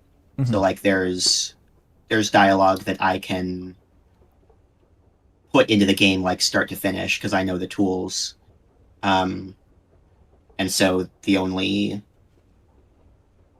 bandwidth I'm spending is my own, right? And then scaling up to sequences where it's like, okay, this is going to require the whole team's investment for like multiple weeks, so like I better really come correct and like have a good reason why I think this should be in the game. And working with like a big team of people, like I've really had to learn to justify my own narrative choices. Like I never it's not something that comes naturally. I always want to be like, I can see the whole thing in my head. It's gonna be sick, like just trust me, bro. But yeah, honestly, that is really scary because I've had like a little kiddie pool version of that. Just anytime coming up with some narrative element that'll require art assets. It's like anytime you need to ask the artist for something because you wrote, that's like a exponentially more pressure on like, oh shit, is this actually good? Is this worth it? So yeah, I totally get that. Not even just the time investment, but like, you know, people need to understand what you're going for in order to do their best Yeah, work yeah. on like narrative sequences, right? So like it pains me so much to write a scene and then also have to be like, this is the scene where like X character like learns this and this is how they feel Yeah. about it. Yeah. But it's genuinely like such a big help for people because they don't have the whole like That's so broad true. context of the thing at once. Like they just want like a little in to try to like get into character, so to speak. Right. And like, and by the way, this is why the scene is cool, and this is what emotions they should be feeling. It's like, yeah, well, and like when you're working with like voice actors, like you absolutely have to do that because yeah, none of them are gonna be like, oh, you're not providing the whole script to everyone and having Yeah. them read it. Like And they're another always working somewhat out of context, right? You know, Mhm. you've written a sheet that says like describes in words like what is this character like and what are they feeling here, and that feels initially, I think, like such an ugly thing to do as a writer because you feel like the work should it speak has for to itself. exactly. But But you got to learn to do it. You just kind of have to. And Yeah. it's like just keep in mind that like the players don't get to read this. You know what I mean? Yeah. The work does ultimately speak for itself, but to get it done, you do need to like have some documentation and be able to like have some explanation of this to the other people that are going to make it real with you. Yeah, that's actually so true, and like, because context is so important, and like, I often ran into this. This applies to scripting a video as well. Is like you write something just as it is, just the text looking at one scene. It looks so lame. You're like, this doesn't justify itself. It looks like it was unearned. There's emotions coming out of nowhere, and that's because it's missing the whole rest of the game, or the whole rest of the script, or all the audio-visual stuff. And so, like, yeah, bridging the gap between like this is words on a page, but like this is why it will be cool. That's like really important. Yeah, well, actually, there's a secret project we're working on right now, which involves dialogue, Mhm. and we're in like very early pre-production on that, right? And recently I posted like a little scene I was thinking about, and I posted it, and I was like, wait a second, like this doesn't get it across like at all. Yeah. Like, I'm gonna stop doing this. What I need to do is like, in the same way, like gameplay needs to be interesting early to like get people on board. I'm like, I should actually front load this basic dialogue system, get a few of these tools in so that I can at least show something happening right in the game and like visualize this scene in some kind of way to the other people working on the game, because I feel like it just does not work as well until you do that. Like getting things onto paper, and by on paper I mean like in the game engine in this case, not just on paper. It's real. Is so important, I think. Even the texture of like seeing something scroll in a text box, like that adds a whole bunch of invisible cues, like in terms of pacing and stuff. Like if you read dialogue that was, I don't know if you've ever encountered this, but if it's written for like dialogue boxes, it's all short, it's in short snippets, and if you read it on a page, it can like really weirdly fast paced. But then if you actually put it in game, you get it one at a time, and it feels more natural suddenly. Yeah. So, yeah, and in the same way, like, you know, you look at, like, you know, if someone posts a 3D model for the game and it's just like in Blender or whatever, and they're T-posing, and like, yeah, it might not be something you can get excited over, and all of a sudden, if it's like rigged and posed, and you look at it in context, it's like, oh, I love this. Yeah. The character. Yeah, having isn't actually doing. A group of people that you're working with that has the grace to be able to allow you that space to be like, trust your vision and be like, and like, here's this thing I'm cooking, I'm working on it, I think it's gonna be cool, and it's like essentially a rough draft. Having someone not give you, like, I think having a team that can give you notes on the important part and not the part that you know is already rough is also a huge part of that. Like, that was in film was a big part, is like we'd have rough cuts of our short films, and people, like, the obvious comment is like, oh, that doesn't cut really well, or that doesn't really make a lot of sense. And it's like, of course it doesn't. But this is thrown together to just give a vague sense. But all the best notes are about like the core of the story and like the momentum and like the things that it's actually the emotion you're trying to generate. And I think that's what's interesting about having really good collaborators, is people that you can trust to show yourself when you're vulnerable in those like very unpolished states. Right. Yeah, and I think this kind of stuff is really important to talk about, because like it actually goes against, I think, what a lot of people's like primary urge is, I find especially people who are programmers, like by trade, who are getting into games.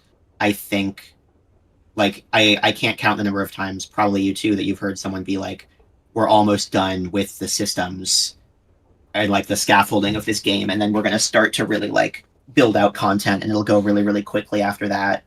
And like, that is a real stage that you go through, right? But like, the systems are never really done. Like, you're going to change them, and if that feels like it's invalidating this insane structure you've put together, that's going to be so much worse.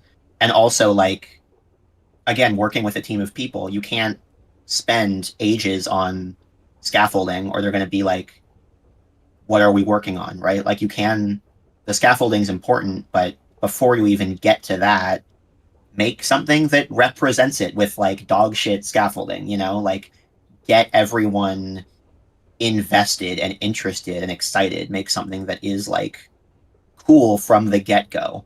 And if you're really like a technical head who needs your code to be really good, you can rewrite it later. It's okay. But people need to be able to like see that North Star very early on.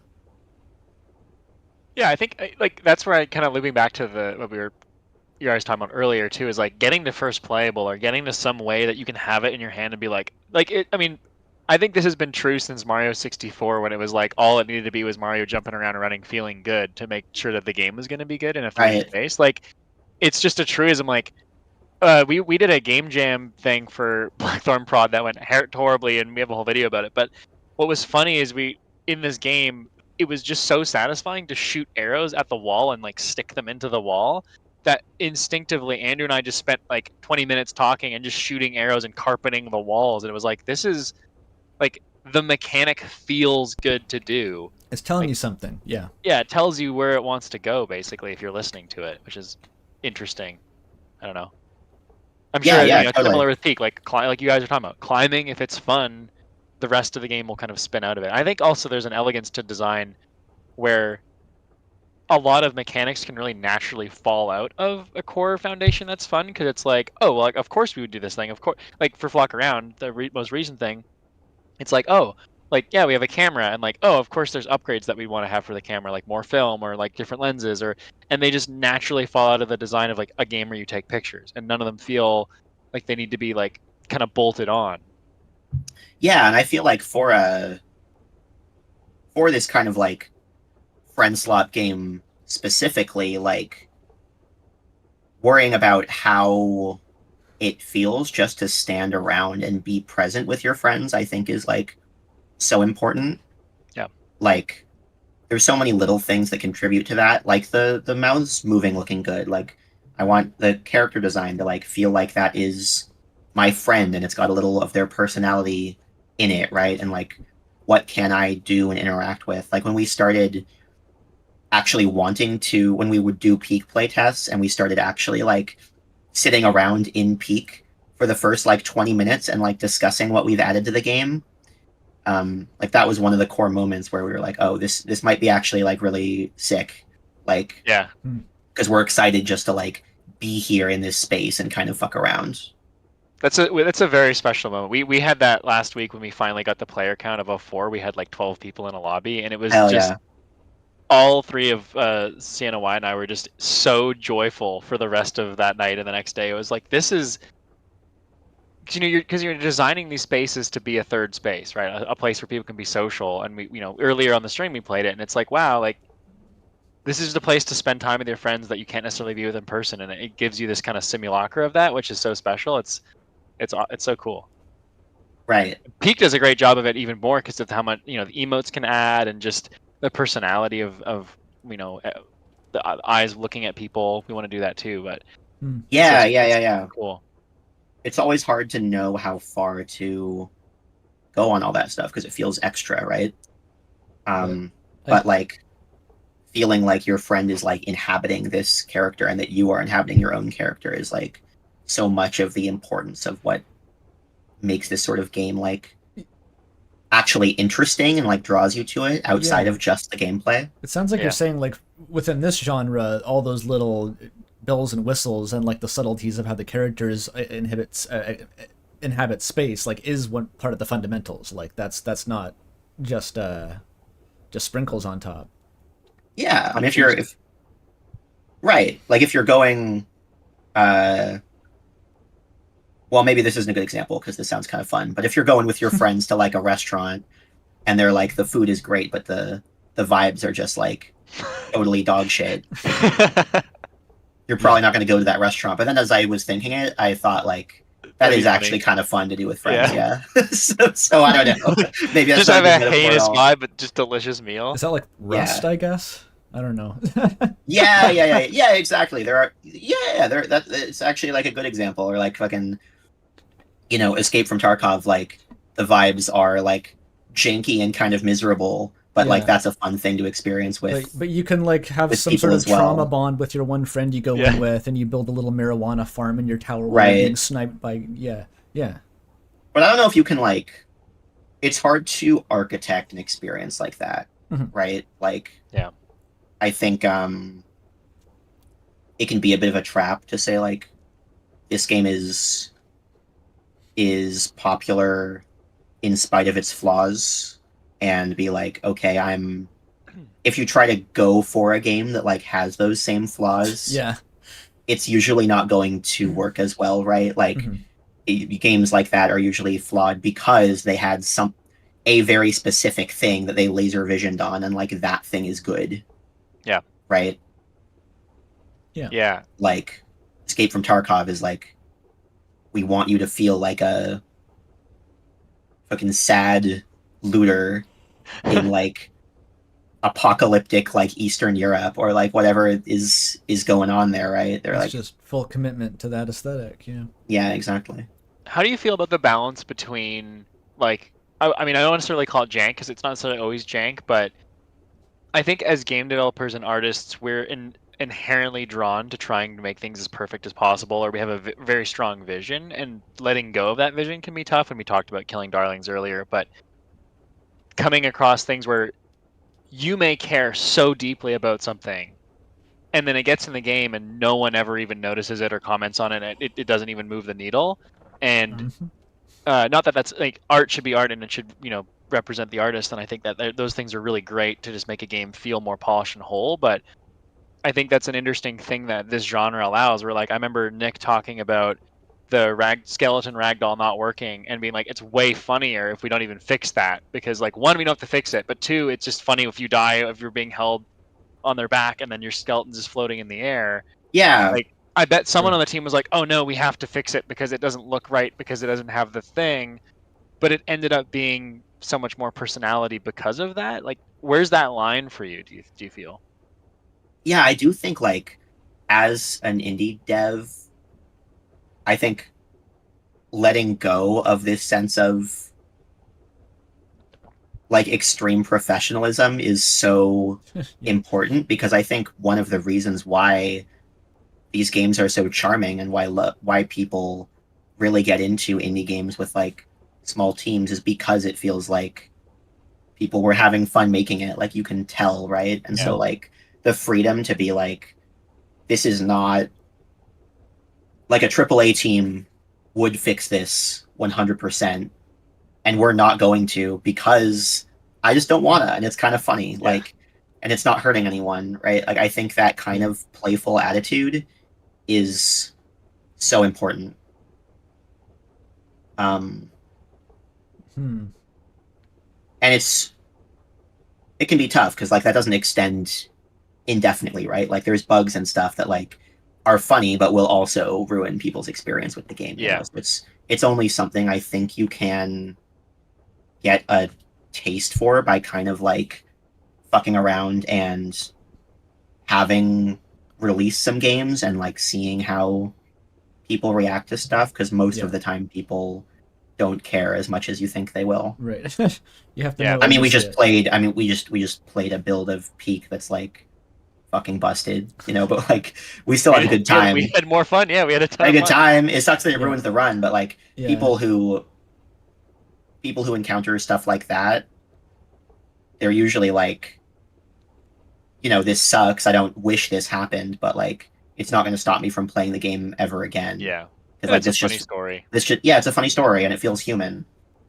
Yeah. I think it's interesting that like people like the things that players are like indexing heavily on are not the same as what the devs are indexing heavily on in terms of like what they're mindshare and thinking about. Right. And like very few players, I think, like look at a menu and go, "Ooh, that's a nice menu." But like I think as a dev, I'm like, "Damn, that UI is really slick," because you start getting used to it. But only if a game like Metaphor or something or Persona team, they do like some crazy thing with their menu, then everyone talks about it, which is awesome. But that's like exponentially more effort to make the menus look like that than to just have like, you know, default Unity menu or whatever. But there's like a balance point of like still making it feel good to use the menu that people will like notice if it's bad. It's odd. Well, yeah, and I mean UI specifically is one of those things where it's like, and I think a lot of times like sound effects are something like this as well. You only right? notice Where it if it's bad. Yeah, exactly. Like, well, and not only that, but like, I do think like it matters, but it's usually not what people talk about, right? Like, it's always hard to be like, well, like let's focus on the stuff that's going to be like big moments, that's going to like show up on stream, that's going to make people have like a real moment with their friends. But let's not like neglect the whole rest of it, right? Like that matters. It matters that it's like it feels like, even if you don't know why, that it feels like your experience just works, and it feels like you're, you know, immersed by the sound and the visuals. The good first impression, right? Like if people see this kind of janky, scuffed menu, they're gonna probably go into the game expecting much less of it. So, and right. Yeah, it's funny how you can almost use stuff like that to manage expectation. I just had that thought as I said that, like maybe you want that though. That's like, I mean, Toby Fox talks about that all the time, but I don't want to turn this into a tangent about Toby Fox. But well, people are like, oh, I like the RAM menu, and it's like the RAM menu is like the main menu is like I made that for our demo in like an hour or not even, and I was like, this looks like okay enough, and then it just stuck because I ended up looking cool. But then for all the in-game menus, we had them be like diegetic, so they were all like all the paint shop and like the contract for the perimeter defense. They were all designed to be like as if you were using them in the world, which was really cool. We did put a weird amount of effort into that in retrospect. Yeah, but then all of them like didn't work great on gamepad because I didn't design them to be nicely used. Like there's things you never think about. Hey, RAM is about verisimilitude over player experience. We'll say that was the design goal. Yeah. Sure. But I mean, even your guys' main menu with the signposts, like, so, you know, it's such a great, like, you just get that extra little bit of texture when you're joining. It was well, yeah. I mean, that's setting expectations is like really a good topic for me because like the game we made previously was Another Crab's Treasure, right? And that's a game we spent over 3 years on. And like that's you know, a 20+ hour game for some people. That's it. And you can see immediately it's like a very ambitious narrative, right? And our next few projects are like not going to be that. We're doing like smaller games that we aren't working even for like a full year on necessarily. And that's just like where we're at right now as a team. And so community management is like really important for that, obviously. But you know, the game itself also needs to do that explanation kind of wordlessly.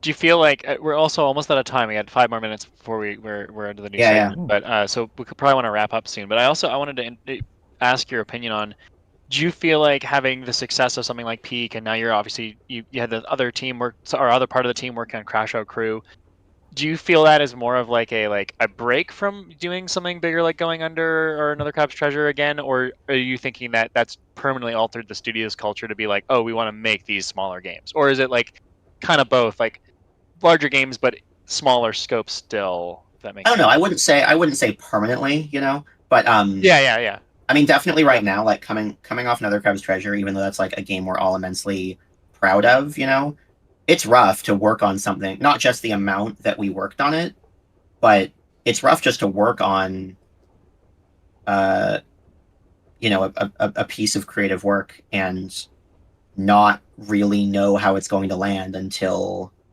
you hit the release button. Yeah. You know what I mean? So I think like where we're at right now and where the industry is at, we want to be able to experiment and try some weird stuff, and like it's a lot easier to experiment with new things if it's a smaller project and you're like, okay, well, if this is a stinker, it's not going to like ruin the studio, right? Yeah. Yeah. Yeah. I think there's a lot of appeal towards the small game right now, which is And because what making I do.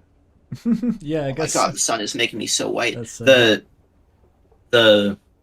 studio, it's a very, very different feeling to work on a game if you know that like if this doesn't sell, it's going to, you know, the team is done for. You know what I mean? Like it's gonna fuck you up financially, like really bad. It's a when you have the freedom to be like, there's a certain kind of pressure in that like can result in good work, but broadly speaking, I don't really believe that you should be suffering as an artist in order to make good work.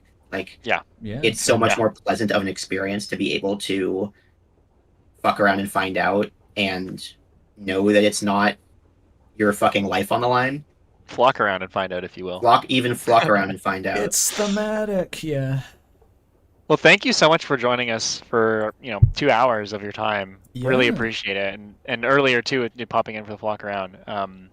Yeah, really fun. Peak's awesome. I'm glad that Andrew finally got to play it. I'm sure Yes. Andrew, you'll play it again with maybe you guys do a Fatal Gang stream or something. Yeah, hopefully we can do that actually, because Yeah, I'm do glad it. that Do it mid next week. We'll have everything fixed. right.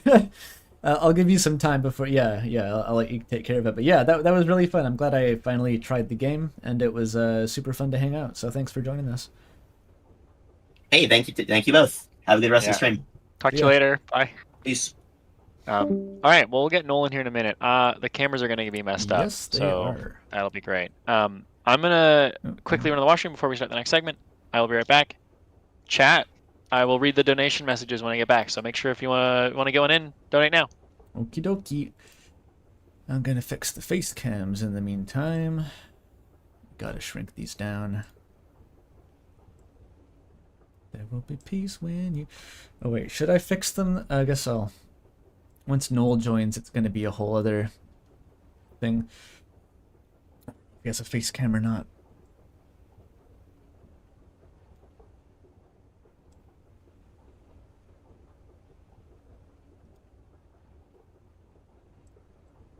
We'll see. Hey everyone in chat, how's it going? Some one-on-one stream downtime. No music, no visuals, just my face, just chatting. I don't have a jacuzzi yet. I'll get one day and stream from the jacuzzi.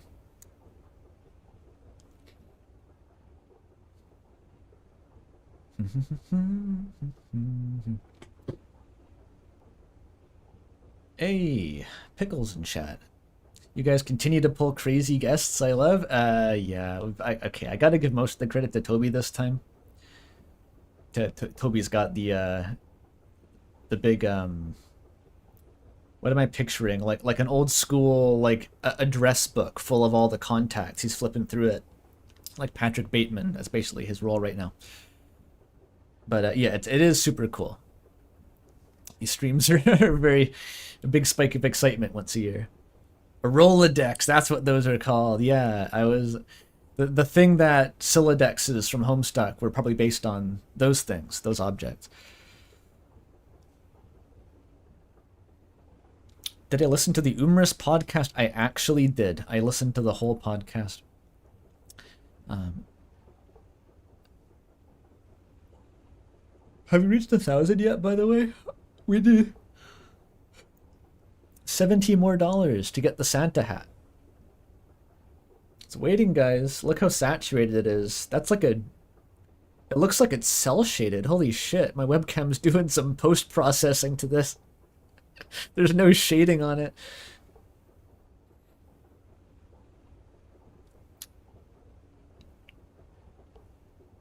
Yeah, me and my AI-generated hat.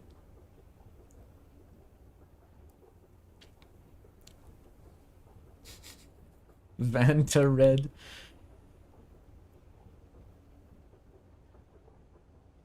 Maybe I should boot up Celeste, actually. That sounds like a good use of time. Strawberry Jam takes like an hour to load for some reason. I think we're doing Strawberry Jam. Find out soon enough. All right, I am back. You're back. Camera's on. Cool. I was just gonna boot up Celeste and. I'm going to preemptively. ping Noel.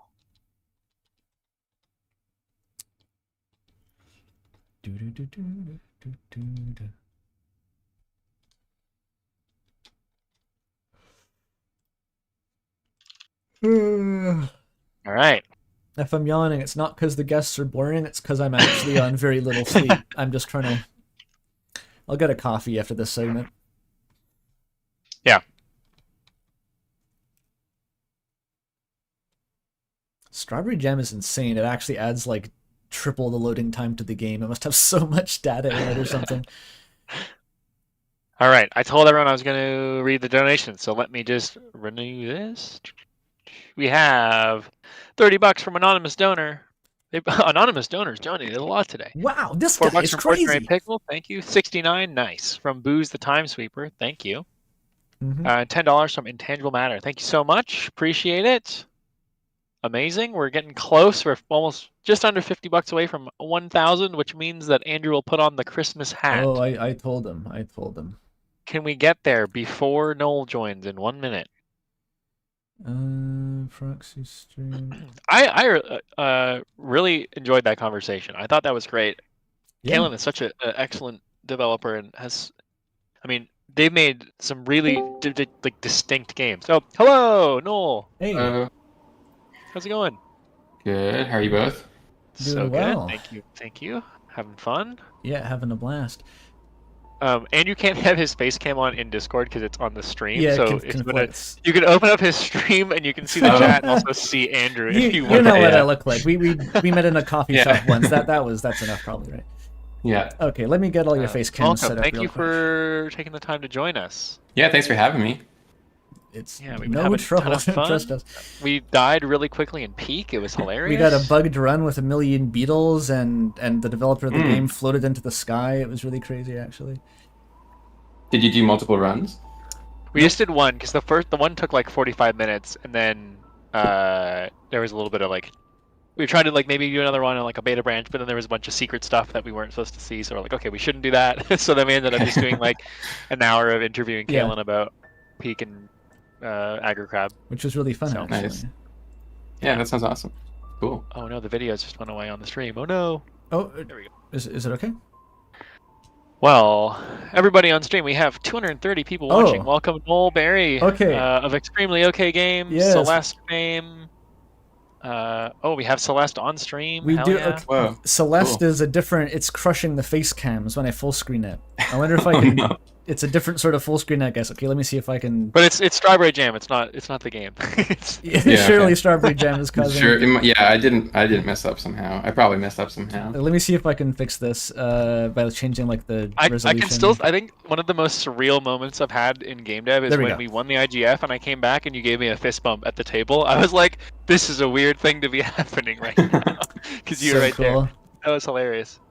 I don't know why I was at the IGF that year. I think I was just hanging out, so that was fun. Yeah, I think they just Yeah. invited you because you guys had won before, right? Yeah, I think so. You reach a certain point of the industry and you just go to hang out. That sounds awesome.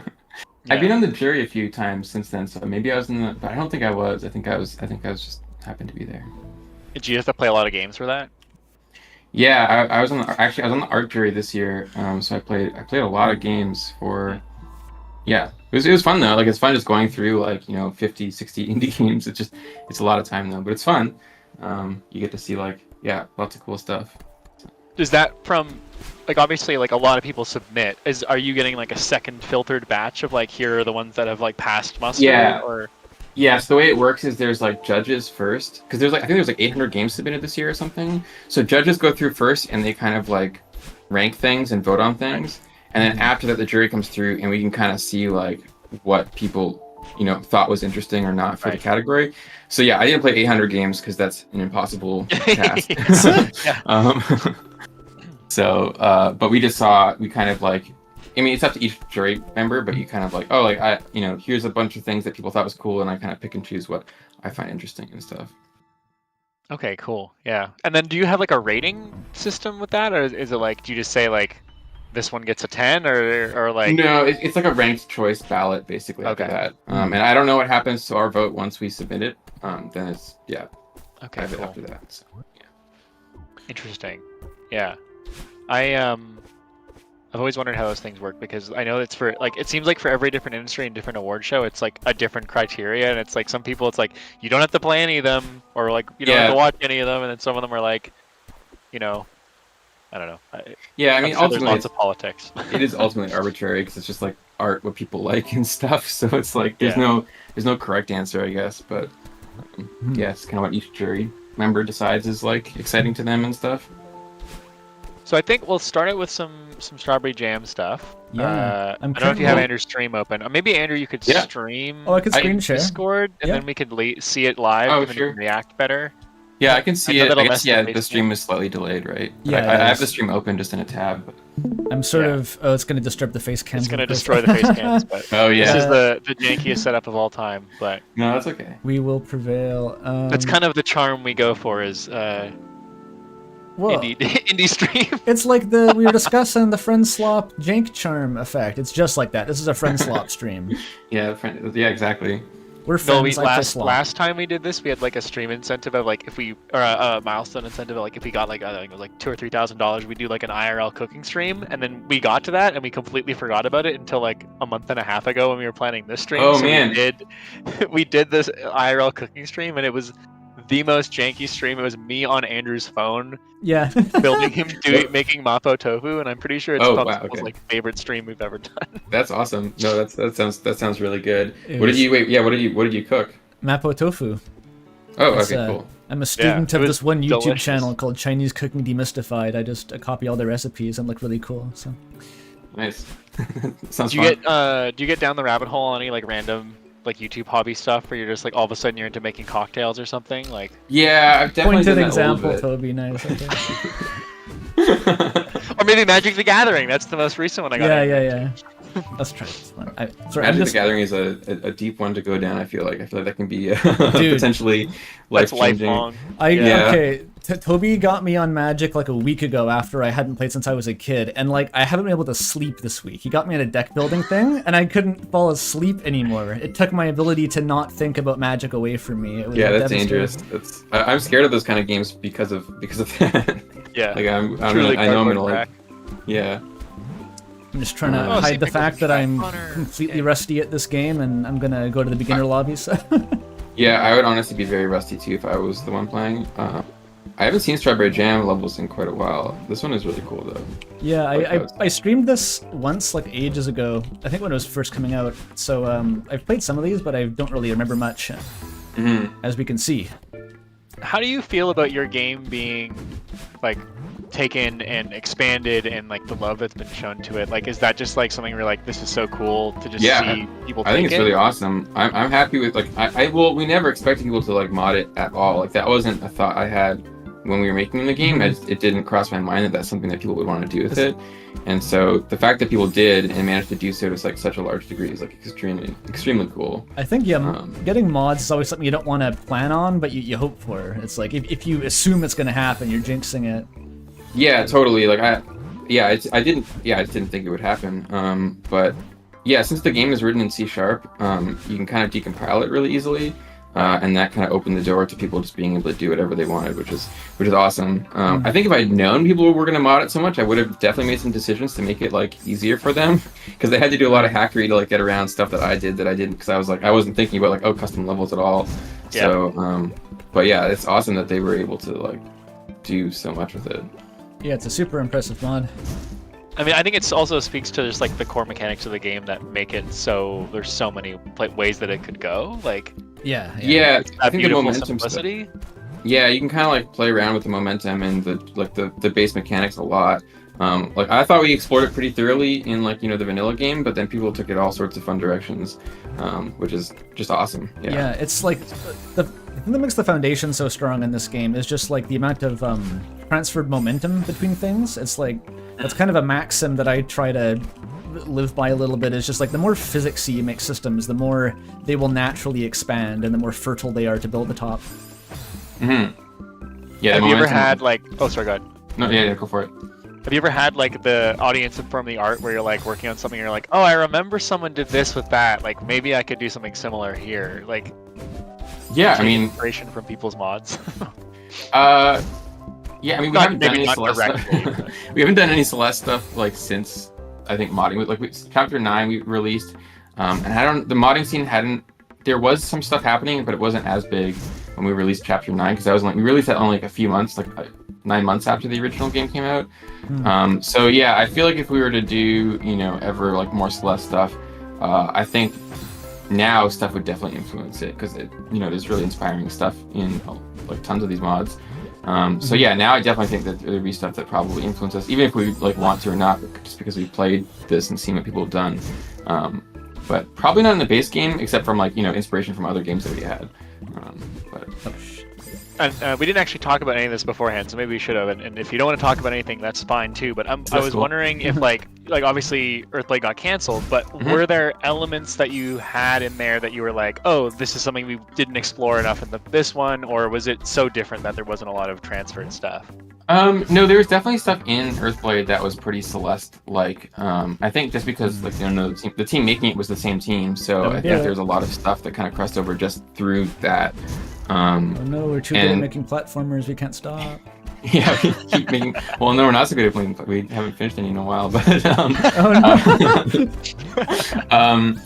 But yeah, no, there's definitely like a lot of the movement mechanics I'd say were pretty similar. It wasn't quite as momentum-y as Celeste, but it was definitely like it definitely had a lot of the same kind of platforming stuff, just with other stuff on top of it. So it had kind of RPG elements and some combat kind of stuff.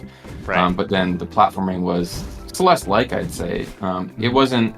You weren't like bouncing on stuff like this and launching yourself in ways like this, but definitely had some shared identity for sure. Yeah. Platforming heavy Metroidvania is honestly kind of like my dream game concept. Like it sounds so beautiful to me.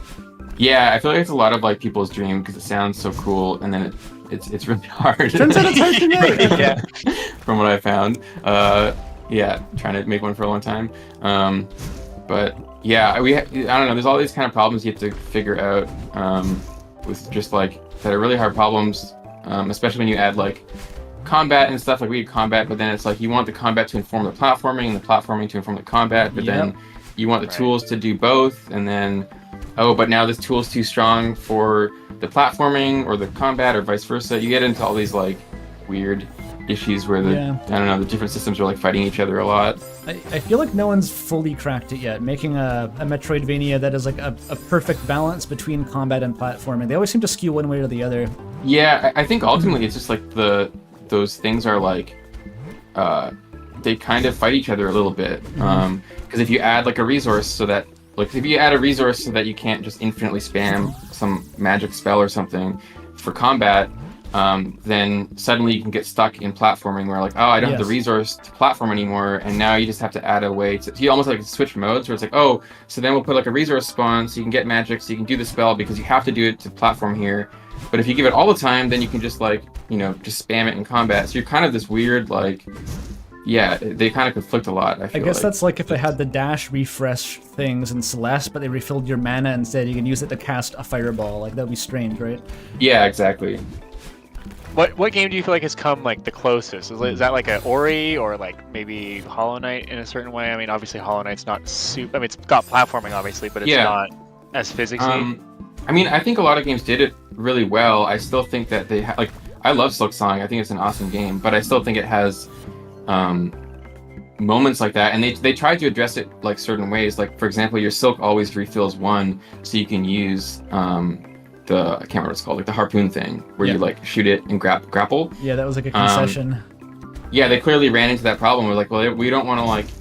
Sometimes they'll be in a platforming space and you can't get more Silk, so I guess they'll just always have one Silk that refills. Yeah. So they tried to fix that problem. It's just it's a tricky problem, I think. Yeah, because it's halfway now, because sometimes you do a sequence fast enough, you can actually, that one Silk doesn't come back fast enough and you die anyway, yeah. I've noticed. So. And you just die because you didn't like wait for it to refill. It's like a nasty problem.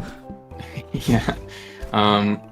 So I think they tried to fix it, and I think they did pretty good. Like I don't think I could come up with a better solution than they did. I think they did like really good job, especially for like what the game is. Like maybe if you, I don't know, maybe there is a better solution out there, but it would probably mean redesigning the entire game or something. I don't know. Like what they did, I think is a really good solution for their problem. Yeah. But you can still see that they have, they ran into that. Oh wow. Sorry, I got enthralled by like watching Andrew. It's like my just like background Subway Surfers. Just doing my best not to throw locked here. into what you're saying. Yeah, I actually haven't played Silksong yet, and that's another thing that I wanted to ask you about was how you feel about like having worked on games that are similar. Do you find it difficult to be able to enjoy them as a game versus see them through a like work lens, or do you? Once you're away from a project, I mean, City of None is kind of similar from what I saw at the demo. Yeah, City of None is a bit similar. I think of it more of like it's kind of more like a platforming Link to the Link's Awakening or something like that. Ooh, I feel like it has less Metroidvania kind of aspects and more just kind of like Zelda dungeon stuff happening. I love that. So we're not doing the resource. We're trying to make all the items not need resources. So it's like, oh, you have a running boots or a grappling hook or these different things, but they're not like tied to. But it does make it still makes like making combat interesting, challenging, and stuff like that. So we'll see if we pull it off or not. See what happens. But yeah, definitely. Like I don't know. I mean, I think any hobby, if you turn it into your job, you start like aggressively, critiquing everything you play or watch or do or whatever, because it's like it informs what you're making. So I think it comes. I still enjoy playing games a lot, and I try to turn off the part of my brain that's like, oh, what if they did this or this, because I just want to enjoy the game sometimes. Yeah. But yeah, I feel like probably any creative medium, like if you make music, you're probably constantly thinking of every album you listen to in like a critical fashion, whereas I'm just kind of like, this sounds good, I'm enjoying I like this. Yeah. You almost have to like protect your hobbies as a creative. Like I learned that lesson the hard way twice, because I used to be in film, and as soon as I worked on film sets, when I couldn't watch shows or movies anymore, because I'd be like, well, I know there's just like a PA behind that wall waiting to move a bin around. Like that's just like there's no magic to it anymore. It seems to be bad for film. Yeah, I hear about that kind of thing. Where yeah, like everyone's just miserable all the time. But I mean, games is different because at least there's like such a wide variety. But I definitely found that it's like, oh, I think I would still have chosen the path that I had without, even if I knew it. But I think a lot of people don't realize how much you sacrifice of like your personal hobby life, where you have to have like understanding of that, where I would never write a book. So I love reading, and reading has become one of my new outlet, if that makes sense. Of like, here's so I can fulfill what games used to fulfill for me as a way of relaxing, because it's no longer really relaxing. Right. I see. Yeah. No, it makes sense. Yeah. Did you find another hobby that you picked up that kind of rose in your life a bit more above others when you became a full-time game dev? I mean, a little bit. I think I started making games when I was pretty young, so I feel like I've always kind of had this, like I've always balanced this a little bit. Like I've been making games since I was 13, so I kind of had this like I've been doing this for almost as long as I've been playing games anyways. So I feel like I have a bit of, making and playing games have kind of, they're very interlocked, or in the same space in my head for me. But yeah, I definitely have other hobbies that I like watching cartoons and stuff like that, or shows, and other things that aren't necessarily as creative, but like I like bouldering, like rock climbing a lot, because it just feels, we talked about that. Yeah, it feels kind of, I don't know, it's like a puzzle solving like thing. You're like trying to solve puzzles, and I like that a lot. Like it kind of fills the same part of my brain somehow as like maybe doing a Sudoku or something would. Yeah. Games that's about cool. climbing, Yeah. Actual climbing, same thing. Yeah. I'm the first one to make that joke for sure. Yeah. Interesting. Yeah, in the chat, Celeste Dev loves rock climbing. Yeah, it's a big surprise. Do you like watching like rock climbing content? Like, do you watch like Magnus Midbow or like Alex Honnold do stuff? Like, are you into the culture, or is it mainly just the activity? It's mostly activity. I watch some of that stuff just for fun. Like I don't know, I'll watch YouTube videos, and I'll run into those ones, and I have fun with those sometimes. I wouldn't say it's like I follow it aggressively or anything. I don't know like competitions or anything. I know I guess a few of the prominent names just because they come up, but like no, I don't think I super follow it that closely, but I like climbing, I guess. Yeah, no, I think that's probably like relatively healthy way to have a hobby. Is not I think certain personality types kind of get really deep on one thing. Like I definitely have that personality of like I find something and I get completely down the rabbit hole. Like talking about magic, that happened to me. So it sure does. Yeah, I think Andrew's also like that. Yes. I think it could happen to certain. Like I'm a little bit scared of magic because I'm pretty sure I could end up doing that. But next time I come to Vancouver, I promise I won't try and play with you. Go rock climbing. I would play a little bit. One ascent to the wall, one game of magic, one ascent to the wall. Just do it. Yeah. That's hilarious. That'd be a good combo. I'm going backward in this level. Yeah, it was funny, like finding out that you were also Canadian on the West Coast, because I remember watching Mark Brown's interview that you guys did way back now for Game Maker's Toolkit, and they're like, oh yeah, and like there was like Vancouver, and I was like, what the hell? Like that's so cool. Like it's such a, I think a lot of people don't appreciate or understand where the culture of a lot of industries come from, and I think it's cool that Canada's got. I mean, the amount of devs I know over there now, it's crazy. It's like some of my favorite people are all in the same place. All it's the really games in special. the world come from Vancouver somehow. It's kind of crazy. Yeah, this Vancouver scene's really big. I don't know how that happened necessarily. I mean, I think it happened because like the same reason I'm here. I moved to Vancouver like 12 or 13 years ago from a different part of Canada. But the reason I moved there was because there were tons of people making indie games, and I was like, I kind of want to be in the place where people are making indie games because. That's what that's what I want to do.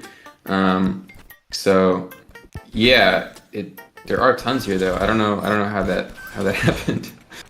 Do you feel like you've been able to facilitate that through like obviously Game Garden? I mean, I went this year and it was one of my favorite events of the whole year. I mean, I went to PAX and GDC, and I think Game Garden was like, in terms of square inch of fun, it was pretty awesome. That's awesome. I know it's obviously you have a whole group of people that you're doing it with, and Greg and everybody, but like how has that been able to like design a space for people to be able to actually just play games and show off games versus like other industry events that you've been to? Like what makes being a facilitator of that? I mean, the thing we wanted to do with Game Garden, just because there is so much stuff in Vancouver and in BC, is I've been to a lot of like comic art festivals and stuff like that, and they're really awesome. And I wanted something that was kind of like a game version of that. Like there's tons of stuff, people making cool games in and around Vancouver, the Lower Mainland, and BC and stuff. And I just wanted a place to be like, just to show that stuff off in kind of like a comic book, festival kind of way. Right. So Vancouver has a really cool one called VanCaf that didn't happen this year, but usually happens in May or something. And it's just like this cool thing. You can see people just making comics from around. Well, there's like all of Canada and US and stuff. But just that vibe of like going somewhere and seeing people's art in the community, I thought would be really cool. And I don't think there's not as many game things like that, where it's like the idea is more just like it's not like an industry event. It's not like as commercial an event. It's more just like, hey, people are making cool art. Come check out cool art. And that was kind of the idea for it.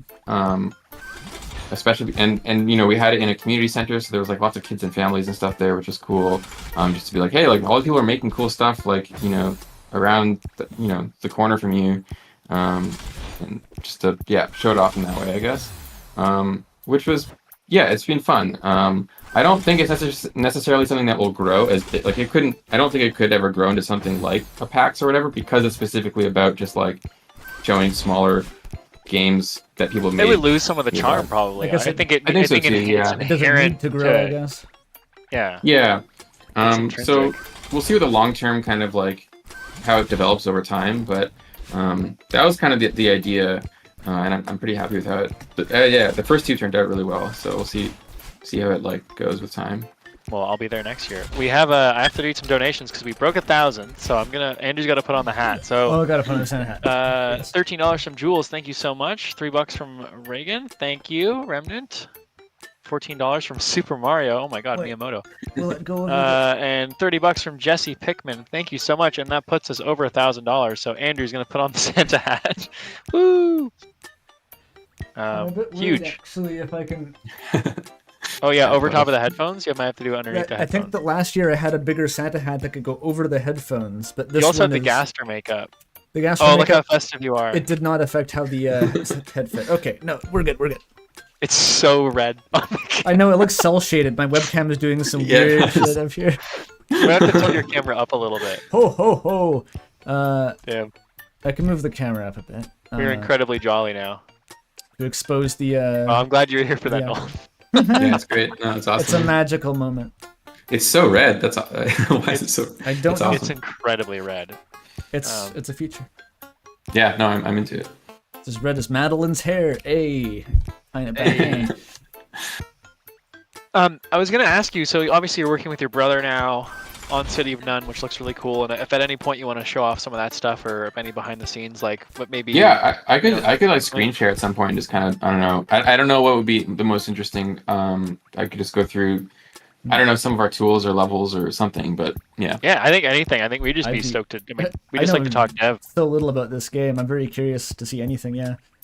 Sure. But I was wondering how you're splitting your time between that and Extremely Okay, or if you guys are just taking a break right now, or like how do you manage multiple projects? I mean, it's definitely a little bit hard to manage multiple stuff. But yeah, Maddie and I are just like prototyping stuff. So we just have a few games that we're kind of like messing around with and experimenting with. So it's very casual right now. And we're just kind of exploring ideas. So I'm trying to just balance, both those things of just like, yeah, I'm making this thing with my brother, and then also just prototyping stuff with Maddie. And there's no, perfect balance there, but it's kind of just like as, each day, just see what I feel like working on kind of. And then also like the project with my brother started off as kind of a side project. It was kind of this thing that I was just kind of doing in my spare time. So it has never been a totally full-time thing or anything. So yeah, I don't know. It's definitely hard to balance, I guess, but it's also pretty fun just kind of doing different things depending on the day. Right. Yeah, do you feel like, I mean, we were talking to Kaylin about like production and like how like lightweight production can be better as often as you can get it, but you still need something. Like, do you feel like you're someone who can self-produce or like self-guideline, or do you do you rely on having like someone on a team that takes that role on? I think I'm pretty bad at that. Yeah, I think I definitely am better when I work with people who have like a stricter like milestones or like idea of when things have to be done. I think I find it very easy to like procrastinate by like working still, but working on things that aren't necessarily like forward progress. I'll be like, oh, like it would be cool if this particle effect existed here. It would be neat if like this happened. Yeah. And then instead of being like, oh, what's the next level gonna be, or what's the next beat in this story or whatever, I'm just like, oh, I could just mess around with, or like, oh, it'd be cool if it, I can get kind of lost in the polish procrastinate engine. by, I don't know, messing around with shader effects or something. So yeah, I definitely work better, I think, when I have someone who is like, I kind of have to, make someone who's like, oh, we're trying to do this thing. And I'm like, okay, sweet, I can like focus on this thing because they're asking me to like, or they're waiting on me for something or whatever. Yeah. Yeah, interesting. Because we were also talking about how those little details kind of inform the the expectation, but also just like the unseen polish, and it's like sound design, where it's like if you don't have a lot of those things, you'll notice it, or at least it feels so much more charming when a game does have those little details. And like it's so hard to quantify those in terms of like production roadmap. I definitely think that stuff's important, and I wouldn't not do that stuff. I just find I can spend forever on that stuff. If that makes sense. You could make the world's juiciest game. Yeah, I could just sit there and make one screen look really, really cool and juicy forever, and then not have a game. Next project reveal, the one screen game, juiciest ever. That would be fun. I would probably have fun with that for maybe a year or two. I could probably just keep going. I don't know. 1 year on one screen, that sounds awesome. I mean, May from the Peglin team, she's got a game called Little Guy Big World, which is all on one screen, but every time you go out, it zooms out. And that's awesome. It starts off as like full-size pixels and gets smaller and smaller. I think that's going to be really cool. I haven't seen that yet. That's cool. Yeah, there's a demo on Itch, I think, and I played it, and I was like, this has a lot of legs, I think. This is like such a unique concept where there's the things that she does that are incredibly surprising when you're playing it. You're like, oh, this is kind of almost like a horror game, because you don't know what you can't see yet on your screen, and then you get to the edge and it reveals more of what you were looking at. Yeah, okay, that's cool. I have not seen that yet. That sounds Yeah. cool. I'm gonna check that out after this. I'll take a look. That sounds cool. Yeah, I can send you a link if you want. It's awesome. Is there like But a yeah, demo for that? yeah, there- there's something on itch. I think she's gonna Oh, work okay. on it. That's once Peglin's done. More. But I was gonna ask you something. Like, I wanted to ask about like, did you start on that project with your brother as something you guys want to do together, or were you like, I'm working on this thing, do you want to mess around with me? And then like, how did that end up developing into City of None? Just to give some context to people when we end up looking at some stuff, because I think probably a lot of people don't know much about it right now. Yeah, no, we haven't talked about it a lot yet. We've just kind of been working away on it slowly. No, it started off as just a side project for me. Like, I think I started tinkering with bits of it after Celeste, like pretty soon after Celeste, and then I didn't really work on it very consistently, but just kind of played around with ideas, and then kind of stopped working on it for a long time, and then kind of started messing with it again. And then at some point, I asked my brother if he wanted to do sound for it, because he's like his background is, music and sound stuff. Right. And so he's been doing that for a long time. And when we were kids, like, I'm talking like, I guess this is almost like 20 years ago now. We used to make, Game Maker games together as kids, and I would do all the programming, and he would do the art and the music. And so, yeah, we did have a history of doing that stuff, but we were like, 15. But it was fun, and so I was just kind of like, well, I think it'd be fun to keep working on, or to work on this kind of thing, and have you do the music for it. And then I guess after a while he started doing a lot more than just the music. So he can program, and we're both doing the pixel art for the game. So at this point it's pretty collaborative of just like we're kind of doing all of it together. Yeah, wow. The only thing I'm not doing any sound stuff, and he's doing all that.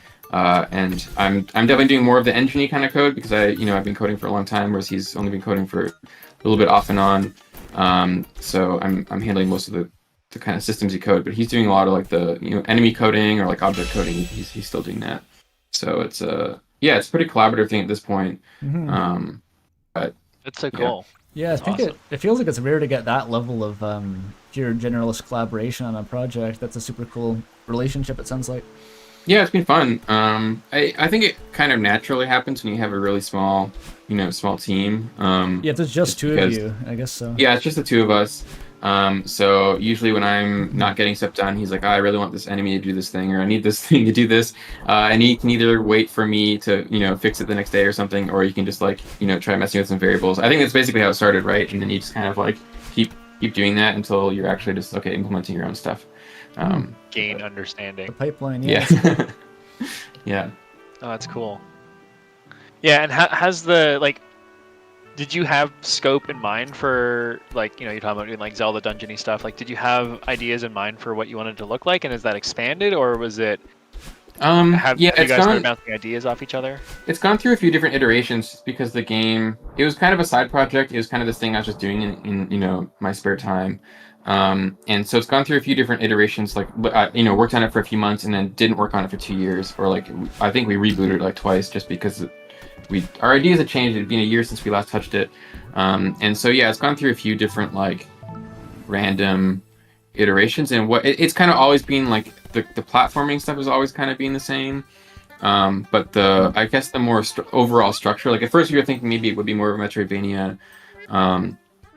And then as we kind of we're working on stuff, we had the ideas kind of just shifted and changed pretty naturally over time until it kind of ended up where it is now, which is definitely the final sort of version of it. But yeah, it was a very organic kind of just exploratory thing. Also, this is a really cool level. It's sick, yeah. Farming. Yeah. Farming simulator. Yeah, that's interesting. That's cool how that kind of evolves. It must be nice to have. I mean, I guess in the context of something like working on something on Earth, like Earthblade, where you have so much pressure from the external, what's the follow-up to Celeste going to be, or what's this going to be, and obviously it sounds like that's kind of what killed that game in the end, was just yeah, it was just tough having that freedom to just be this has relatively fewer expectations on it.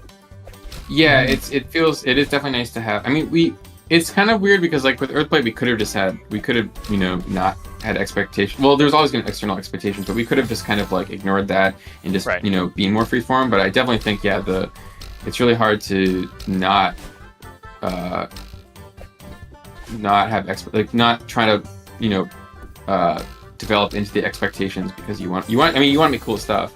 Yeah.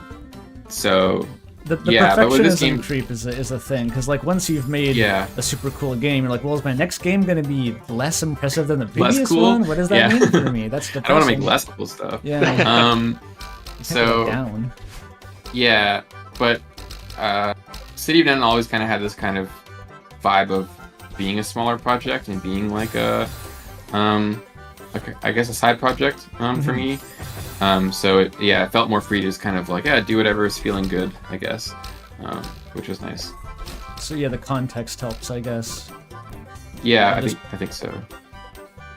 I mean, that's kind of what me and Maddie are trying to do now a bit more. It's just like, okay, like, we tried the big thing and we weren't happy with it and how it was developing. So let's just like now we're just prototyping kind of smaller stuff that is probably closer to the scale of Celeste, but is more just like, just exploring what we find fun to make on a day-to-day basis. Do you guys have any tooling from Earthblade that you're like, oh, like we can reuse this, or like do you try and build games in a way that you have kind of like reusable assets? I know that's kind of very team to team. Some people really don't like doing that. Specific assets, not really, but yeah, I definitely say like infrastructure stuff or like code things. Definitely there's stuff. I mean, I like the lighting system a lot in Earthblade, which it's kind of like a more complicated version of the stuff in Celeste, but just a lot better.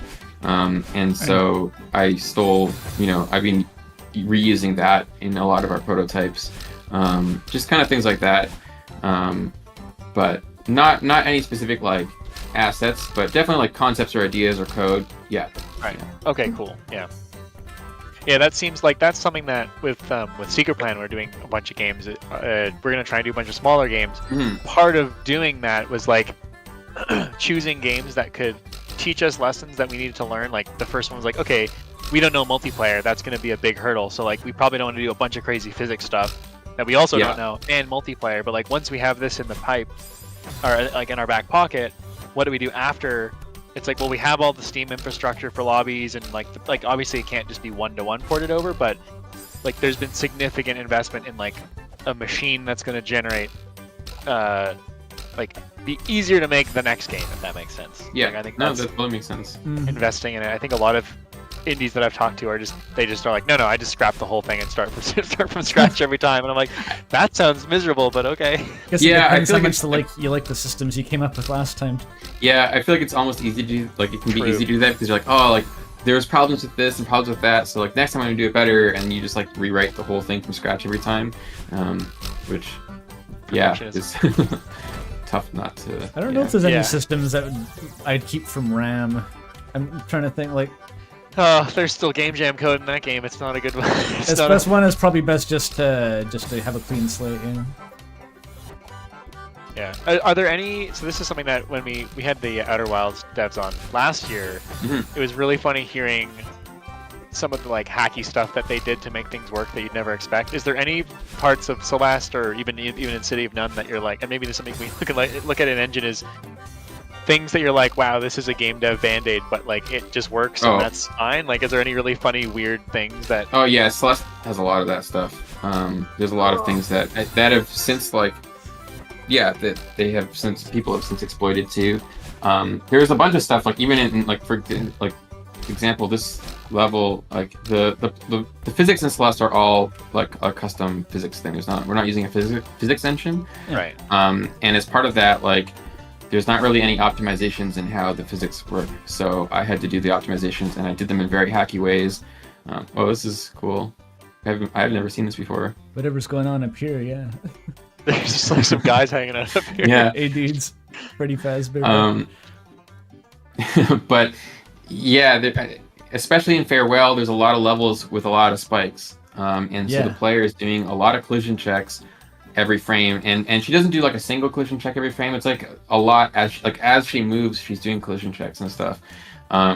So it can be a lot of collision checks every frame against some levels have like thousands of spikes, and they're all unique hitboxes. And I didn't. Oh wow. I didn't code like any kind of like quad like lookup thing or like quad tree or anything. It's just like here's every spike in the level.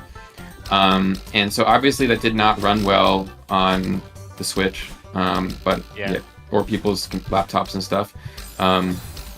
And so to fix that, I just made it so that like every few frames, it cycles through the spikes and like disables them if they're far enough away from the player. So they're like, she only checks spikes that are close to her, but it only does that check. It only updates that every few frames. So you can do really weird things where like it like alternates through the spikes, which ones I don't know how to just explain this exactly without getting super technical, but like it just sweeps through only some spikes every frame and toggles them based if they're close to the player or not. And it's every few frames it does all the spikes.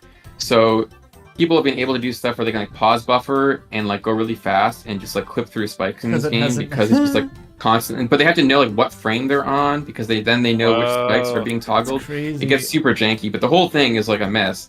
And the reason it's like that is because I was like, I just need to make this go faster, and we don't have much time, so I'm just gonna. What's an easier way to make it go faster is like, okay, just turn off all the spikes that aren't near her every 3 frames. Old school. That's like how NES games would do it. Have like a separate clock every 6 frames. We're gonna check for this because it's too expensive, you know.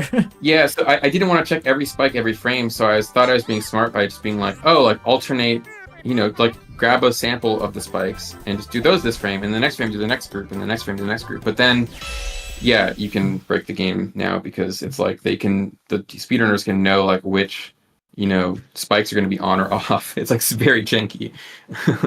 I feel like that's the most beautiful kind of jank though, because it's something that a normal player will probably never ever run into. Like it's actually a very elegant solution to a problem because like you're able to think of it and implement it and it works. But then it gives dedicated players such a fun kind of like gold mine of like, oh, I can figure this out and like exploit it and break it, but like in a way that's just kind of it almost like proves their love to the project, which is so cool. And that's your code review standards. It's like it's allowed to be janky and buggy as long as that bug could manifest in a cool player-friendly way that could be in a speedrun. So. Yeah, totally. Like I'm fine with stuff that's yeah, exactly.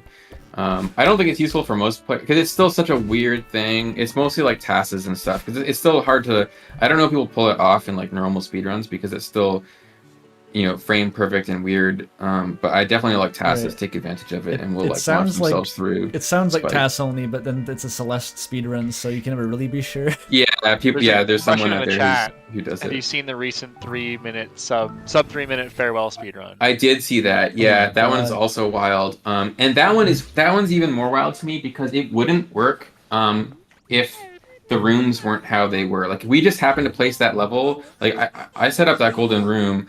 And like we placed it there just randomly. Like it could have been anywhere else, and if we had placed it, just happened to place it anywhere else in the map, it just would not work.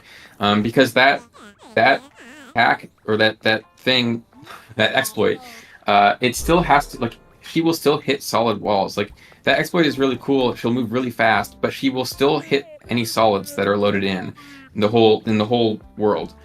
So there's happened to be no rooms in between those 2 rooms that have any solid walls in it, because if there was she would hit that and stop. So it's just like so wild to me that was even like one that you can do that, you can just get infinite speed and do that, but then 2 that you just happen to not have any solids. Like that room just happens to have no solids on the right side, and the golden room happens to have no solids on the left side. So I was just like blown away that like it just lined up like that. Like the chances are so low. But it's awesome. I love it. Do you, when you're making projects now, after having had a game that was obviously so successful with modding and speedrunning, do you think about like, do you find stuff and you're like, you know what, I'll leave that because it's like it's a niche enough thing, or do you think it part of the joy of that comes from the fact that it's something you had no idea about until afterwards? I think a little bit of both. I think some of it definitely comes from, you know, us not knowing, and then there will always be stuff we don't know, right? Like I'm not, there's always going to be bugs and things that you can't know about because it's just impossible to find everything. But yeah, like we definitely try. Like it kind of comes down to what the exploit or bug is like. Like sometimes I think I will notice things and be like, oh, you could break this in this way, and if it feels like something that is like really unfun. Like we did this with the Celeste too. Like there were exploits that were found that we fixed because we decided that they were not fun to do. Like they took away from the speedrun. They made the speedrun worse for everybody. Like nobody enjoyed doing it. and it just made everything worse, then we would fix it. And I mean, like, that, even that is still a subjective thing. Like, there's still probably some people who enjoyed the things we fixed, but we saw it as, like, generally speaking, this is going to be not fun for most people, so we're going to fix this. Well, it's interesting. It's like meta game design, or it's like, this is not game design, but it's like another form of game design. Yeah. That is so you're allowed to cool break be, the game, but as long as it's fun, I think that's so cool. To be aware enough of the game to know like what glitches the speedrunners even will or won't enjoy being part of the route is that's a lot of love and care. Yeah, like, I mean, now I'm not caught up with it now. Like, we haven't done any updates in quite a while, so like now I'm not up to speed on like what, you know, exploits may or may not exist that could be better or worse to fix, because we kind of slowly stopped updating, and I mean that. Like, I think that makes a lot of sense, but, you know, certain decisions are still contentious or whatever. And even the idea of developers, like, game designing around, like, bugs and stuff, like, some speedrunners don't like, because it feels like you are kind of taking away their it's fun. not adversarial anymore. They're not stealing it out of your cold dead hands. Yeah, I mean, it's not, they're not, like, breaking the game with the developers coming in and being like, yeah, we like that you can break it breakage if or whatever. You want. It's okay. So it definitely was contentious sometimes. I think ultimately, it was the right. Obviously, I think it was the right thing for us to do. Yeah. I think you're allowed to think that if you made it. But yeah, it's definitely with not. There's definitely. I definitely can see that we're. Sometimes we would be like taking away someone's fun because it's like, well, yeah, but to us, it ruins this or whatever. So we'll fix it. But yeah, generally our principle was like, oh, if it's cool, then like we'll leave it because it's. I don't know. That's just cool. This level is I think that's beautiful, by the way. Yeah, the art in like, this level is so wild. I think one of the most visually stunning ones for sure. I think I've seen you play this one. Yeah, I've played this one before. I played a lot of the beginner ones. I should be on the intermediate lobby, but I'm derusting. So. But yeah, it's interesting. Like, as someone who's made something that's obviously like very influential, do you find it like?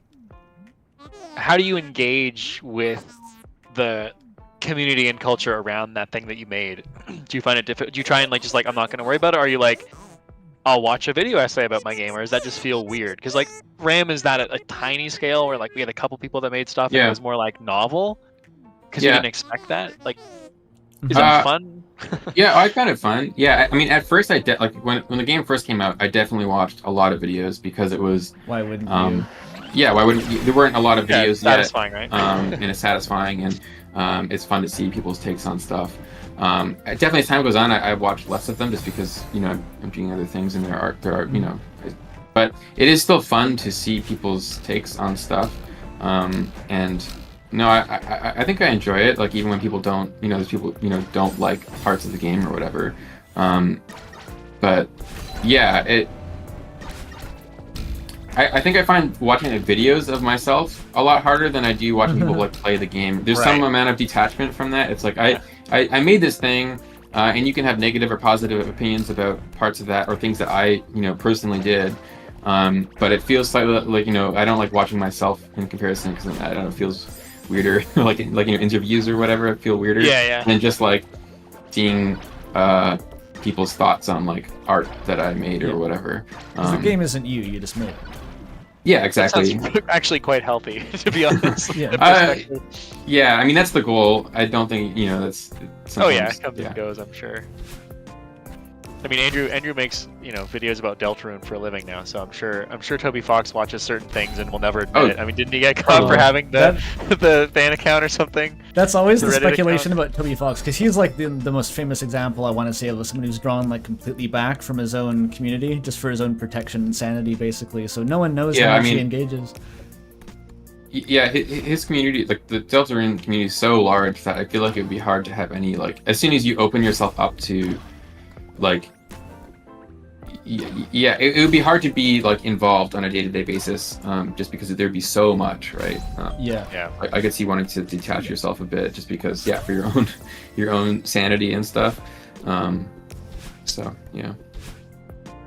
Yeah, it's a fascinating problem to have, to suffer from success. No, totally. Yeah, I mean yeah.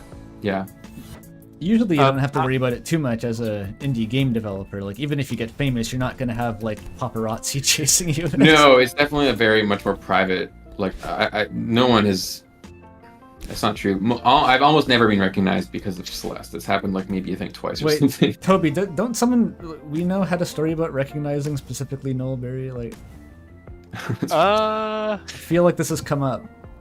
I don't know if I have any, like, I have one about the Among Us devs. Like, I was, like, we had Forrest and Amy come visit, and they were here, and we went to, like, this restaurant out in the middle of, like, not nowhere, but, like, you know, it's, like, a 2-hour drive. It's kind of in the, like, you know, near a wall, like, a big beach.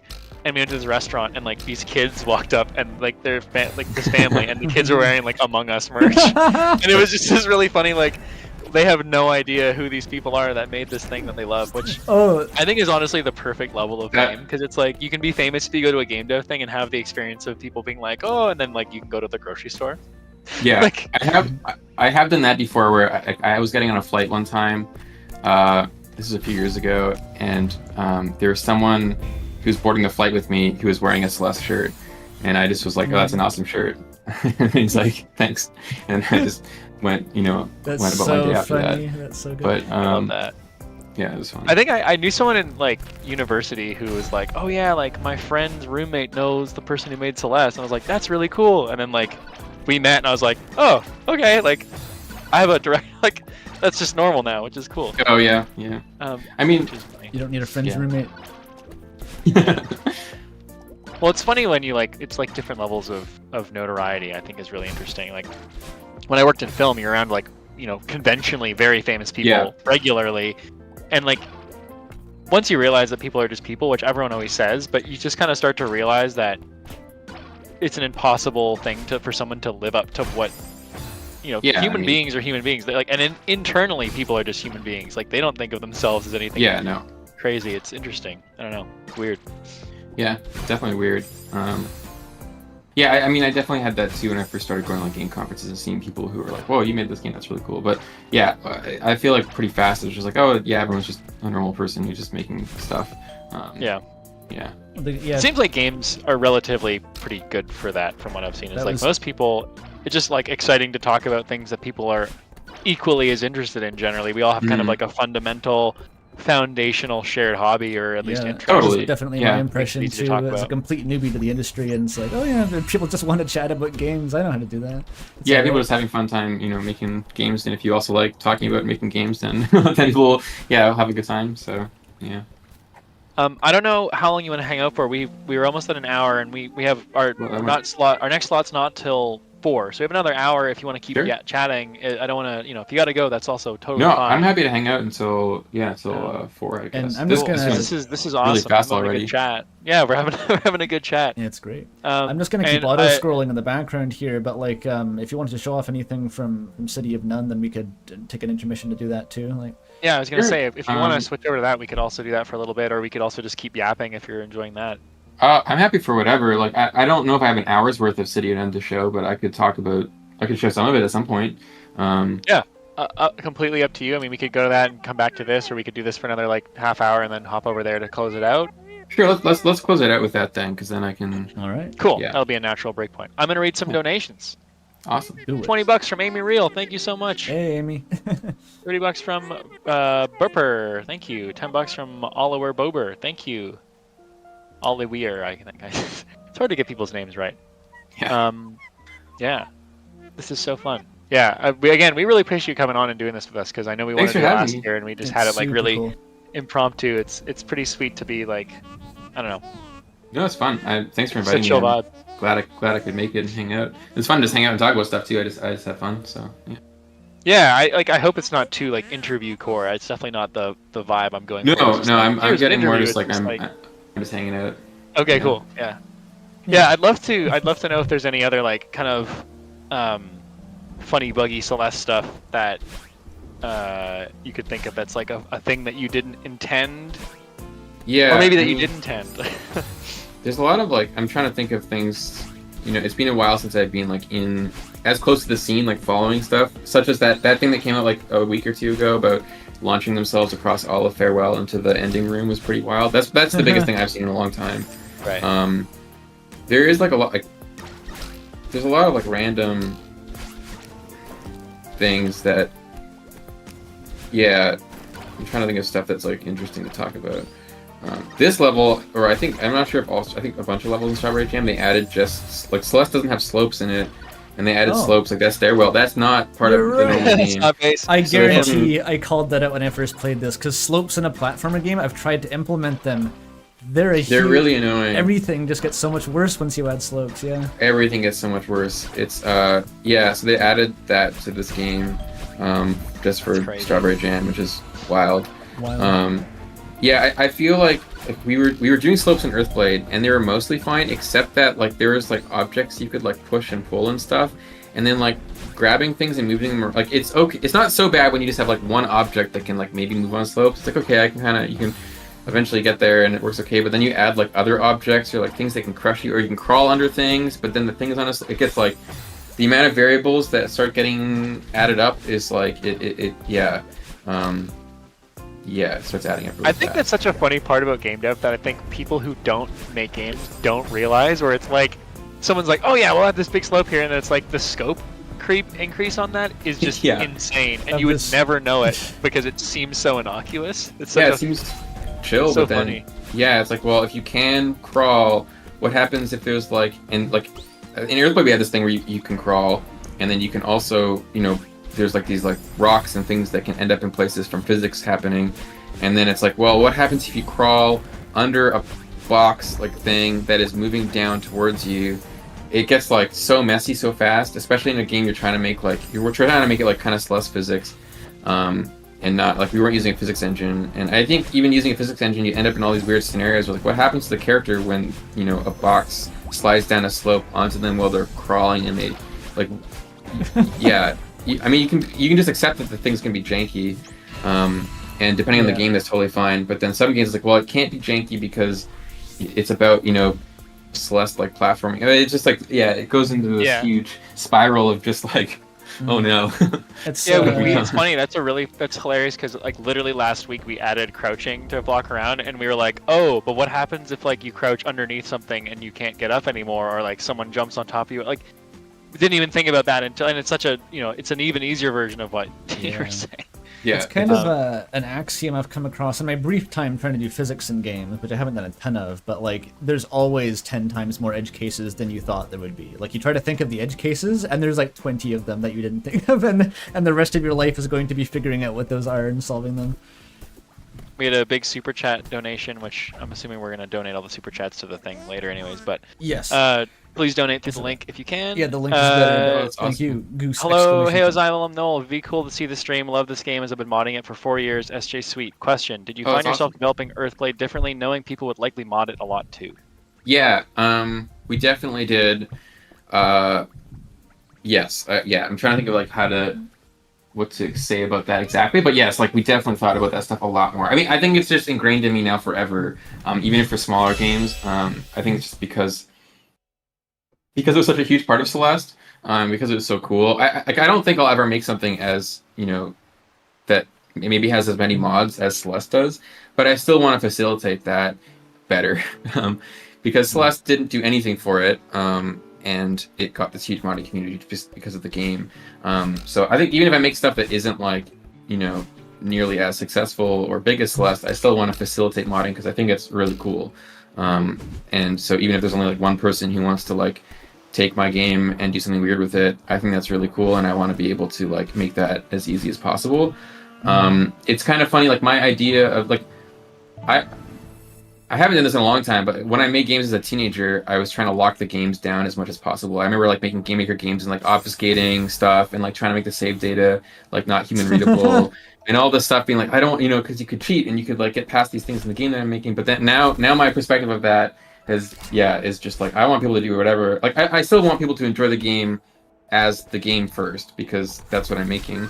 But then I want, like after they played the game and had fun with it, I just want, you want to rip it apart and like add weird stuff to it or do whatever you want or add cool stuff and do fun things. Like I want to facilitate that as much as possible because I think it's awesome. And I have no qualms with like people taking quote unquote my art and doing things to it, like making levels like this or whatever. I think that's awesome. So yeah, my mindset about that has definitely been like, I want to make that as easy as possible with some caveats. Like it's, sometimes you have to make a choice about whether something like you're going to finish the game. Like I'm going to implement this feature and finish the game, or I'm going to spend like another month trying to figure how I could make it as accessible as possible to like mod later. And you just have to be like, well, okay, I can't. I just have to make the thing because I can't. You know, you can't always facilitate just like reasonably because you're trying to actually make a game. So there's sometimes choices where you just have to accept that, like, yeah, this isn't very moddable, but it's fine because I'm making a video game. I need to finish it. But yeah, definitely when I have like, oh, there's like two choices here and one is like more moddable and one's not, I definitely try to pick the more moddable one now, which we'll see how that, I haven't like released a big commercial thing since Celeste, so we'll see how that pans out long term, but that's definitely like I definitely have that ambition, I guess. That's a good ambition. I think there's a couple of really interesting things you said in there, because on the one, like in terms of the modding stuff, I think it's interesting because I think, and then Celeste shows us, and I think a lot of games show this, even like Minecraft and stuff, is that if there's a will, there's a way. Like people will get around your code, and it's better that the game gets made. And then like the almost the fun part for I think some modders is figuring out how to like get through the mess of it. And I think there's like almost like a speedrunner thing where like there's a challenge to it. And yes, I think that's definitely slowly building those tools is like very satisfying. Yeah, like, and I think I saw someone in the chat say like you can't mod a game if the game doesn't exist, and that's definitely true, right? So ultimately, like my goal is to finish stuff, and if it's not moddable, that's unfortunately at least the game's done. But yeah, it's just the idea of like, oh, if it could be moddable, that'd be sweet. So trying to make those decisions where possible. But yeah, I think, ultimately, there will be some amount of like deciphering stuff because yeah, we had to make decisions to finish things, and they're going to be kind of weirdly coded or whatever, and people will have to work around them. But yeah, that's just kind of that. Then it's like you said, it's just like the fun. That's just fun then. To figure out. So I think another thing you said that I thought was really interesting, and I feel like it really that hit with me was like when you're talking about like when you were younger, being like, oh no, I need to obfuscate this, and like that's such not a allow this thing. Is like I feel like that's something that every dev probably goes through at least once, where they're like, well no, like this is the right way to play my game. You must do it this way, and then you learn to let go of that as you realize that like, well, why? Unless you're making like a competitive multiplayer thing, like yeah, there's exceptions. Why hold so tightly to this thing that's we need to install easy anti-cheat so they can't cheat in the RAM skins without unlocking them. Yeah. Especially for single player games. Like, I definitely understand online games. Like if people can like blow up the game however they want, then you ruin it, for other people. And okay, well that's no longer good. But yeah, for any kind of game I make, it's just what the more people can like do cool stuff to the game, then that's just cool. Ideal. And there's no reason to like try to stop people from doing that in my mind. I could see some argument for like, oh, I want people to first play the game as I intended because I designed this experience that I want people to experience. But after that, it's just like, who cares? Honestly, I think you're gonna have a healthier mindset the more you can let go of those controlling impulses over people. Like once you put the game out there, it's just like it's a toy for people to play with. Like, if they want to approach it really seriously, then they can. But a lot of people just aren't going to.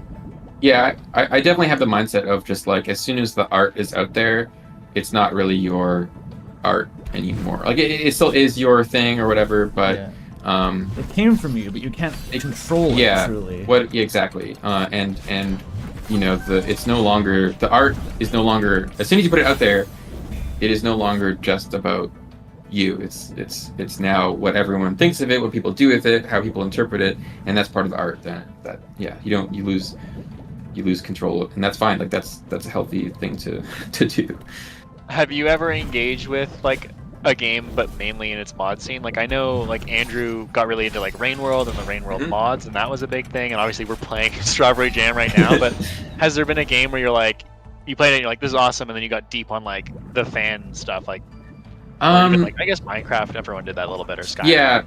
Yeah, I did some stuff with like I think like even Age of Empires when I was like a teenager, but in general not a ton. I think I ended up going down the course of just like making my own games. I just started with GameMaker, so I think I had ambitions to kind of mod stuff, and like I want to make something like that too, and that was just the end result of that was like, well, GameMaker, I'll just get that. and do that. And so I definitely made hacks of other games. Like I did like Link to the Past. Yeah, Link's was it Link's Awakening? I think Link's Awakening, like the stuff I was doing, where I was going on Spider's Resource and ripping the sprites, and just I guess it was a combo of like Link's Awakening, Link to the Past kind of sprites, and I was like making my own literal Zelda game, just shittier. Yeah. That's why wouldn't you want to do that? But that still wasn't a mod so much as just me like re-implementing that stuff in GameMaker, because I was like, well, I know how to do stuff in GameMaker and I want to make a Zelda game, so So did you ever like interface with other mods for games? Like would you have like gotten into a game and then like gotten into like the existing mod community of like, oh, I'm gonna like download mods and play this game modded? Was that ever a thing? I've done that a little bit for like randomizers and stuff, which I also haven't played a lot, but like things like Link's Awakening or like Link to the Past, like randomizer. I've done that stuff. I've honestly done that stuff mostly for older games. I haven't done it as much for like I haven't done it for like Hollow Knight and stuff. Maddie was doing that for a little bit, so she was doing like a Hollow Knight randomizer, which she got really into, and so I guess I was hanging out and watching that kind of stuff. But I personally have not done a lot. I think I've watched more streamers and hung out with friends who are playing those things than I actually have personally. But definitely for older games a bit, and yeah, I'm trying to think of like specific games I've done it with. But yeah, I feel like for me, I've always just like had, since I've been making games in GameMaker and stuff since I was 13, 14. I feel like my outlet for that stuff was always just kind of not necessarily my own games, but just in like GameMaker or RPG Maker, rather than like modding existing stuff, just because of where I was at.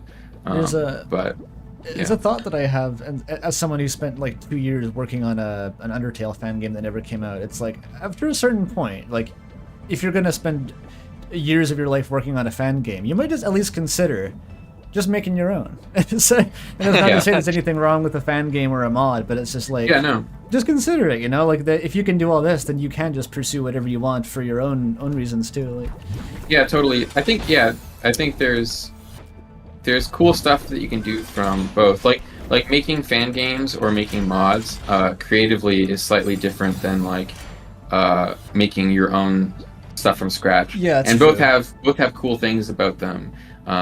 It like making mods gives you the certain freedom to do stuff that's fun with the existing IP that you couldn't do if you were just making your own game from scratch. Like you can't like I think of like the ROM hacks from like all the Mario ROM hacks, and people do really fun things with that because it's the Mario IP, and you couldn't do that if you made your own game.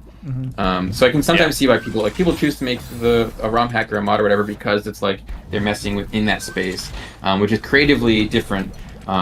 For me, I've always found it more fun to do my own stuff, but that's just what I find exciting. I could see someone who's like, oh, I'm excited about for some reason making Mario in whatever. If you legitimately are like that excited about the source material, then of course that's what's going to power you through that. Yeah. So I totally understand that. Like I'm on the same page with you though. Like if I spend like years on something, I want it to be my thing just because I find that fun.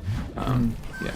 I mean, that was one of the topics of like we kind of like did like a combo video / RAM devlog when we were kind of almost done it, where we called it Great Artist Steal. I don't know if I sent that to you or not, but a lot of it was kind of the conceit of like, here's all the stuff that we took heavy inspiration from, and here's the stuff that we were inspired, like Hades we were inspired by, and Hades was inspired by Slay the Spire, and like here's the lineage of these ideas.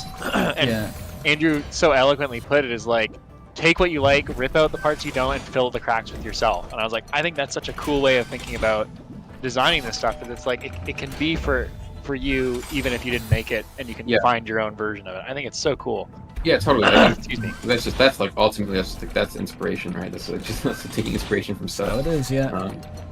I just feel like so often in like the modern internet discourse and culture, like people stress out about I think that people stuff, almost need originality. permission to like feel comfortable being like, oh, like this is not my idea. It's like, that's okay. Like you should just steal some stuff, because the people who made the stuff you're stealing also stole it, probably. Like and your own version of it will like make a new. it'll just be new anyways, because it can't be the same. Like I think if you gave Totally, two game teams the same idea, they would make them completely different games. Yeah, I mean, I think that's a game as jam. Right? Yeah. As soon as it's you making it, it's just going to become a different thing because you're going to make different choices and different. Yeah, totally. I agree with that. I do think people will, worry about that stuff too much. And the only time you should worry about it is if you're like, I don't know, getting so close to the source material that you're like copying like frame data or something. You know what I mean? Like if you're just like, but if you're not, literally, taking videos of the source material and trying to recreate it, then I think you're fine because you're going to end up somewhere different with your thing because it's you making it and you're a different person. If you have like any creative impulse at all, then you're gonna have stuff that you just think is cool and you want to do for your own reasons, and that's gonna set it apart. Yeah, totally. In terms of like creative direction, because like we're kind of on that topic, something that like when Andrew and I were making RAM, we had a lot of, and we talked about this earlier when we were talking to Caitlin too, a lot of like creative friction that made the game better. And one of my favorite documentaries is about game development is Developing Hell, where it follows the Hades team, and they all are talking about how like individually they would have made such different projects than what ended up being Hades, and the fact that they were together, they made this thing that none of them would have made individually, because like, one of them would have just made, like Darren would have just made an album, and like, there would have just been a book, or there would have been, you need all these things. Like, do you find in the context of like working with your brother or working with Maddie and like the team on Celeste and stuff, do you feel like there has been like a really healthy balance of like creative friction where you're like disagreeing but finding like a gem inside that, or like everyone's pulling their own inspirations from what their interests are? Like obviously that's going to happen no matter what, but I think so. I don't remember as much like creative, like where we actually had like strong disagreements about creative decisions, but we definitely had things where people are just kind of doing the thing, like they take ownership over something and kind of just do that thing, and everyone is happy to be like, well, you're doing that thing, and I trust you, and you take that where you thought was cool. And there's discussions, obviously, like we'll have conversations about those things, but like I definitely feel like everyone was very comfortable with like, you know what you're doing, and like having that trust is huge. So I think that's that's part of it, right? I think Andrew and I like had a similar where even if we never like disagreed like vehemently, but it was always like you trust the other person is coming from a place, or like will go and do the thing better than you can do it, or like they'd be more involved in it, I guess. Yeah, and I feel like even where there's like stronger disagreement, like creative disagreements, it still feels like you trust the other person enough to be like, okay, well, I don't see the vision here yet, but like let's try it because I trust you to, I think you're good at this stuff, so I'll trust you and we'll try it. And then if it's still feeling weird after that, then we can talk about it more. And usually you find some kind of common ground to like land on, I think. I don't remember any discussions where it was just like, we just like. I can't think of things in Celeste where I'm just like still like to this day, I'm upset that it ended up like this or something. You know what I mean? Like it felt like everything kind lost of the argument. Yeah, exactly. Like I feel like everything kind of landed eventually. Interesting. Yeah. I think that's something that I find. It seems like there is some consistency with that, with like the. I think in indie space generally, because I think it's a lot more driven by like a shared vision than a lot of like you're working in like a 100-person company and you don't really have a say and you might disagree, but you're like, well, this is the word, so. Yeah, I mean, in a team of 100 people, it's like I feel like it's harder to have that collaborative thing happening, because if you had 100 people all trying to take control over things, then it would be very hard to like. You have to have people who, like in a smaller team, you can have more people kind of being like, collaboratively working on stuff. Where in a bigger team, holding the vision. And a bigger team, like I feel like you can still have, democratically kind of aligned larger teams, but I feel like at the end of the day, you're still going to have like the person who is the art director, and everyone like is making a final call on the art stuff or whatever. Otherwise, someone has to make a call at some point. But, I think that's a very like team to team thing, which I think is pretty cool. Yeah, totally. We have a $20 donation from Aquatail. Thank you. Aquatail is one of our RAM playtesters. And and made the only ran video essay. Hell yeah. Talking about video essays.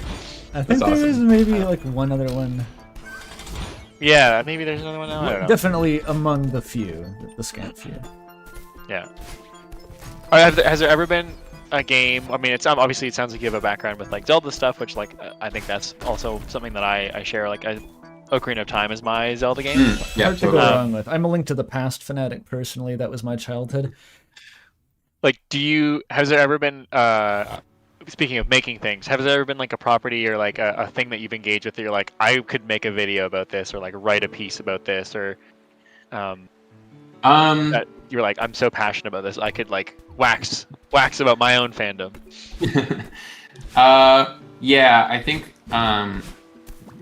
the one I would probably probably Pixel or like Cave Story, Kero Blaster stuff I could get pretty into, which is like, I feel like it's like, yeah, it kind of, for a lot of people, started the kind of indie scene we see, like with Cave Story coming out in like 2004. It was kind of just like before the explosion of the kind of modern, like 2008 with Super Meat Boy and all that stuff. So it feels like, If you predate Super Meat Boy, you're pretty much at the dawn of time there. Yeah, for that, like this kind of like wave of indie stuff. So I feel like that game, and then also Kero Blaster. Like Kero Blaster is the one game that I thought like seriously about speedrunning. I've just been like, this is so fun, and it's not a super long speedrun, and it feels really good to, like, it feels like it'd be awesome to be really good at. I haven't actually done that, but it's like the one game where I was like, maybe I'll try that. But yeah, I don't know about video essay. I don't think I would be a good video essayist. I think it's a skill set that I don't have. That's a tougher sell. Yeah, definitely. Yeah, but it just seems difficult. Yeah, it seems like a lot of work, and a lot of work and stuff I don't know how to do. But it's probably really fun. It sounds really fun. But I don't know. I'd have to learn. It would take a long time to get there, I feel like. Well, yeah. I'm not gonna get offended here. It's like if we asked you if you were gonna make an album, it's like, yeah, I'd have to learn how to play an instrument first, though. Like... Yeah, exactly. Yeah, that's interesting. Do you watch like Summoning Salt and like speedrun? Yeah, totally. Yeah, I do. Yeah. Yeah. I think that's everyone's like ultimate. If you make a game, it's like, I hope one day we get a Summoning Salt video about the world history or the history of Celeste World Records. I'm waiting for the Celeste one. Maybe it'll happen. Was there ever someone who, because I have people like this who are like, if I ever make a game and it gets big, I want it to get played by this one specific person on like YouTube or something? I didn't really have that. No. Yeah, no, I don't think I really had that. Right. I honestly got into like more of that stuff after Celeste came out. Like I don't think I knew tons of like, larger game YouTubers or like Twitch. Like I didn't watch Twitch at all until after Celeste came out, and I kind of it's not entirely true. Like I watched like Games Done Quick and stuff like that. But I wasn't like as aware of the scene. I think Celeste kind of got me into the scene because then when Celeste came out, all these people played it and were talking about it, and I could see streams, and then that got me more into streaming, like watching streams and YouTube stuff in general, just because I was like, oh, people are talking about my thing, and then I find some video about some game I like, or like how the RAM works in like a NES game. That's whoa, that's cool. So yeah, I feel like I went down that rabbit hole kind of after Celeste came out.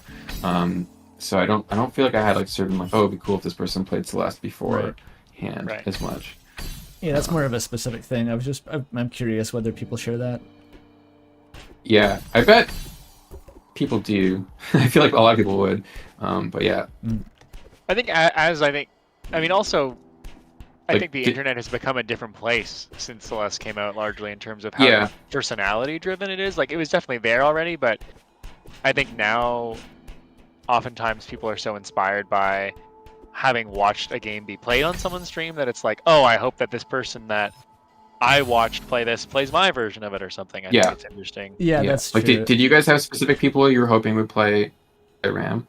Well, it's like if you're it's a roguelike, right? And that has its own kind of can of worms, and like Northern Lion is one of like the big roguelike guys, popularized Isaac to some extent. So like there's a couple of people who it was like confirm your relevance almost in the scene if they acknowledged you.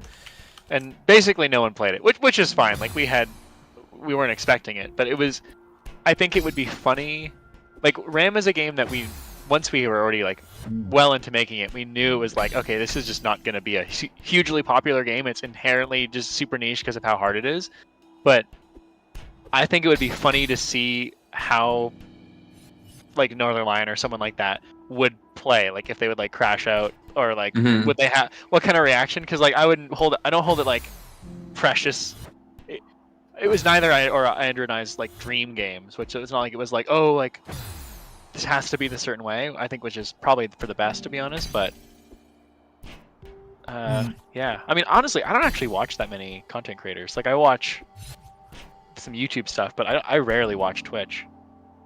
Like I think my like, I mean, I don't know what I'd describe it as, like my like fast food or like my sweet tooth is like Destiny. Like I play Destiny 2 quite a lot, so like I'll watch Destiny 2 content creators, and that's like none of them are gonna play RAM. It's like that's fine. I'm watching like damage rotation videos and stuff. Yeah, no, that makes sense. Yeah, I watch like I would watch like Melee or Super Smash Bros. Like oh hell yeah, tournaments and stuff like that. And it's the kind of same like I guess a few of them have played Celeste, but not as like not the same thing. But like, do you ever think about this? I forget. This is something I would talk to when I was like new actors and stuff. And this is like one of those weird like relative fame things where, do you ever think like you could probably like DM HBox and be like, hey, like I'd love to come like hang out and chat like Melee, and like he would probably be super stoked on that, or not. But like, does that type of like oh, I have this reach come into your head where you're like, oh, I could do this thing if I wanted to, or is that just like your perspective as a human? Definitely a little bit. I think I'm not like, I think personality, like my personality is not one to go do that much, just because I'm a pretty like I'm somewhat introverted kind of personality. Yeah. Right. So there have been moments like I have talked to Smash Bros players that are quite prominent because of Celeste, and even talked about playing Smash Bros with them and stuff and getting destroyed by them. But yeah, it's that has happened, but kind of closer when Celeste came out, not as much now. And I do think that'd be really cool, but more if it just happens. Or I don't think I've ever like DM'd someone being like, I don't know, it's like I'm this person. Yeah, it feels weird. Yeah. These are my feels kind of strange. If it's like organic and we're both like talking in like in a public forum or something, or run into them in real life at an event, then sure. But yeah, I feel weirder about. I don't know. I don't think there's anything wrong with it. I'm just. I totally get what you mean. It's like, definitely a different I'm like, vibe. yeah, I think I feel the same. Yeah, I'm just. I don't know. Yeah, I think it's just my personality. Fair. I think I would probably. I don't know. Yeah. I consider myself an extrovert. I still think it would be like the cold call could be strange. Yeah, It's also I don't think there's anything wrong to do that. Like because a lot. I'm sure those people are like just excited about your stuff as you are about their stuff. But like, it's just like I don't know. I'm not that kind of person. Yeah. There's kind of an asymmetry to it too, because you picture it's always like the content creator has to go and suck up to like the game dev to like. I think it's the opposite. Oh no, it is. No, I totally forgot how reality worked for a second. Disregard me. There's a bit of that too. Like especially if it's a content creator kind of person, it's like it's their job. And so like if there's people in the industry who I know who I want to reach out to, that's a bit more normal because it's like, oh, we're both game developers, we're both talking about this thing, I want to talk to you about this, and I want to reach out about that or whatever. But if it's someone whose like literal job is to make YouTube videos or make Twitch streams and stuff, it feels a little bit weird to be like then I'm like, I don't know, like anything I propose is like for them, there's kind of there's another layer to that for sure. Yeah, and I don't want to. I totally agree with that because like I've definitely reached out to people that I'm like, oh, we have mutuals now, or like this specific thing or whatever. Like, yeah, interesting. Yeah, it's a funny thing. How much longer is this stage, Andrew? I have no idea. I'm stuck here forever. It's very hard. Actually. Well, this is hard. We can switch over to City of None now if we want. Sure. Yeah, if we'll there's have to like rearrange the camera stuff, I will. Sure.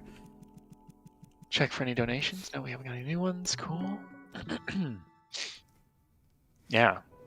So you made your own engine for this, right? This is your own. Yeah, I guess what is really cool. Should I just open the game, or should I? I don't know. I feel like coding on stream is probably not not that exciting. So yeah, I mean maybe I'll just launch the game. Yeah, I think whatever's like visually interesting could be cool, and then also, I mean, I'd be interested to see like what your environment looks like, just because I don't really have context for that. Like I'm so used to like an IDE or like Godot, like an editor. Yeah, I'm actually pretty curious about that. Let me see if I can. We have done coding streams. Like we did. Andrew did do like writing I did a Rambot live on stream as an experiment. It does work. It's super exhausting to code with an audience. There's no downtime. Yeah, I'm not going to actually code. It would mostly be like if you want to look at random the stuff. code. Yeah. Yeah, exactly. I'm not going to like live stream code. I guess I will share. I guess I'll wait in Discord. I guess I can like share my window. Yeah. So wait, I'll stop watching. Make sure there's nothing. Make sure there's nothing you don't want anything shown on. Yeah. On the internet. I'll close all my DMs and how do I share my screen? Share it. I don't know what would this should do? just be in the middle of the call. There's like the little share your screen button, and then you can go to entire screen. Yeah, I just wanted to make sure. Oh, there you go. Yeah. I have I have two monitors, so one monitor has the game. I just want to make sure I could actually it would select like the reconfigure this. Okay, just give it a second here while we get the let's face nix cams the fixed. maybe the small face. Maybe I can get all of them. Do we have a third screen share camera? Apparently there's a screen share camera, but it's not on the right window yet. Oh, this is cool. Oh, it's like my face is gone now or whatever. Ooh. Yeah, like we're literally just like OBS as like an extra viewport on the the Discord. This is the best solution we found for this. No, that's I don't know how else I would do it. That makes the most sense. Okay. We have eyes on the game. Not bad.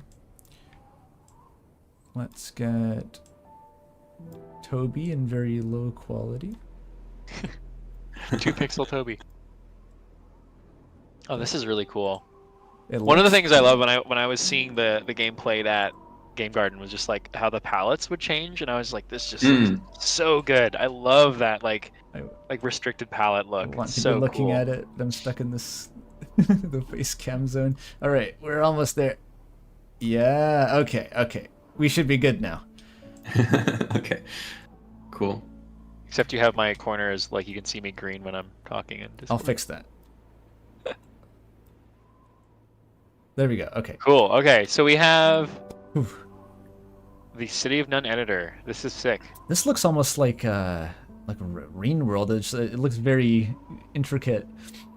Yeah, it's kind of this slow. I mean, I've been working this game off and on for a while, so it's kind of this slow development into something. I don't know, into this tool. Mm-hmm. It's not that complicated. It's basically like the editor is just the map editor. There's no all the other editing stuff happens just in text files and stuff. Right. So this is the only like GUI element of it, which is like the room editor, and I can like go between different rooms, and then there's like actors and stuff I can click on. Wow, that's cool.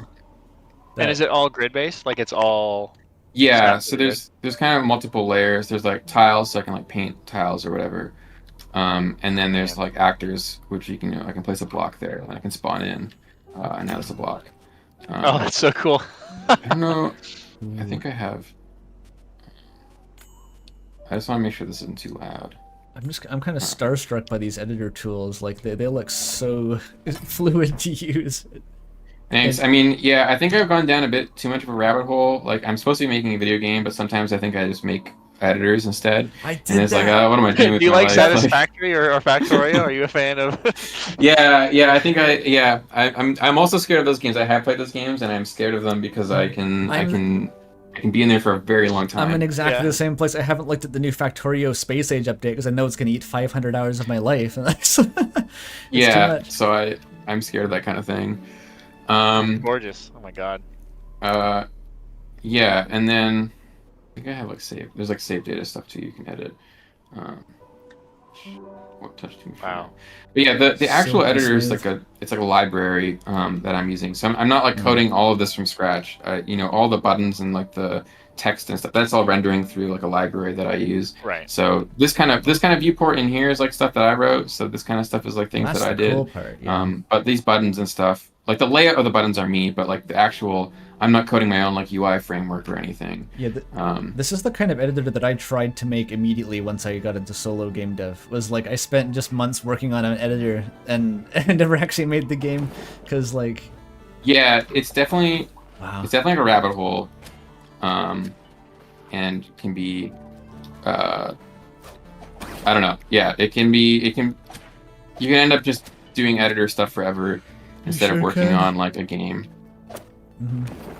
So I have a question about designing a game like this, because with RAM, you had like, we had arenas, and we actually had someone who did level design more than Andrew and I did. I mean, I did a few, but with that, it was very much, you could just make the game, play it, and see if it's fun. When you're designing puzzles or areas or like sequences, like you probably know how to do this because you've probably done it 1,000 times. But how do you actually like come up with like, okay, here's the space that I want someone to traverse, and here's the like sequence of like locks and keys and stuff? Like, is that something you've mapped out on paper, or is it like, you just have the skill set now to be able to just do it instinctively?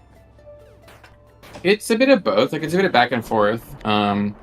I find that like the way we generally do it is you kind of have a Maddie actually has a really good talk on this about kind of designing levels and stuff like that. But yeah, you kind of have like this narrative in your head about how things should happen. And by narrative, I don't mean like, literal story, but like a narrative of like what the flow through the level is supposed to feel like.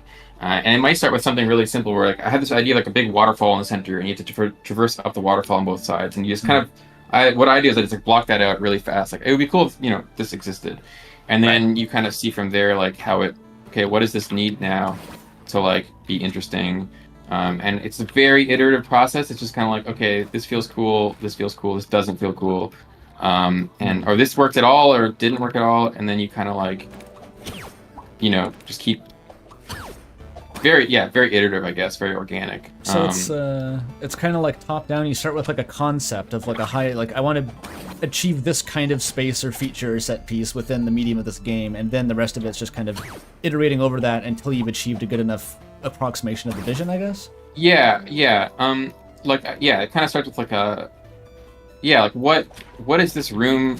I guess there's different layers, but like in Celeste and in this game, it's like what is the whole area? Like, what's the narrative of this area? And then after that, like, what's the narrative of this room? And then what's the narrative of, like, this moment in the game? So, like, oh, you have, like, the story of this part is something. You want the player to get from here to here and have this happen. And then each room is like, well, what happens in this room that makes it interesting and kind of plays into the larger part? And then in that room is like, what happens to this jump? Like, what make this jump interesting or whatever? And you kind of, like, this fine-grained, like, layers of, like, and yeah, to me, I don't know if I'm explaining this well at all, but to me, this is very organic of just like each part of those is like a little step, and you're just kind of seeing like what each little step is about. So when you're designing, like, obviously we're gonna get a little fight here, but like, what is the do you have like almost like a mental iteration budget? Like, I know I'm gonna make this area 3 times or whatever. Like, you get up there, like you get into that room where you have like the gears, and you have to like get up top of the waterfall, hit the gear to open the door and get through before it closes again, which was at the top of that vertical room. Like, how many? Are you just gray boxing that, or are you like, obviously there's a lot of detail of like, you have the background and there's art there and there's the crates in the background, like. You're not going to add that until you've already made the puzzle, I'm assuming, or do you need some of that set dressing to like give yourself a vibe? There's some of that's a vibe, like definitely, like because I think because of the kind of game this is too, like we can kind of do some of that dressing as we're making it. But yeah, no, the rooms start more off. I don't know if I have any examples. This is the first area, so it's kind of done. But yeah, there's rooms that start off more kind of just bare bones, like over here we're kind of talking about like random stuff, and like this room, doesn't have anything in it yet. It's just like an empty looking room. Eventually we'll add art to it, but right now it's just kind of like the blocking it out, like what this could feel like, and then later on, like when we're happier with this, we start adding like more details and stuff. Oh, looks so cool. Whoa. But like when it starts, it's just like, okay, this is just kind of and sometimes we go too early, like actually this central kind of hub area, we kind of detailed a bunch of it, and now we're not happy with this part of it, so we're gonna have to like refactor this, and that means probably throwing out the detailing we did do on it. But that's just the iterative nature of it, I guess. And how much, so like, obviously in area 1 there's like crates and scaffolding in the background. How much of that stuff gets made bespoke for each area or each room versus like Oh, I know we're gonna need boxes, so I'll just make like 5 boxes, and then those are gonna be the same and across every area with pallet swap. Yeah, it gets kind of. Yeah, it depends. Honestly, it depends. Yeah, well, I'm sure these are very broad questions. Yeah, I'm to trying to answer. not to use reuse stuff as much as possible. Like I want unique stuff in each area. Like Celeste, there's like unique mechanics in each kind of chapter. This doesn't have chapters the same way Celeste does, but it still has areas kind of like Celeste does. And so yeah, I definitely just thinking about like what I don't want. Like you don't want a mechanic to like overstay its welcome. So you want it to be interesting and have interesting stuff you can do, but you don't want it to become so repetitive and boring. Like as soon as the person's like, well, I've done, I've pushed this crate like 8 times, and now I'm in another room where I pushed the crate over here. Like that's not, you don't want it to overstay its welcome. So yeah, there's moments where we do have this kind of generic block, and it can be used for a bunch of different things. You can hit it to push it. It can be like There's the one where it was on the weight where you like hit it, you hit the. Yeah, and like we have different size ones. So like this one, oh sorry, that's not gonna load. This one's like on a rope or whatever. So there's different scenarios where like reuse the block and stuff like that. But I don't want it to be like the same block over and over again for the same thing. So yeah, like this area has these gears, and you can hit them and stuff. And the swamp has a few of them, but like we try to find other things for them to do, just because. Yeah, so it's a case by case thing for sure. And then sometimes it's like the swamp has unique stuff to the swamp, so you can like reuse some of these mechanics, but because you're reusing them mixed in with new stuff, it feels different. And so yeah, it's definitely a case by case. But the main goal is like not for stuff to overstay its welcome, and I think that also speaks to kind of the size of the game. Like the game I'm hoping that it's basically exactly the size that the mechanics allow, if that makes sense. Like I don't want to add more stuff to make the game bigger when there aren't the mechanics to like support it. if that makes sense. Yeah. That's really cool. I like that mentality of it's big enough to the mechanics. Yeah. Something that I asked you when I saw this for the first time in person, and there's actually a question in chat, someone saying, I'm so curious how much of this is static sprites and how much is more complicated stuff getting simulated and rendered and put through a shader or something. Yeah. Your process for that, because I remember specifically like the little health orbs, I was like, those look so juicy. Are they, is that a warp shader, or are you manually animating them? And they're animated, right? I need to see one of these health orbs. Yeah, so these health orbs, they are not a sprite. I do quite a bit of dynamic pixely drawing. So they're just circles, but they squish kind of both ways. Like they kind of do a bit of like, they squish themselves, and they move slowly, but they move at like floating points. And the combination of that, like when you move at floating point positions, but you're rendering to like a pixel buffer, right? It just ends up like that, where it's just like the noise in how the whatever the shader that's drawing it to the screen ultimately is doing, there's like rounding errors, and it just makes it wobbly like that, as you like kind of slowly move them around within like sub-pixel movement basically. It's like and the walls in Mario 64. Yeah. And so it just makes stuff like round weirdly, and that's like a lot of the kind of interesting effects like that are like these lights being kind of glowy like that, or it's like the same thing, where I can like, what's that? Just like really harshly quantizing it to a pixel grid and keeping in all the aliasing makes this. Oh, and so it's dynamically sticking together. That's so cool. I was going to ask about that. Is that like its own prop, or are they? It just knows it's in proximity and it can. Yeah, it's a shader kind of happening. So it's a really simple shader too. It's just drawing a gradient over the screen, and then when it rounds it to when it rounds it into the shader, into the palette, it has to pick a color because it's like dividing into only 4 possible colors. So if you have a gradient, like a smooth gradient, it's gonna end up. I can't quite show the gradient over here. I wish I could show the gradient here. Actually, this one I could. Yeah, you can see it's. I don't know how well you can see that, but it's like drawing just a gradient around it. This is what it's actually drawing, and this is how it ends up. So it just like happens to kind of like do that. I think I could take a screenshot, a black and white screenshot, and then. Oh wait, no, this applied the effect already, so it doesn't show it. But this is fortunate. Okay, well that didn't work, but no, I think I get what you mean though. That's very, very cool. Yeah. So it's a really simple. There's almost nothing like magic happening. Well, there is magic happening, but it's very, very simple. It's just like it's drawing a gradient, and because it's being snapped to a palette of only 4 colors, it just does that effect. Yeah. Just The by best itself. magic is It's simple. emergent. And I saw those the chains in the background were wiggling. I'm assuming those are like dynamically simulated too. In the other Yeah, I area? think this whole object. I think if I run by it, like if I move myself down here, and like it does a little bit. Oh, it's really slow.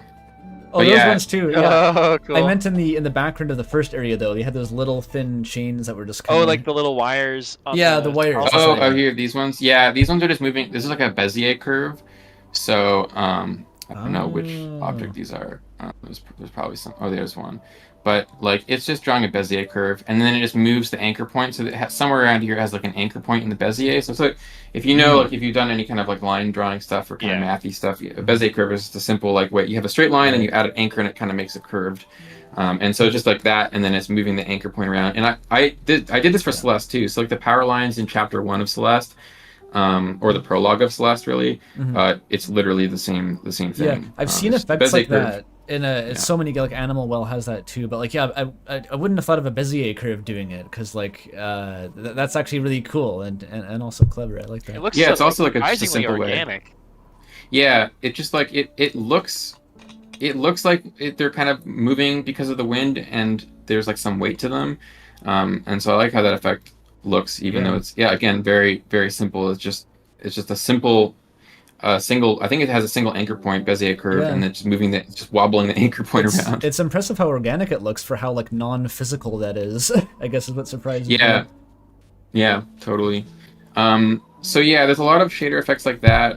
I'd say a lot of it is sprites though. Trying to think like where, like you can kind of, I feel like you can kind of tell what, like, so like these orbs are not sprites, the power lines are not sprites, they're drawn. The water is like drawn, but all this stuff like around in the rest of the area are all like sprites that are just drawn. What about the waterfalls? I remember you mentioned the waterfalls. We talked about that when we were at Game Garden. Yeah, those are really simple sliding. too. I wonder if I have any that are in the foreground. So that's in the background. Oh, this one's in the foreground. But this is just like, I'm just gonna kill the enemies. This is just like a bunch of rectangles being drawn, and they just loop the rectangle. So I'm just drawing like I don't know, 50 rectangles with an alpha on them. So that's why they have like, you can kind of see through them. Yeah. And so it's just drawing like a bunch of rectangles, and they loop. So you can probably see the loop at some point. I'm really bad at like finding it, but they will just repeat after a while. It's basically an array of rectangles that's just like moving from the top to the bottom, and when they get to the bottom, they go back to the top. And that's classic the entirety of the water. Did you hard code the array, or is it just randomly populated? It's randomly populated, and actually it's not like, if we get really into the specifics of it, it's not actually an array. It's like you just using a for loop, and then using like a random number generator that's seeded for each like interval of the for loop. So it's like it's generating the array kind of on the fly on the stack instead of I can like kind of actually picture creating an it, array. but there's like a fixed number before it loops is the point. Yeah, it's like, oh, there's 54 loops, and each for loop has a RNG that's unique to that loop. That's cool. And so that just Every waterfall unique, or your money back. Yeah, exactly. That's sick. And in terms of like the code base, like, are you like, you have like a state machine for your character controller? Do you like using state machines? Yeah. I don't know how much you want to get into the code and stuff, but it's all C#. And so the player, the player has like a state machine. I don't know where their states are. Yeah, here's all their states. They don't have a ton of states, but each weapon is also kind of a state. So there's like kind of like all the default states, and then the weapon is kind of like also like a many state. Like it has a bunch of states in it for each. Right. So there's a bunch of different items in the game that I can give myself. And then each one of those is like its own, like when you use one of them, it's also its own like state or whatever. Oh yeah, gotta have a drill. Hell yeah. We love a drill. Oh, that's cool. Yeah, I like that. That's like relatively still simple. Like not grub? simple, like elegant. Yeah, the I need to know what the grub does. You can kind of take them out, and you can. It's like Kirby. Ye old Minish cap gust jar. Yeah, it's kind of. Oh yeah, it's kind of like that for sure. There's like swamp in the. Oh, I lost. It's better though because it's a grub up. it can like suck up this kind of stuff. I love the grub. And eventually, if you suck up Adorable. enough stuff, it like gets big. Turbo and then you can, grub. like, jump on it. Yo, that's awesome. I'm in love. It's my favorite item. Turbo grub. I'm supposed to be able to pick it up too. I don't know why something broke just now, where I can't pick it up for some reason. That's I think the joy I of think the I broke stream, is something we get to recently. watch. We get to watch anyways, devs break their game. Yeah. Inevitably. Chat loves the grub. Sweet. Yeah. I love the grub too. I'm excited Here comes for the grub, says chat. Grub it Yeah. up. It's awesome. Do you ever add anything in your games purely because it's funny, or like it's like just because it's too cute not to? If that makes sense. Definitely, yeah. I'm having a hard time immediately coming up with examples, but yeah, no. I mean, the grub is definitely one. It's not. Yeah. It's not a super complicated mechanic, but I think it's just like a fun. There's a lot of random stuff that happens with the grub, and I think it's just kind of fun. Yeah. That's Are you going to be doing like a public demo for this, or is it more just like one day you'll release it, shadow drop, and it'll be whoa? We're not sure yet. We'll definitely do there's not a Steam page yet. At some point, Yeah. we'll do a Steam page pretty soon. But yeah, I don't know. I think a demo could be really cool. Kind of like we had a demo for Game Garden, so I think the demo up to the Game Garden part could be kind of cool. Which is almost like what I was gonna get you guys to play. But we just messed up the start of it a bunch recently. And I was like, oh, it's kind of in this state. It's kind of like in this in-between state where we have some ideas about how we wanted to change the intro and fix it. And then it's like halfway there right now. And I was like, I think honestly yeah. it worked out really well, because I think we ended up having a good chat, and like seeing this gives like really good context, because I'm sure when it comes out, Andrew will play it on stream, and then having the context for it will just make it that much more engaging. Yeah, I think that would be cool. Yeah, this really is cool. this definitely satisfies the curiosity they had going in. It's like, what is a Link to the Past platform, or not Link to the Past, Link's Awakening platform? Yeah, it's this. I yeah. get it. Yeah, so there's kind of like, I'm not sure. We just changed this stuff. I need to figure it out. Train state. I think we need to do like 4. Yeah, we have like this map. So this is kind of like this is why it's not really a Metroidvania, because you have these different areas, and then you have like a map. That you can kind of cool go map. around and travel to different places or whatever. And so this Everything's is so where it's juicy. Oh my god. Thanks. All right, I'm gonna have a cutscene there. I think if I do that, and then I think if I just add a bunch of these, it'll show up on the map. How do you when you're doing like dialogue and cutscenes and stuff in a game like this, where I'm assuming like there's nothing insanely elaborate. Maybe there is stuff that's insanely elaborate, but like, what's your tools for like sequencing cutscenes? There's kind of 2. So in Celeste, we just did them all in C#.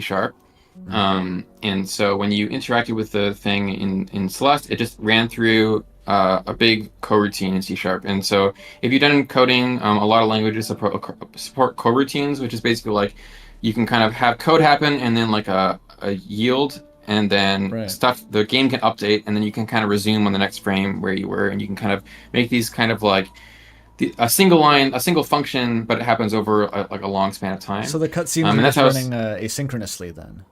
Yeah, they're kind of running asynchronously. Right. And that's how Celeste did all of the cutscenes. And so this game has a mix of that. It has either the cutscenes are like complicated cutscenes where a lot happens. I just felt like we still code them in C# because it's easier.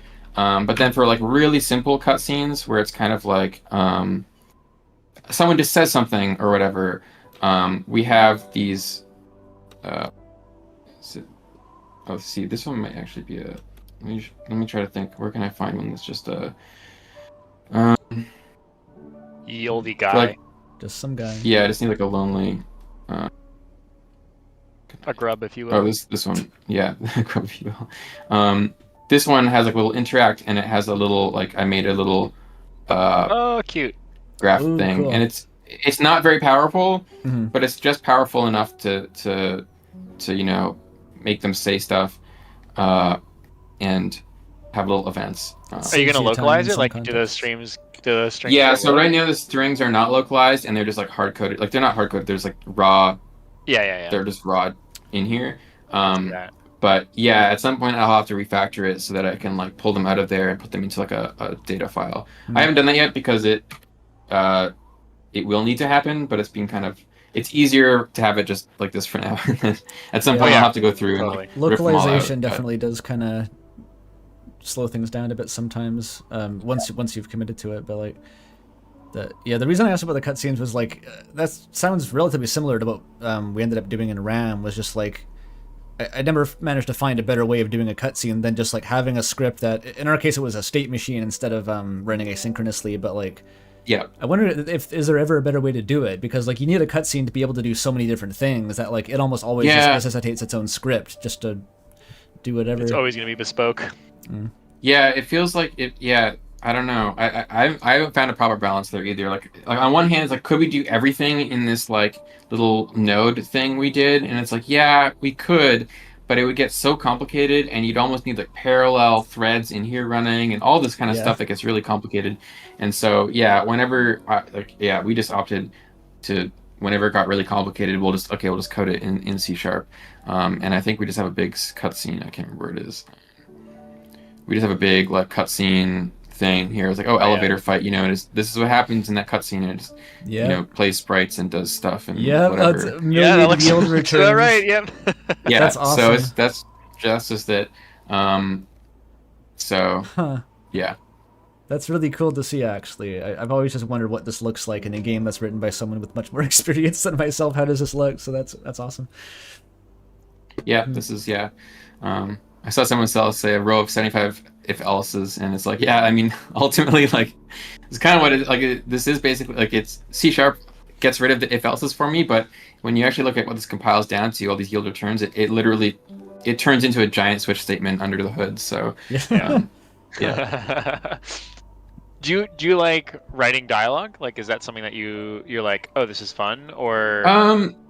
I'm trying to get better at it. It's been a fun like learning process for sure. Celeste, like Maddie wrote all the dialogue, and obviously like I was around for it all, and we talked about what the characters were saying, but she wrote the actual like words that are on the screen.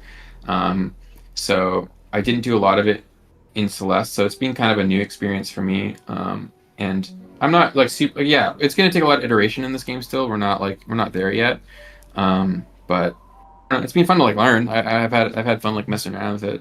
Yeah. Did you find like did you find a voice that surprised yourself? Like you're like, oh, this is how my writing style is manifesting. Yeah, a little bit. Yeah, I don't know about what I can say about it yet, but yeah, definitely being cool. I don't know, yeah, exploring how people can talk and stuff has just been fun. It's just something I'm not super used to, so it is fun. Yeah. It's also hard to like. There's a lot of things in game dev where like, I don't know where you'd get prior exposure to this. It's like writing dialogue only conversations and doing like level design's another one that's like that. Like there's not really an analog to that outside of. Yeah, it's a bit weird because it's not like normal writing, because you want to. I mean, it's probably closest to like screenplay writing or something, right? Because it's like there's like the mechanics of the thing, and there's actually what people say, and you want it to like mesh well of like what's happening on screen. And you don't want it to be too verbose because you don't want the writing to just say what's happening, you know, all this kind of stuff, right? That I bet people in who do like theater or movie stuff run into too. But it's interesting for sure. I find it tiring personally when you're writing and it can only be dialogue, because usually in a book like you can sort of not pad it, but you can give yourself a break like from doing character voices. Just put some prose in, just write it how you would. But then when it's just like everything has to be in character, it's actually pretty tiring to do that. Yeah, no, it makes sense. Yeah, I think that I find it hard too. I only do a little bit at a time, and then I step away for like a week, and I come back and like, okay, remove half the lines. And then, yeah. Do you write in like a separate? Do you have like a doc that you write it in and then you're putting in the game? Right now, no. Right now, it's all in game, pretty much. We have a Google Doc of like characters and kind of motives and stuff like that, but we don't. All the dialogue is currently like just literally in the game. Yeah. Cool. Well, we got 5 minutes to 4, so we should probably wrap up because we probably need to transition over to Corru soon, and we need to break the stream for the 12-hour thing so we don't. Oh yeah, we've decided to do it because YouTube sort of mangles the VOD after 12 hours. We're going to split it to 6 and 6 hours to not have any overlap. Sweet. But Noel, thank you so much for coming on for a couple hours and chatting with us. That was awesome. It was I had a lot of fun. Yeah, I did too. Yeah, no, I had a really good time. Hopefully it was interesting to everyone and stuff. And I don't know, it was fun just chatting. I just have a good time. Yeah. You know, talking about stuff. So it's fun. Yeah. Say thank you everyone in chat. Thanks for Noel for coming, and thanks for helping out us raise some money for BC Children's Hospital. I know Yeah. they appreciate it. I know everyone was super stoked that we got you on. So Totally. I Awesome, think yeah. a lot of people have just been soaking up the insight and the pearls of wisdom. I know I have. Like, oh yeah, this is like I gotta remember this. I was too. I don't know anything. I'm just programming. Yeah. Next time I'm in Vancouver, let's go bouldering. That'd be fun. Yeah, let's do it. That'd Yeah. be super cool. I'll Yeah, let you know. let me know when either of you guys are in town. Oh yeah. Heck yeah. Cool. I will do. I hope you have an excellent rest of your weekend. Thanks. And Yeah. you happy guys too. holidays. You too. All right. See y'all. Bye, See you, Noel. Noel. Thank you. That was fun. That was a lot of fun, yeah. All right, so we're gonna get a brief We're gonna split break the screen. in. We're gonna take a 3-minute break, washroom break, and then we're gonna corru.observer. Yeah, the next segment's gonna be an assault on the senses. Prepare yourselves collectively. I'm so excited, honestly. I can't wait. Me too, because I don't know exactly what's going to happen. All right, and in the meantime, everyone donate so it breaks the tracker. Yes, please. All right, I'm gonna end the stream. 3, 2, 1, boop.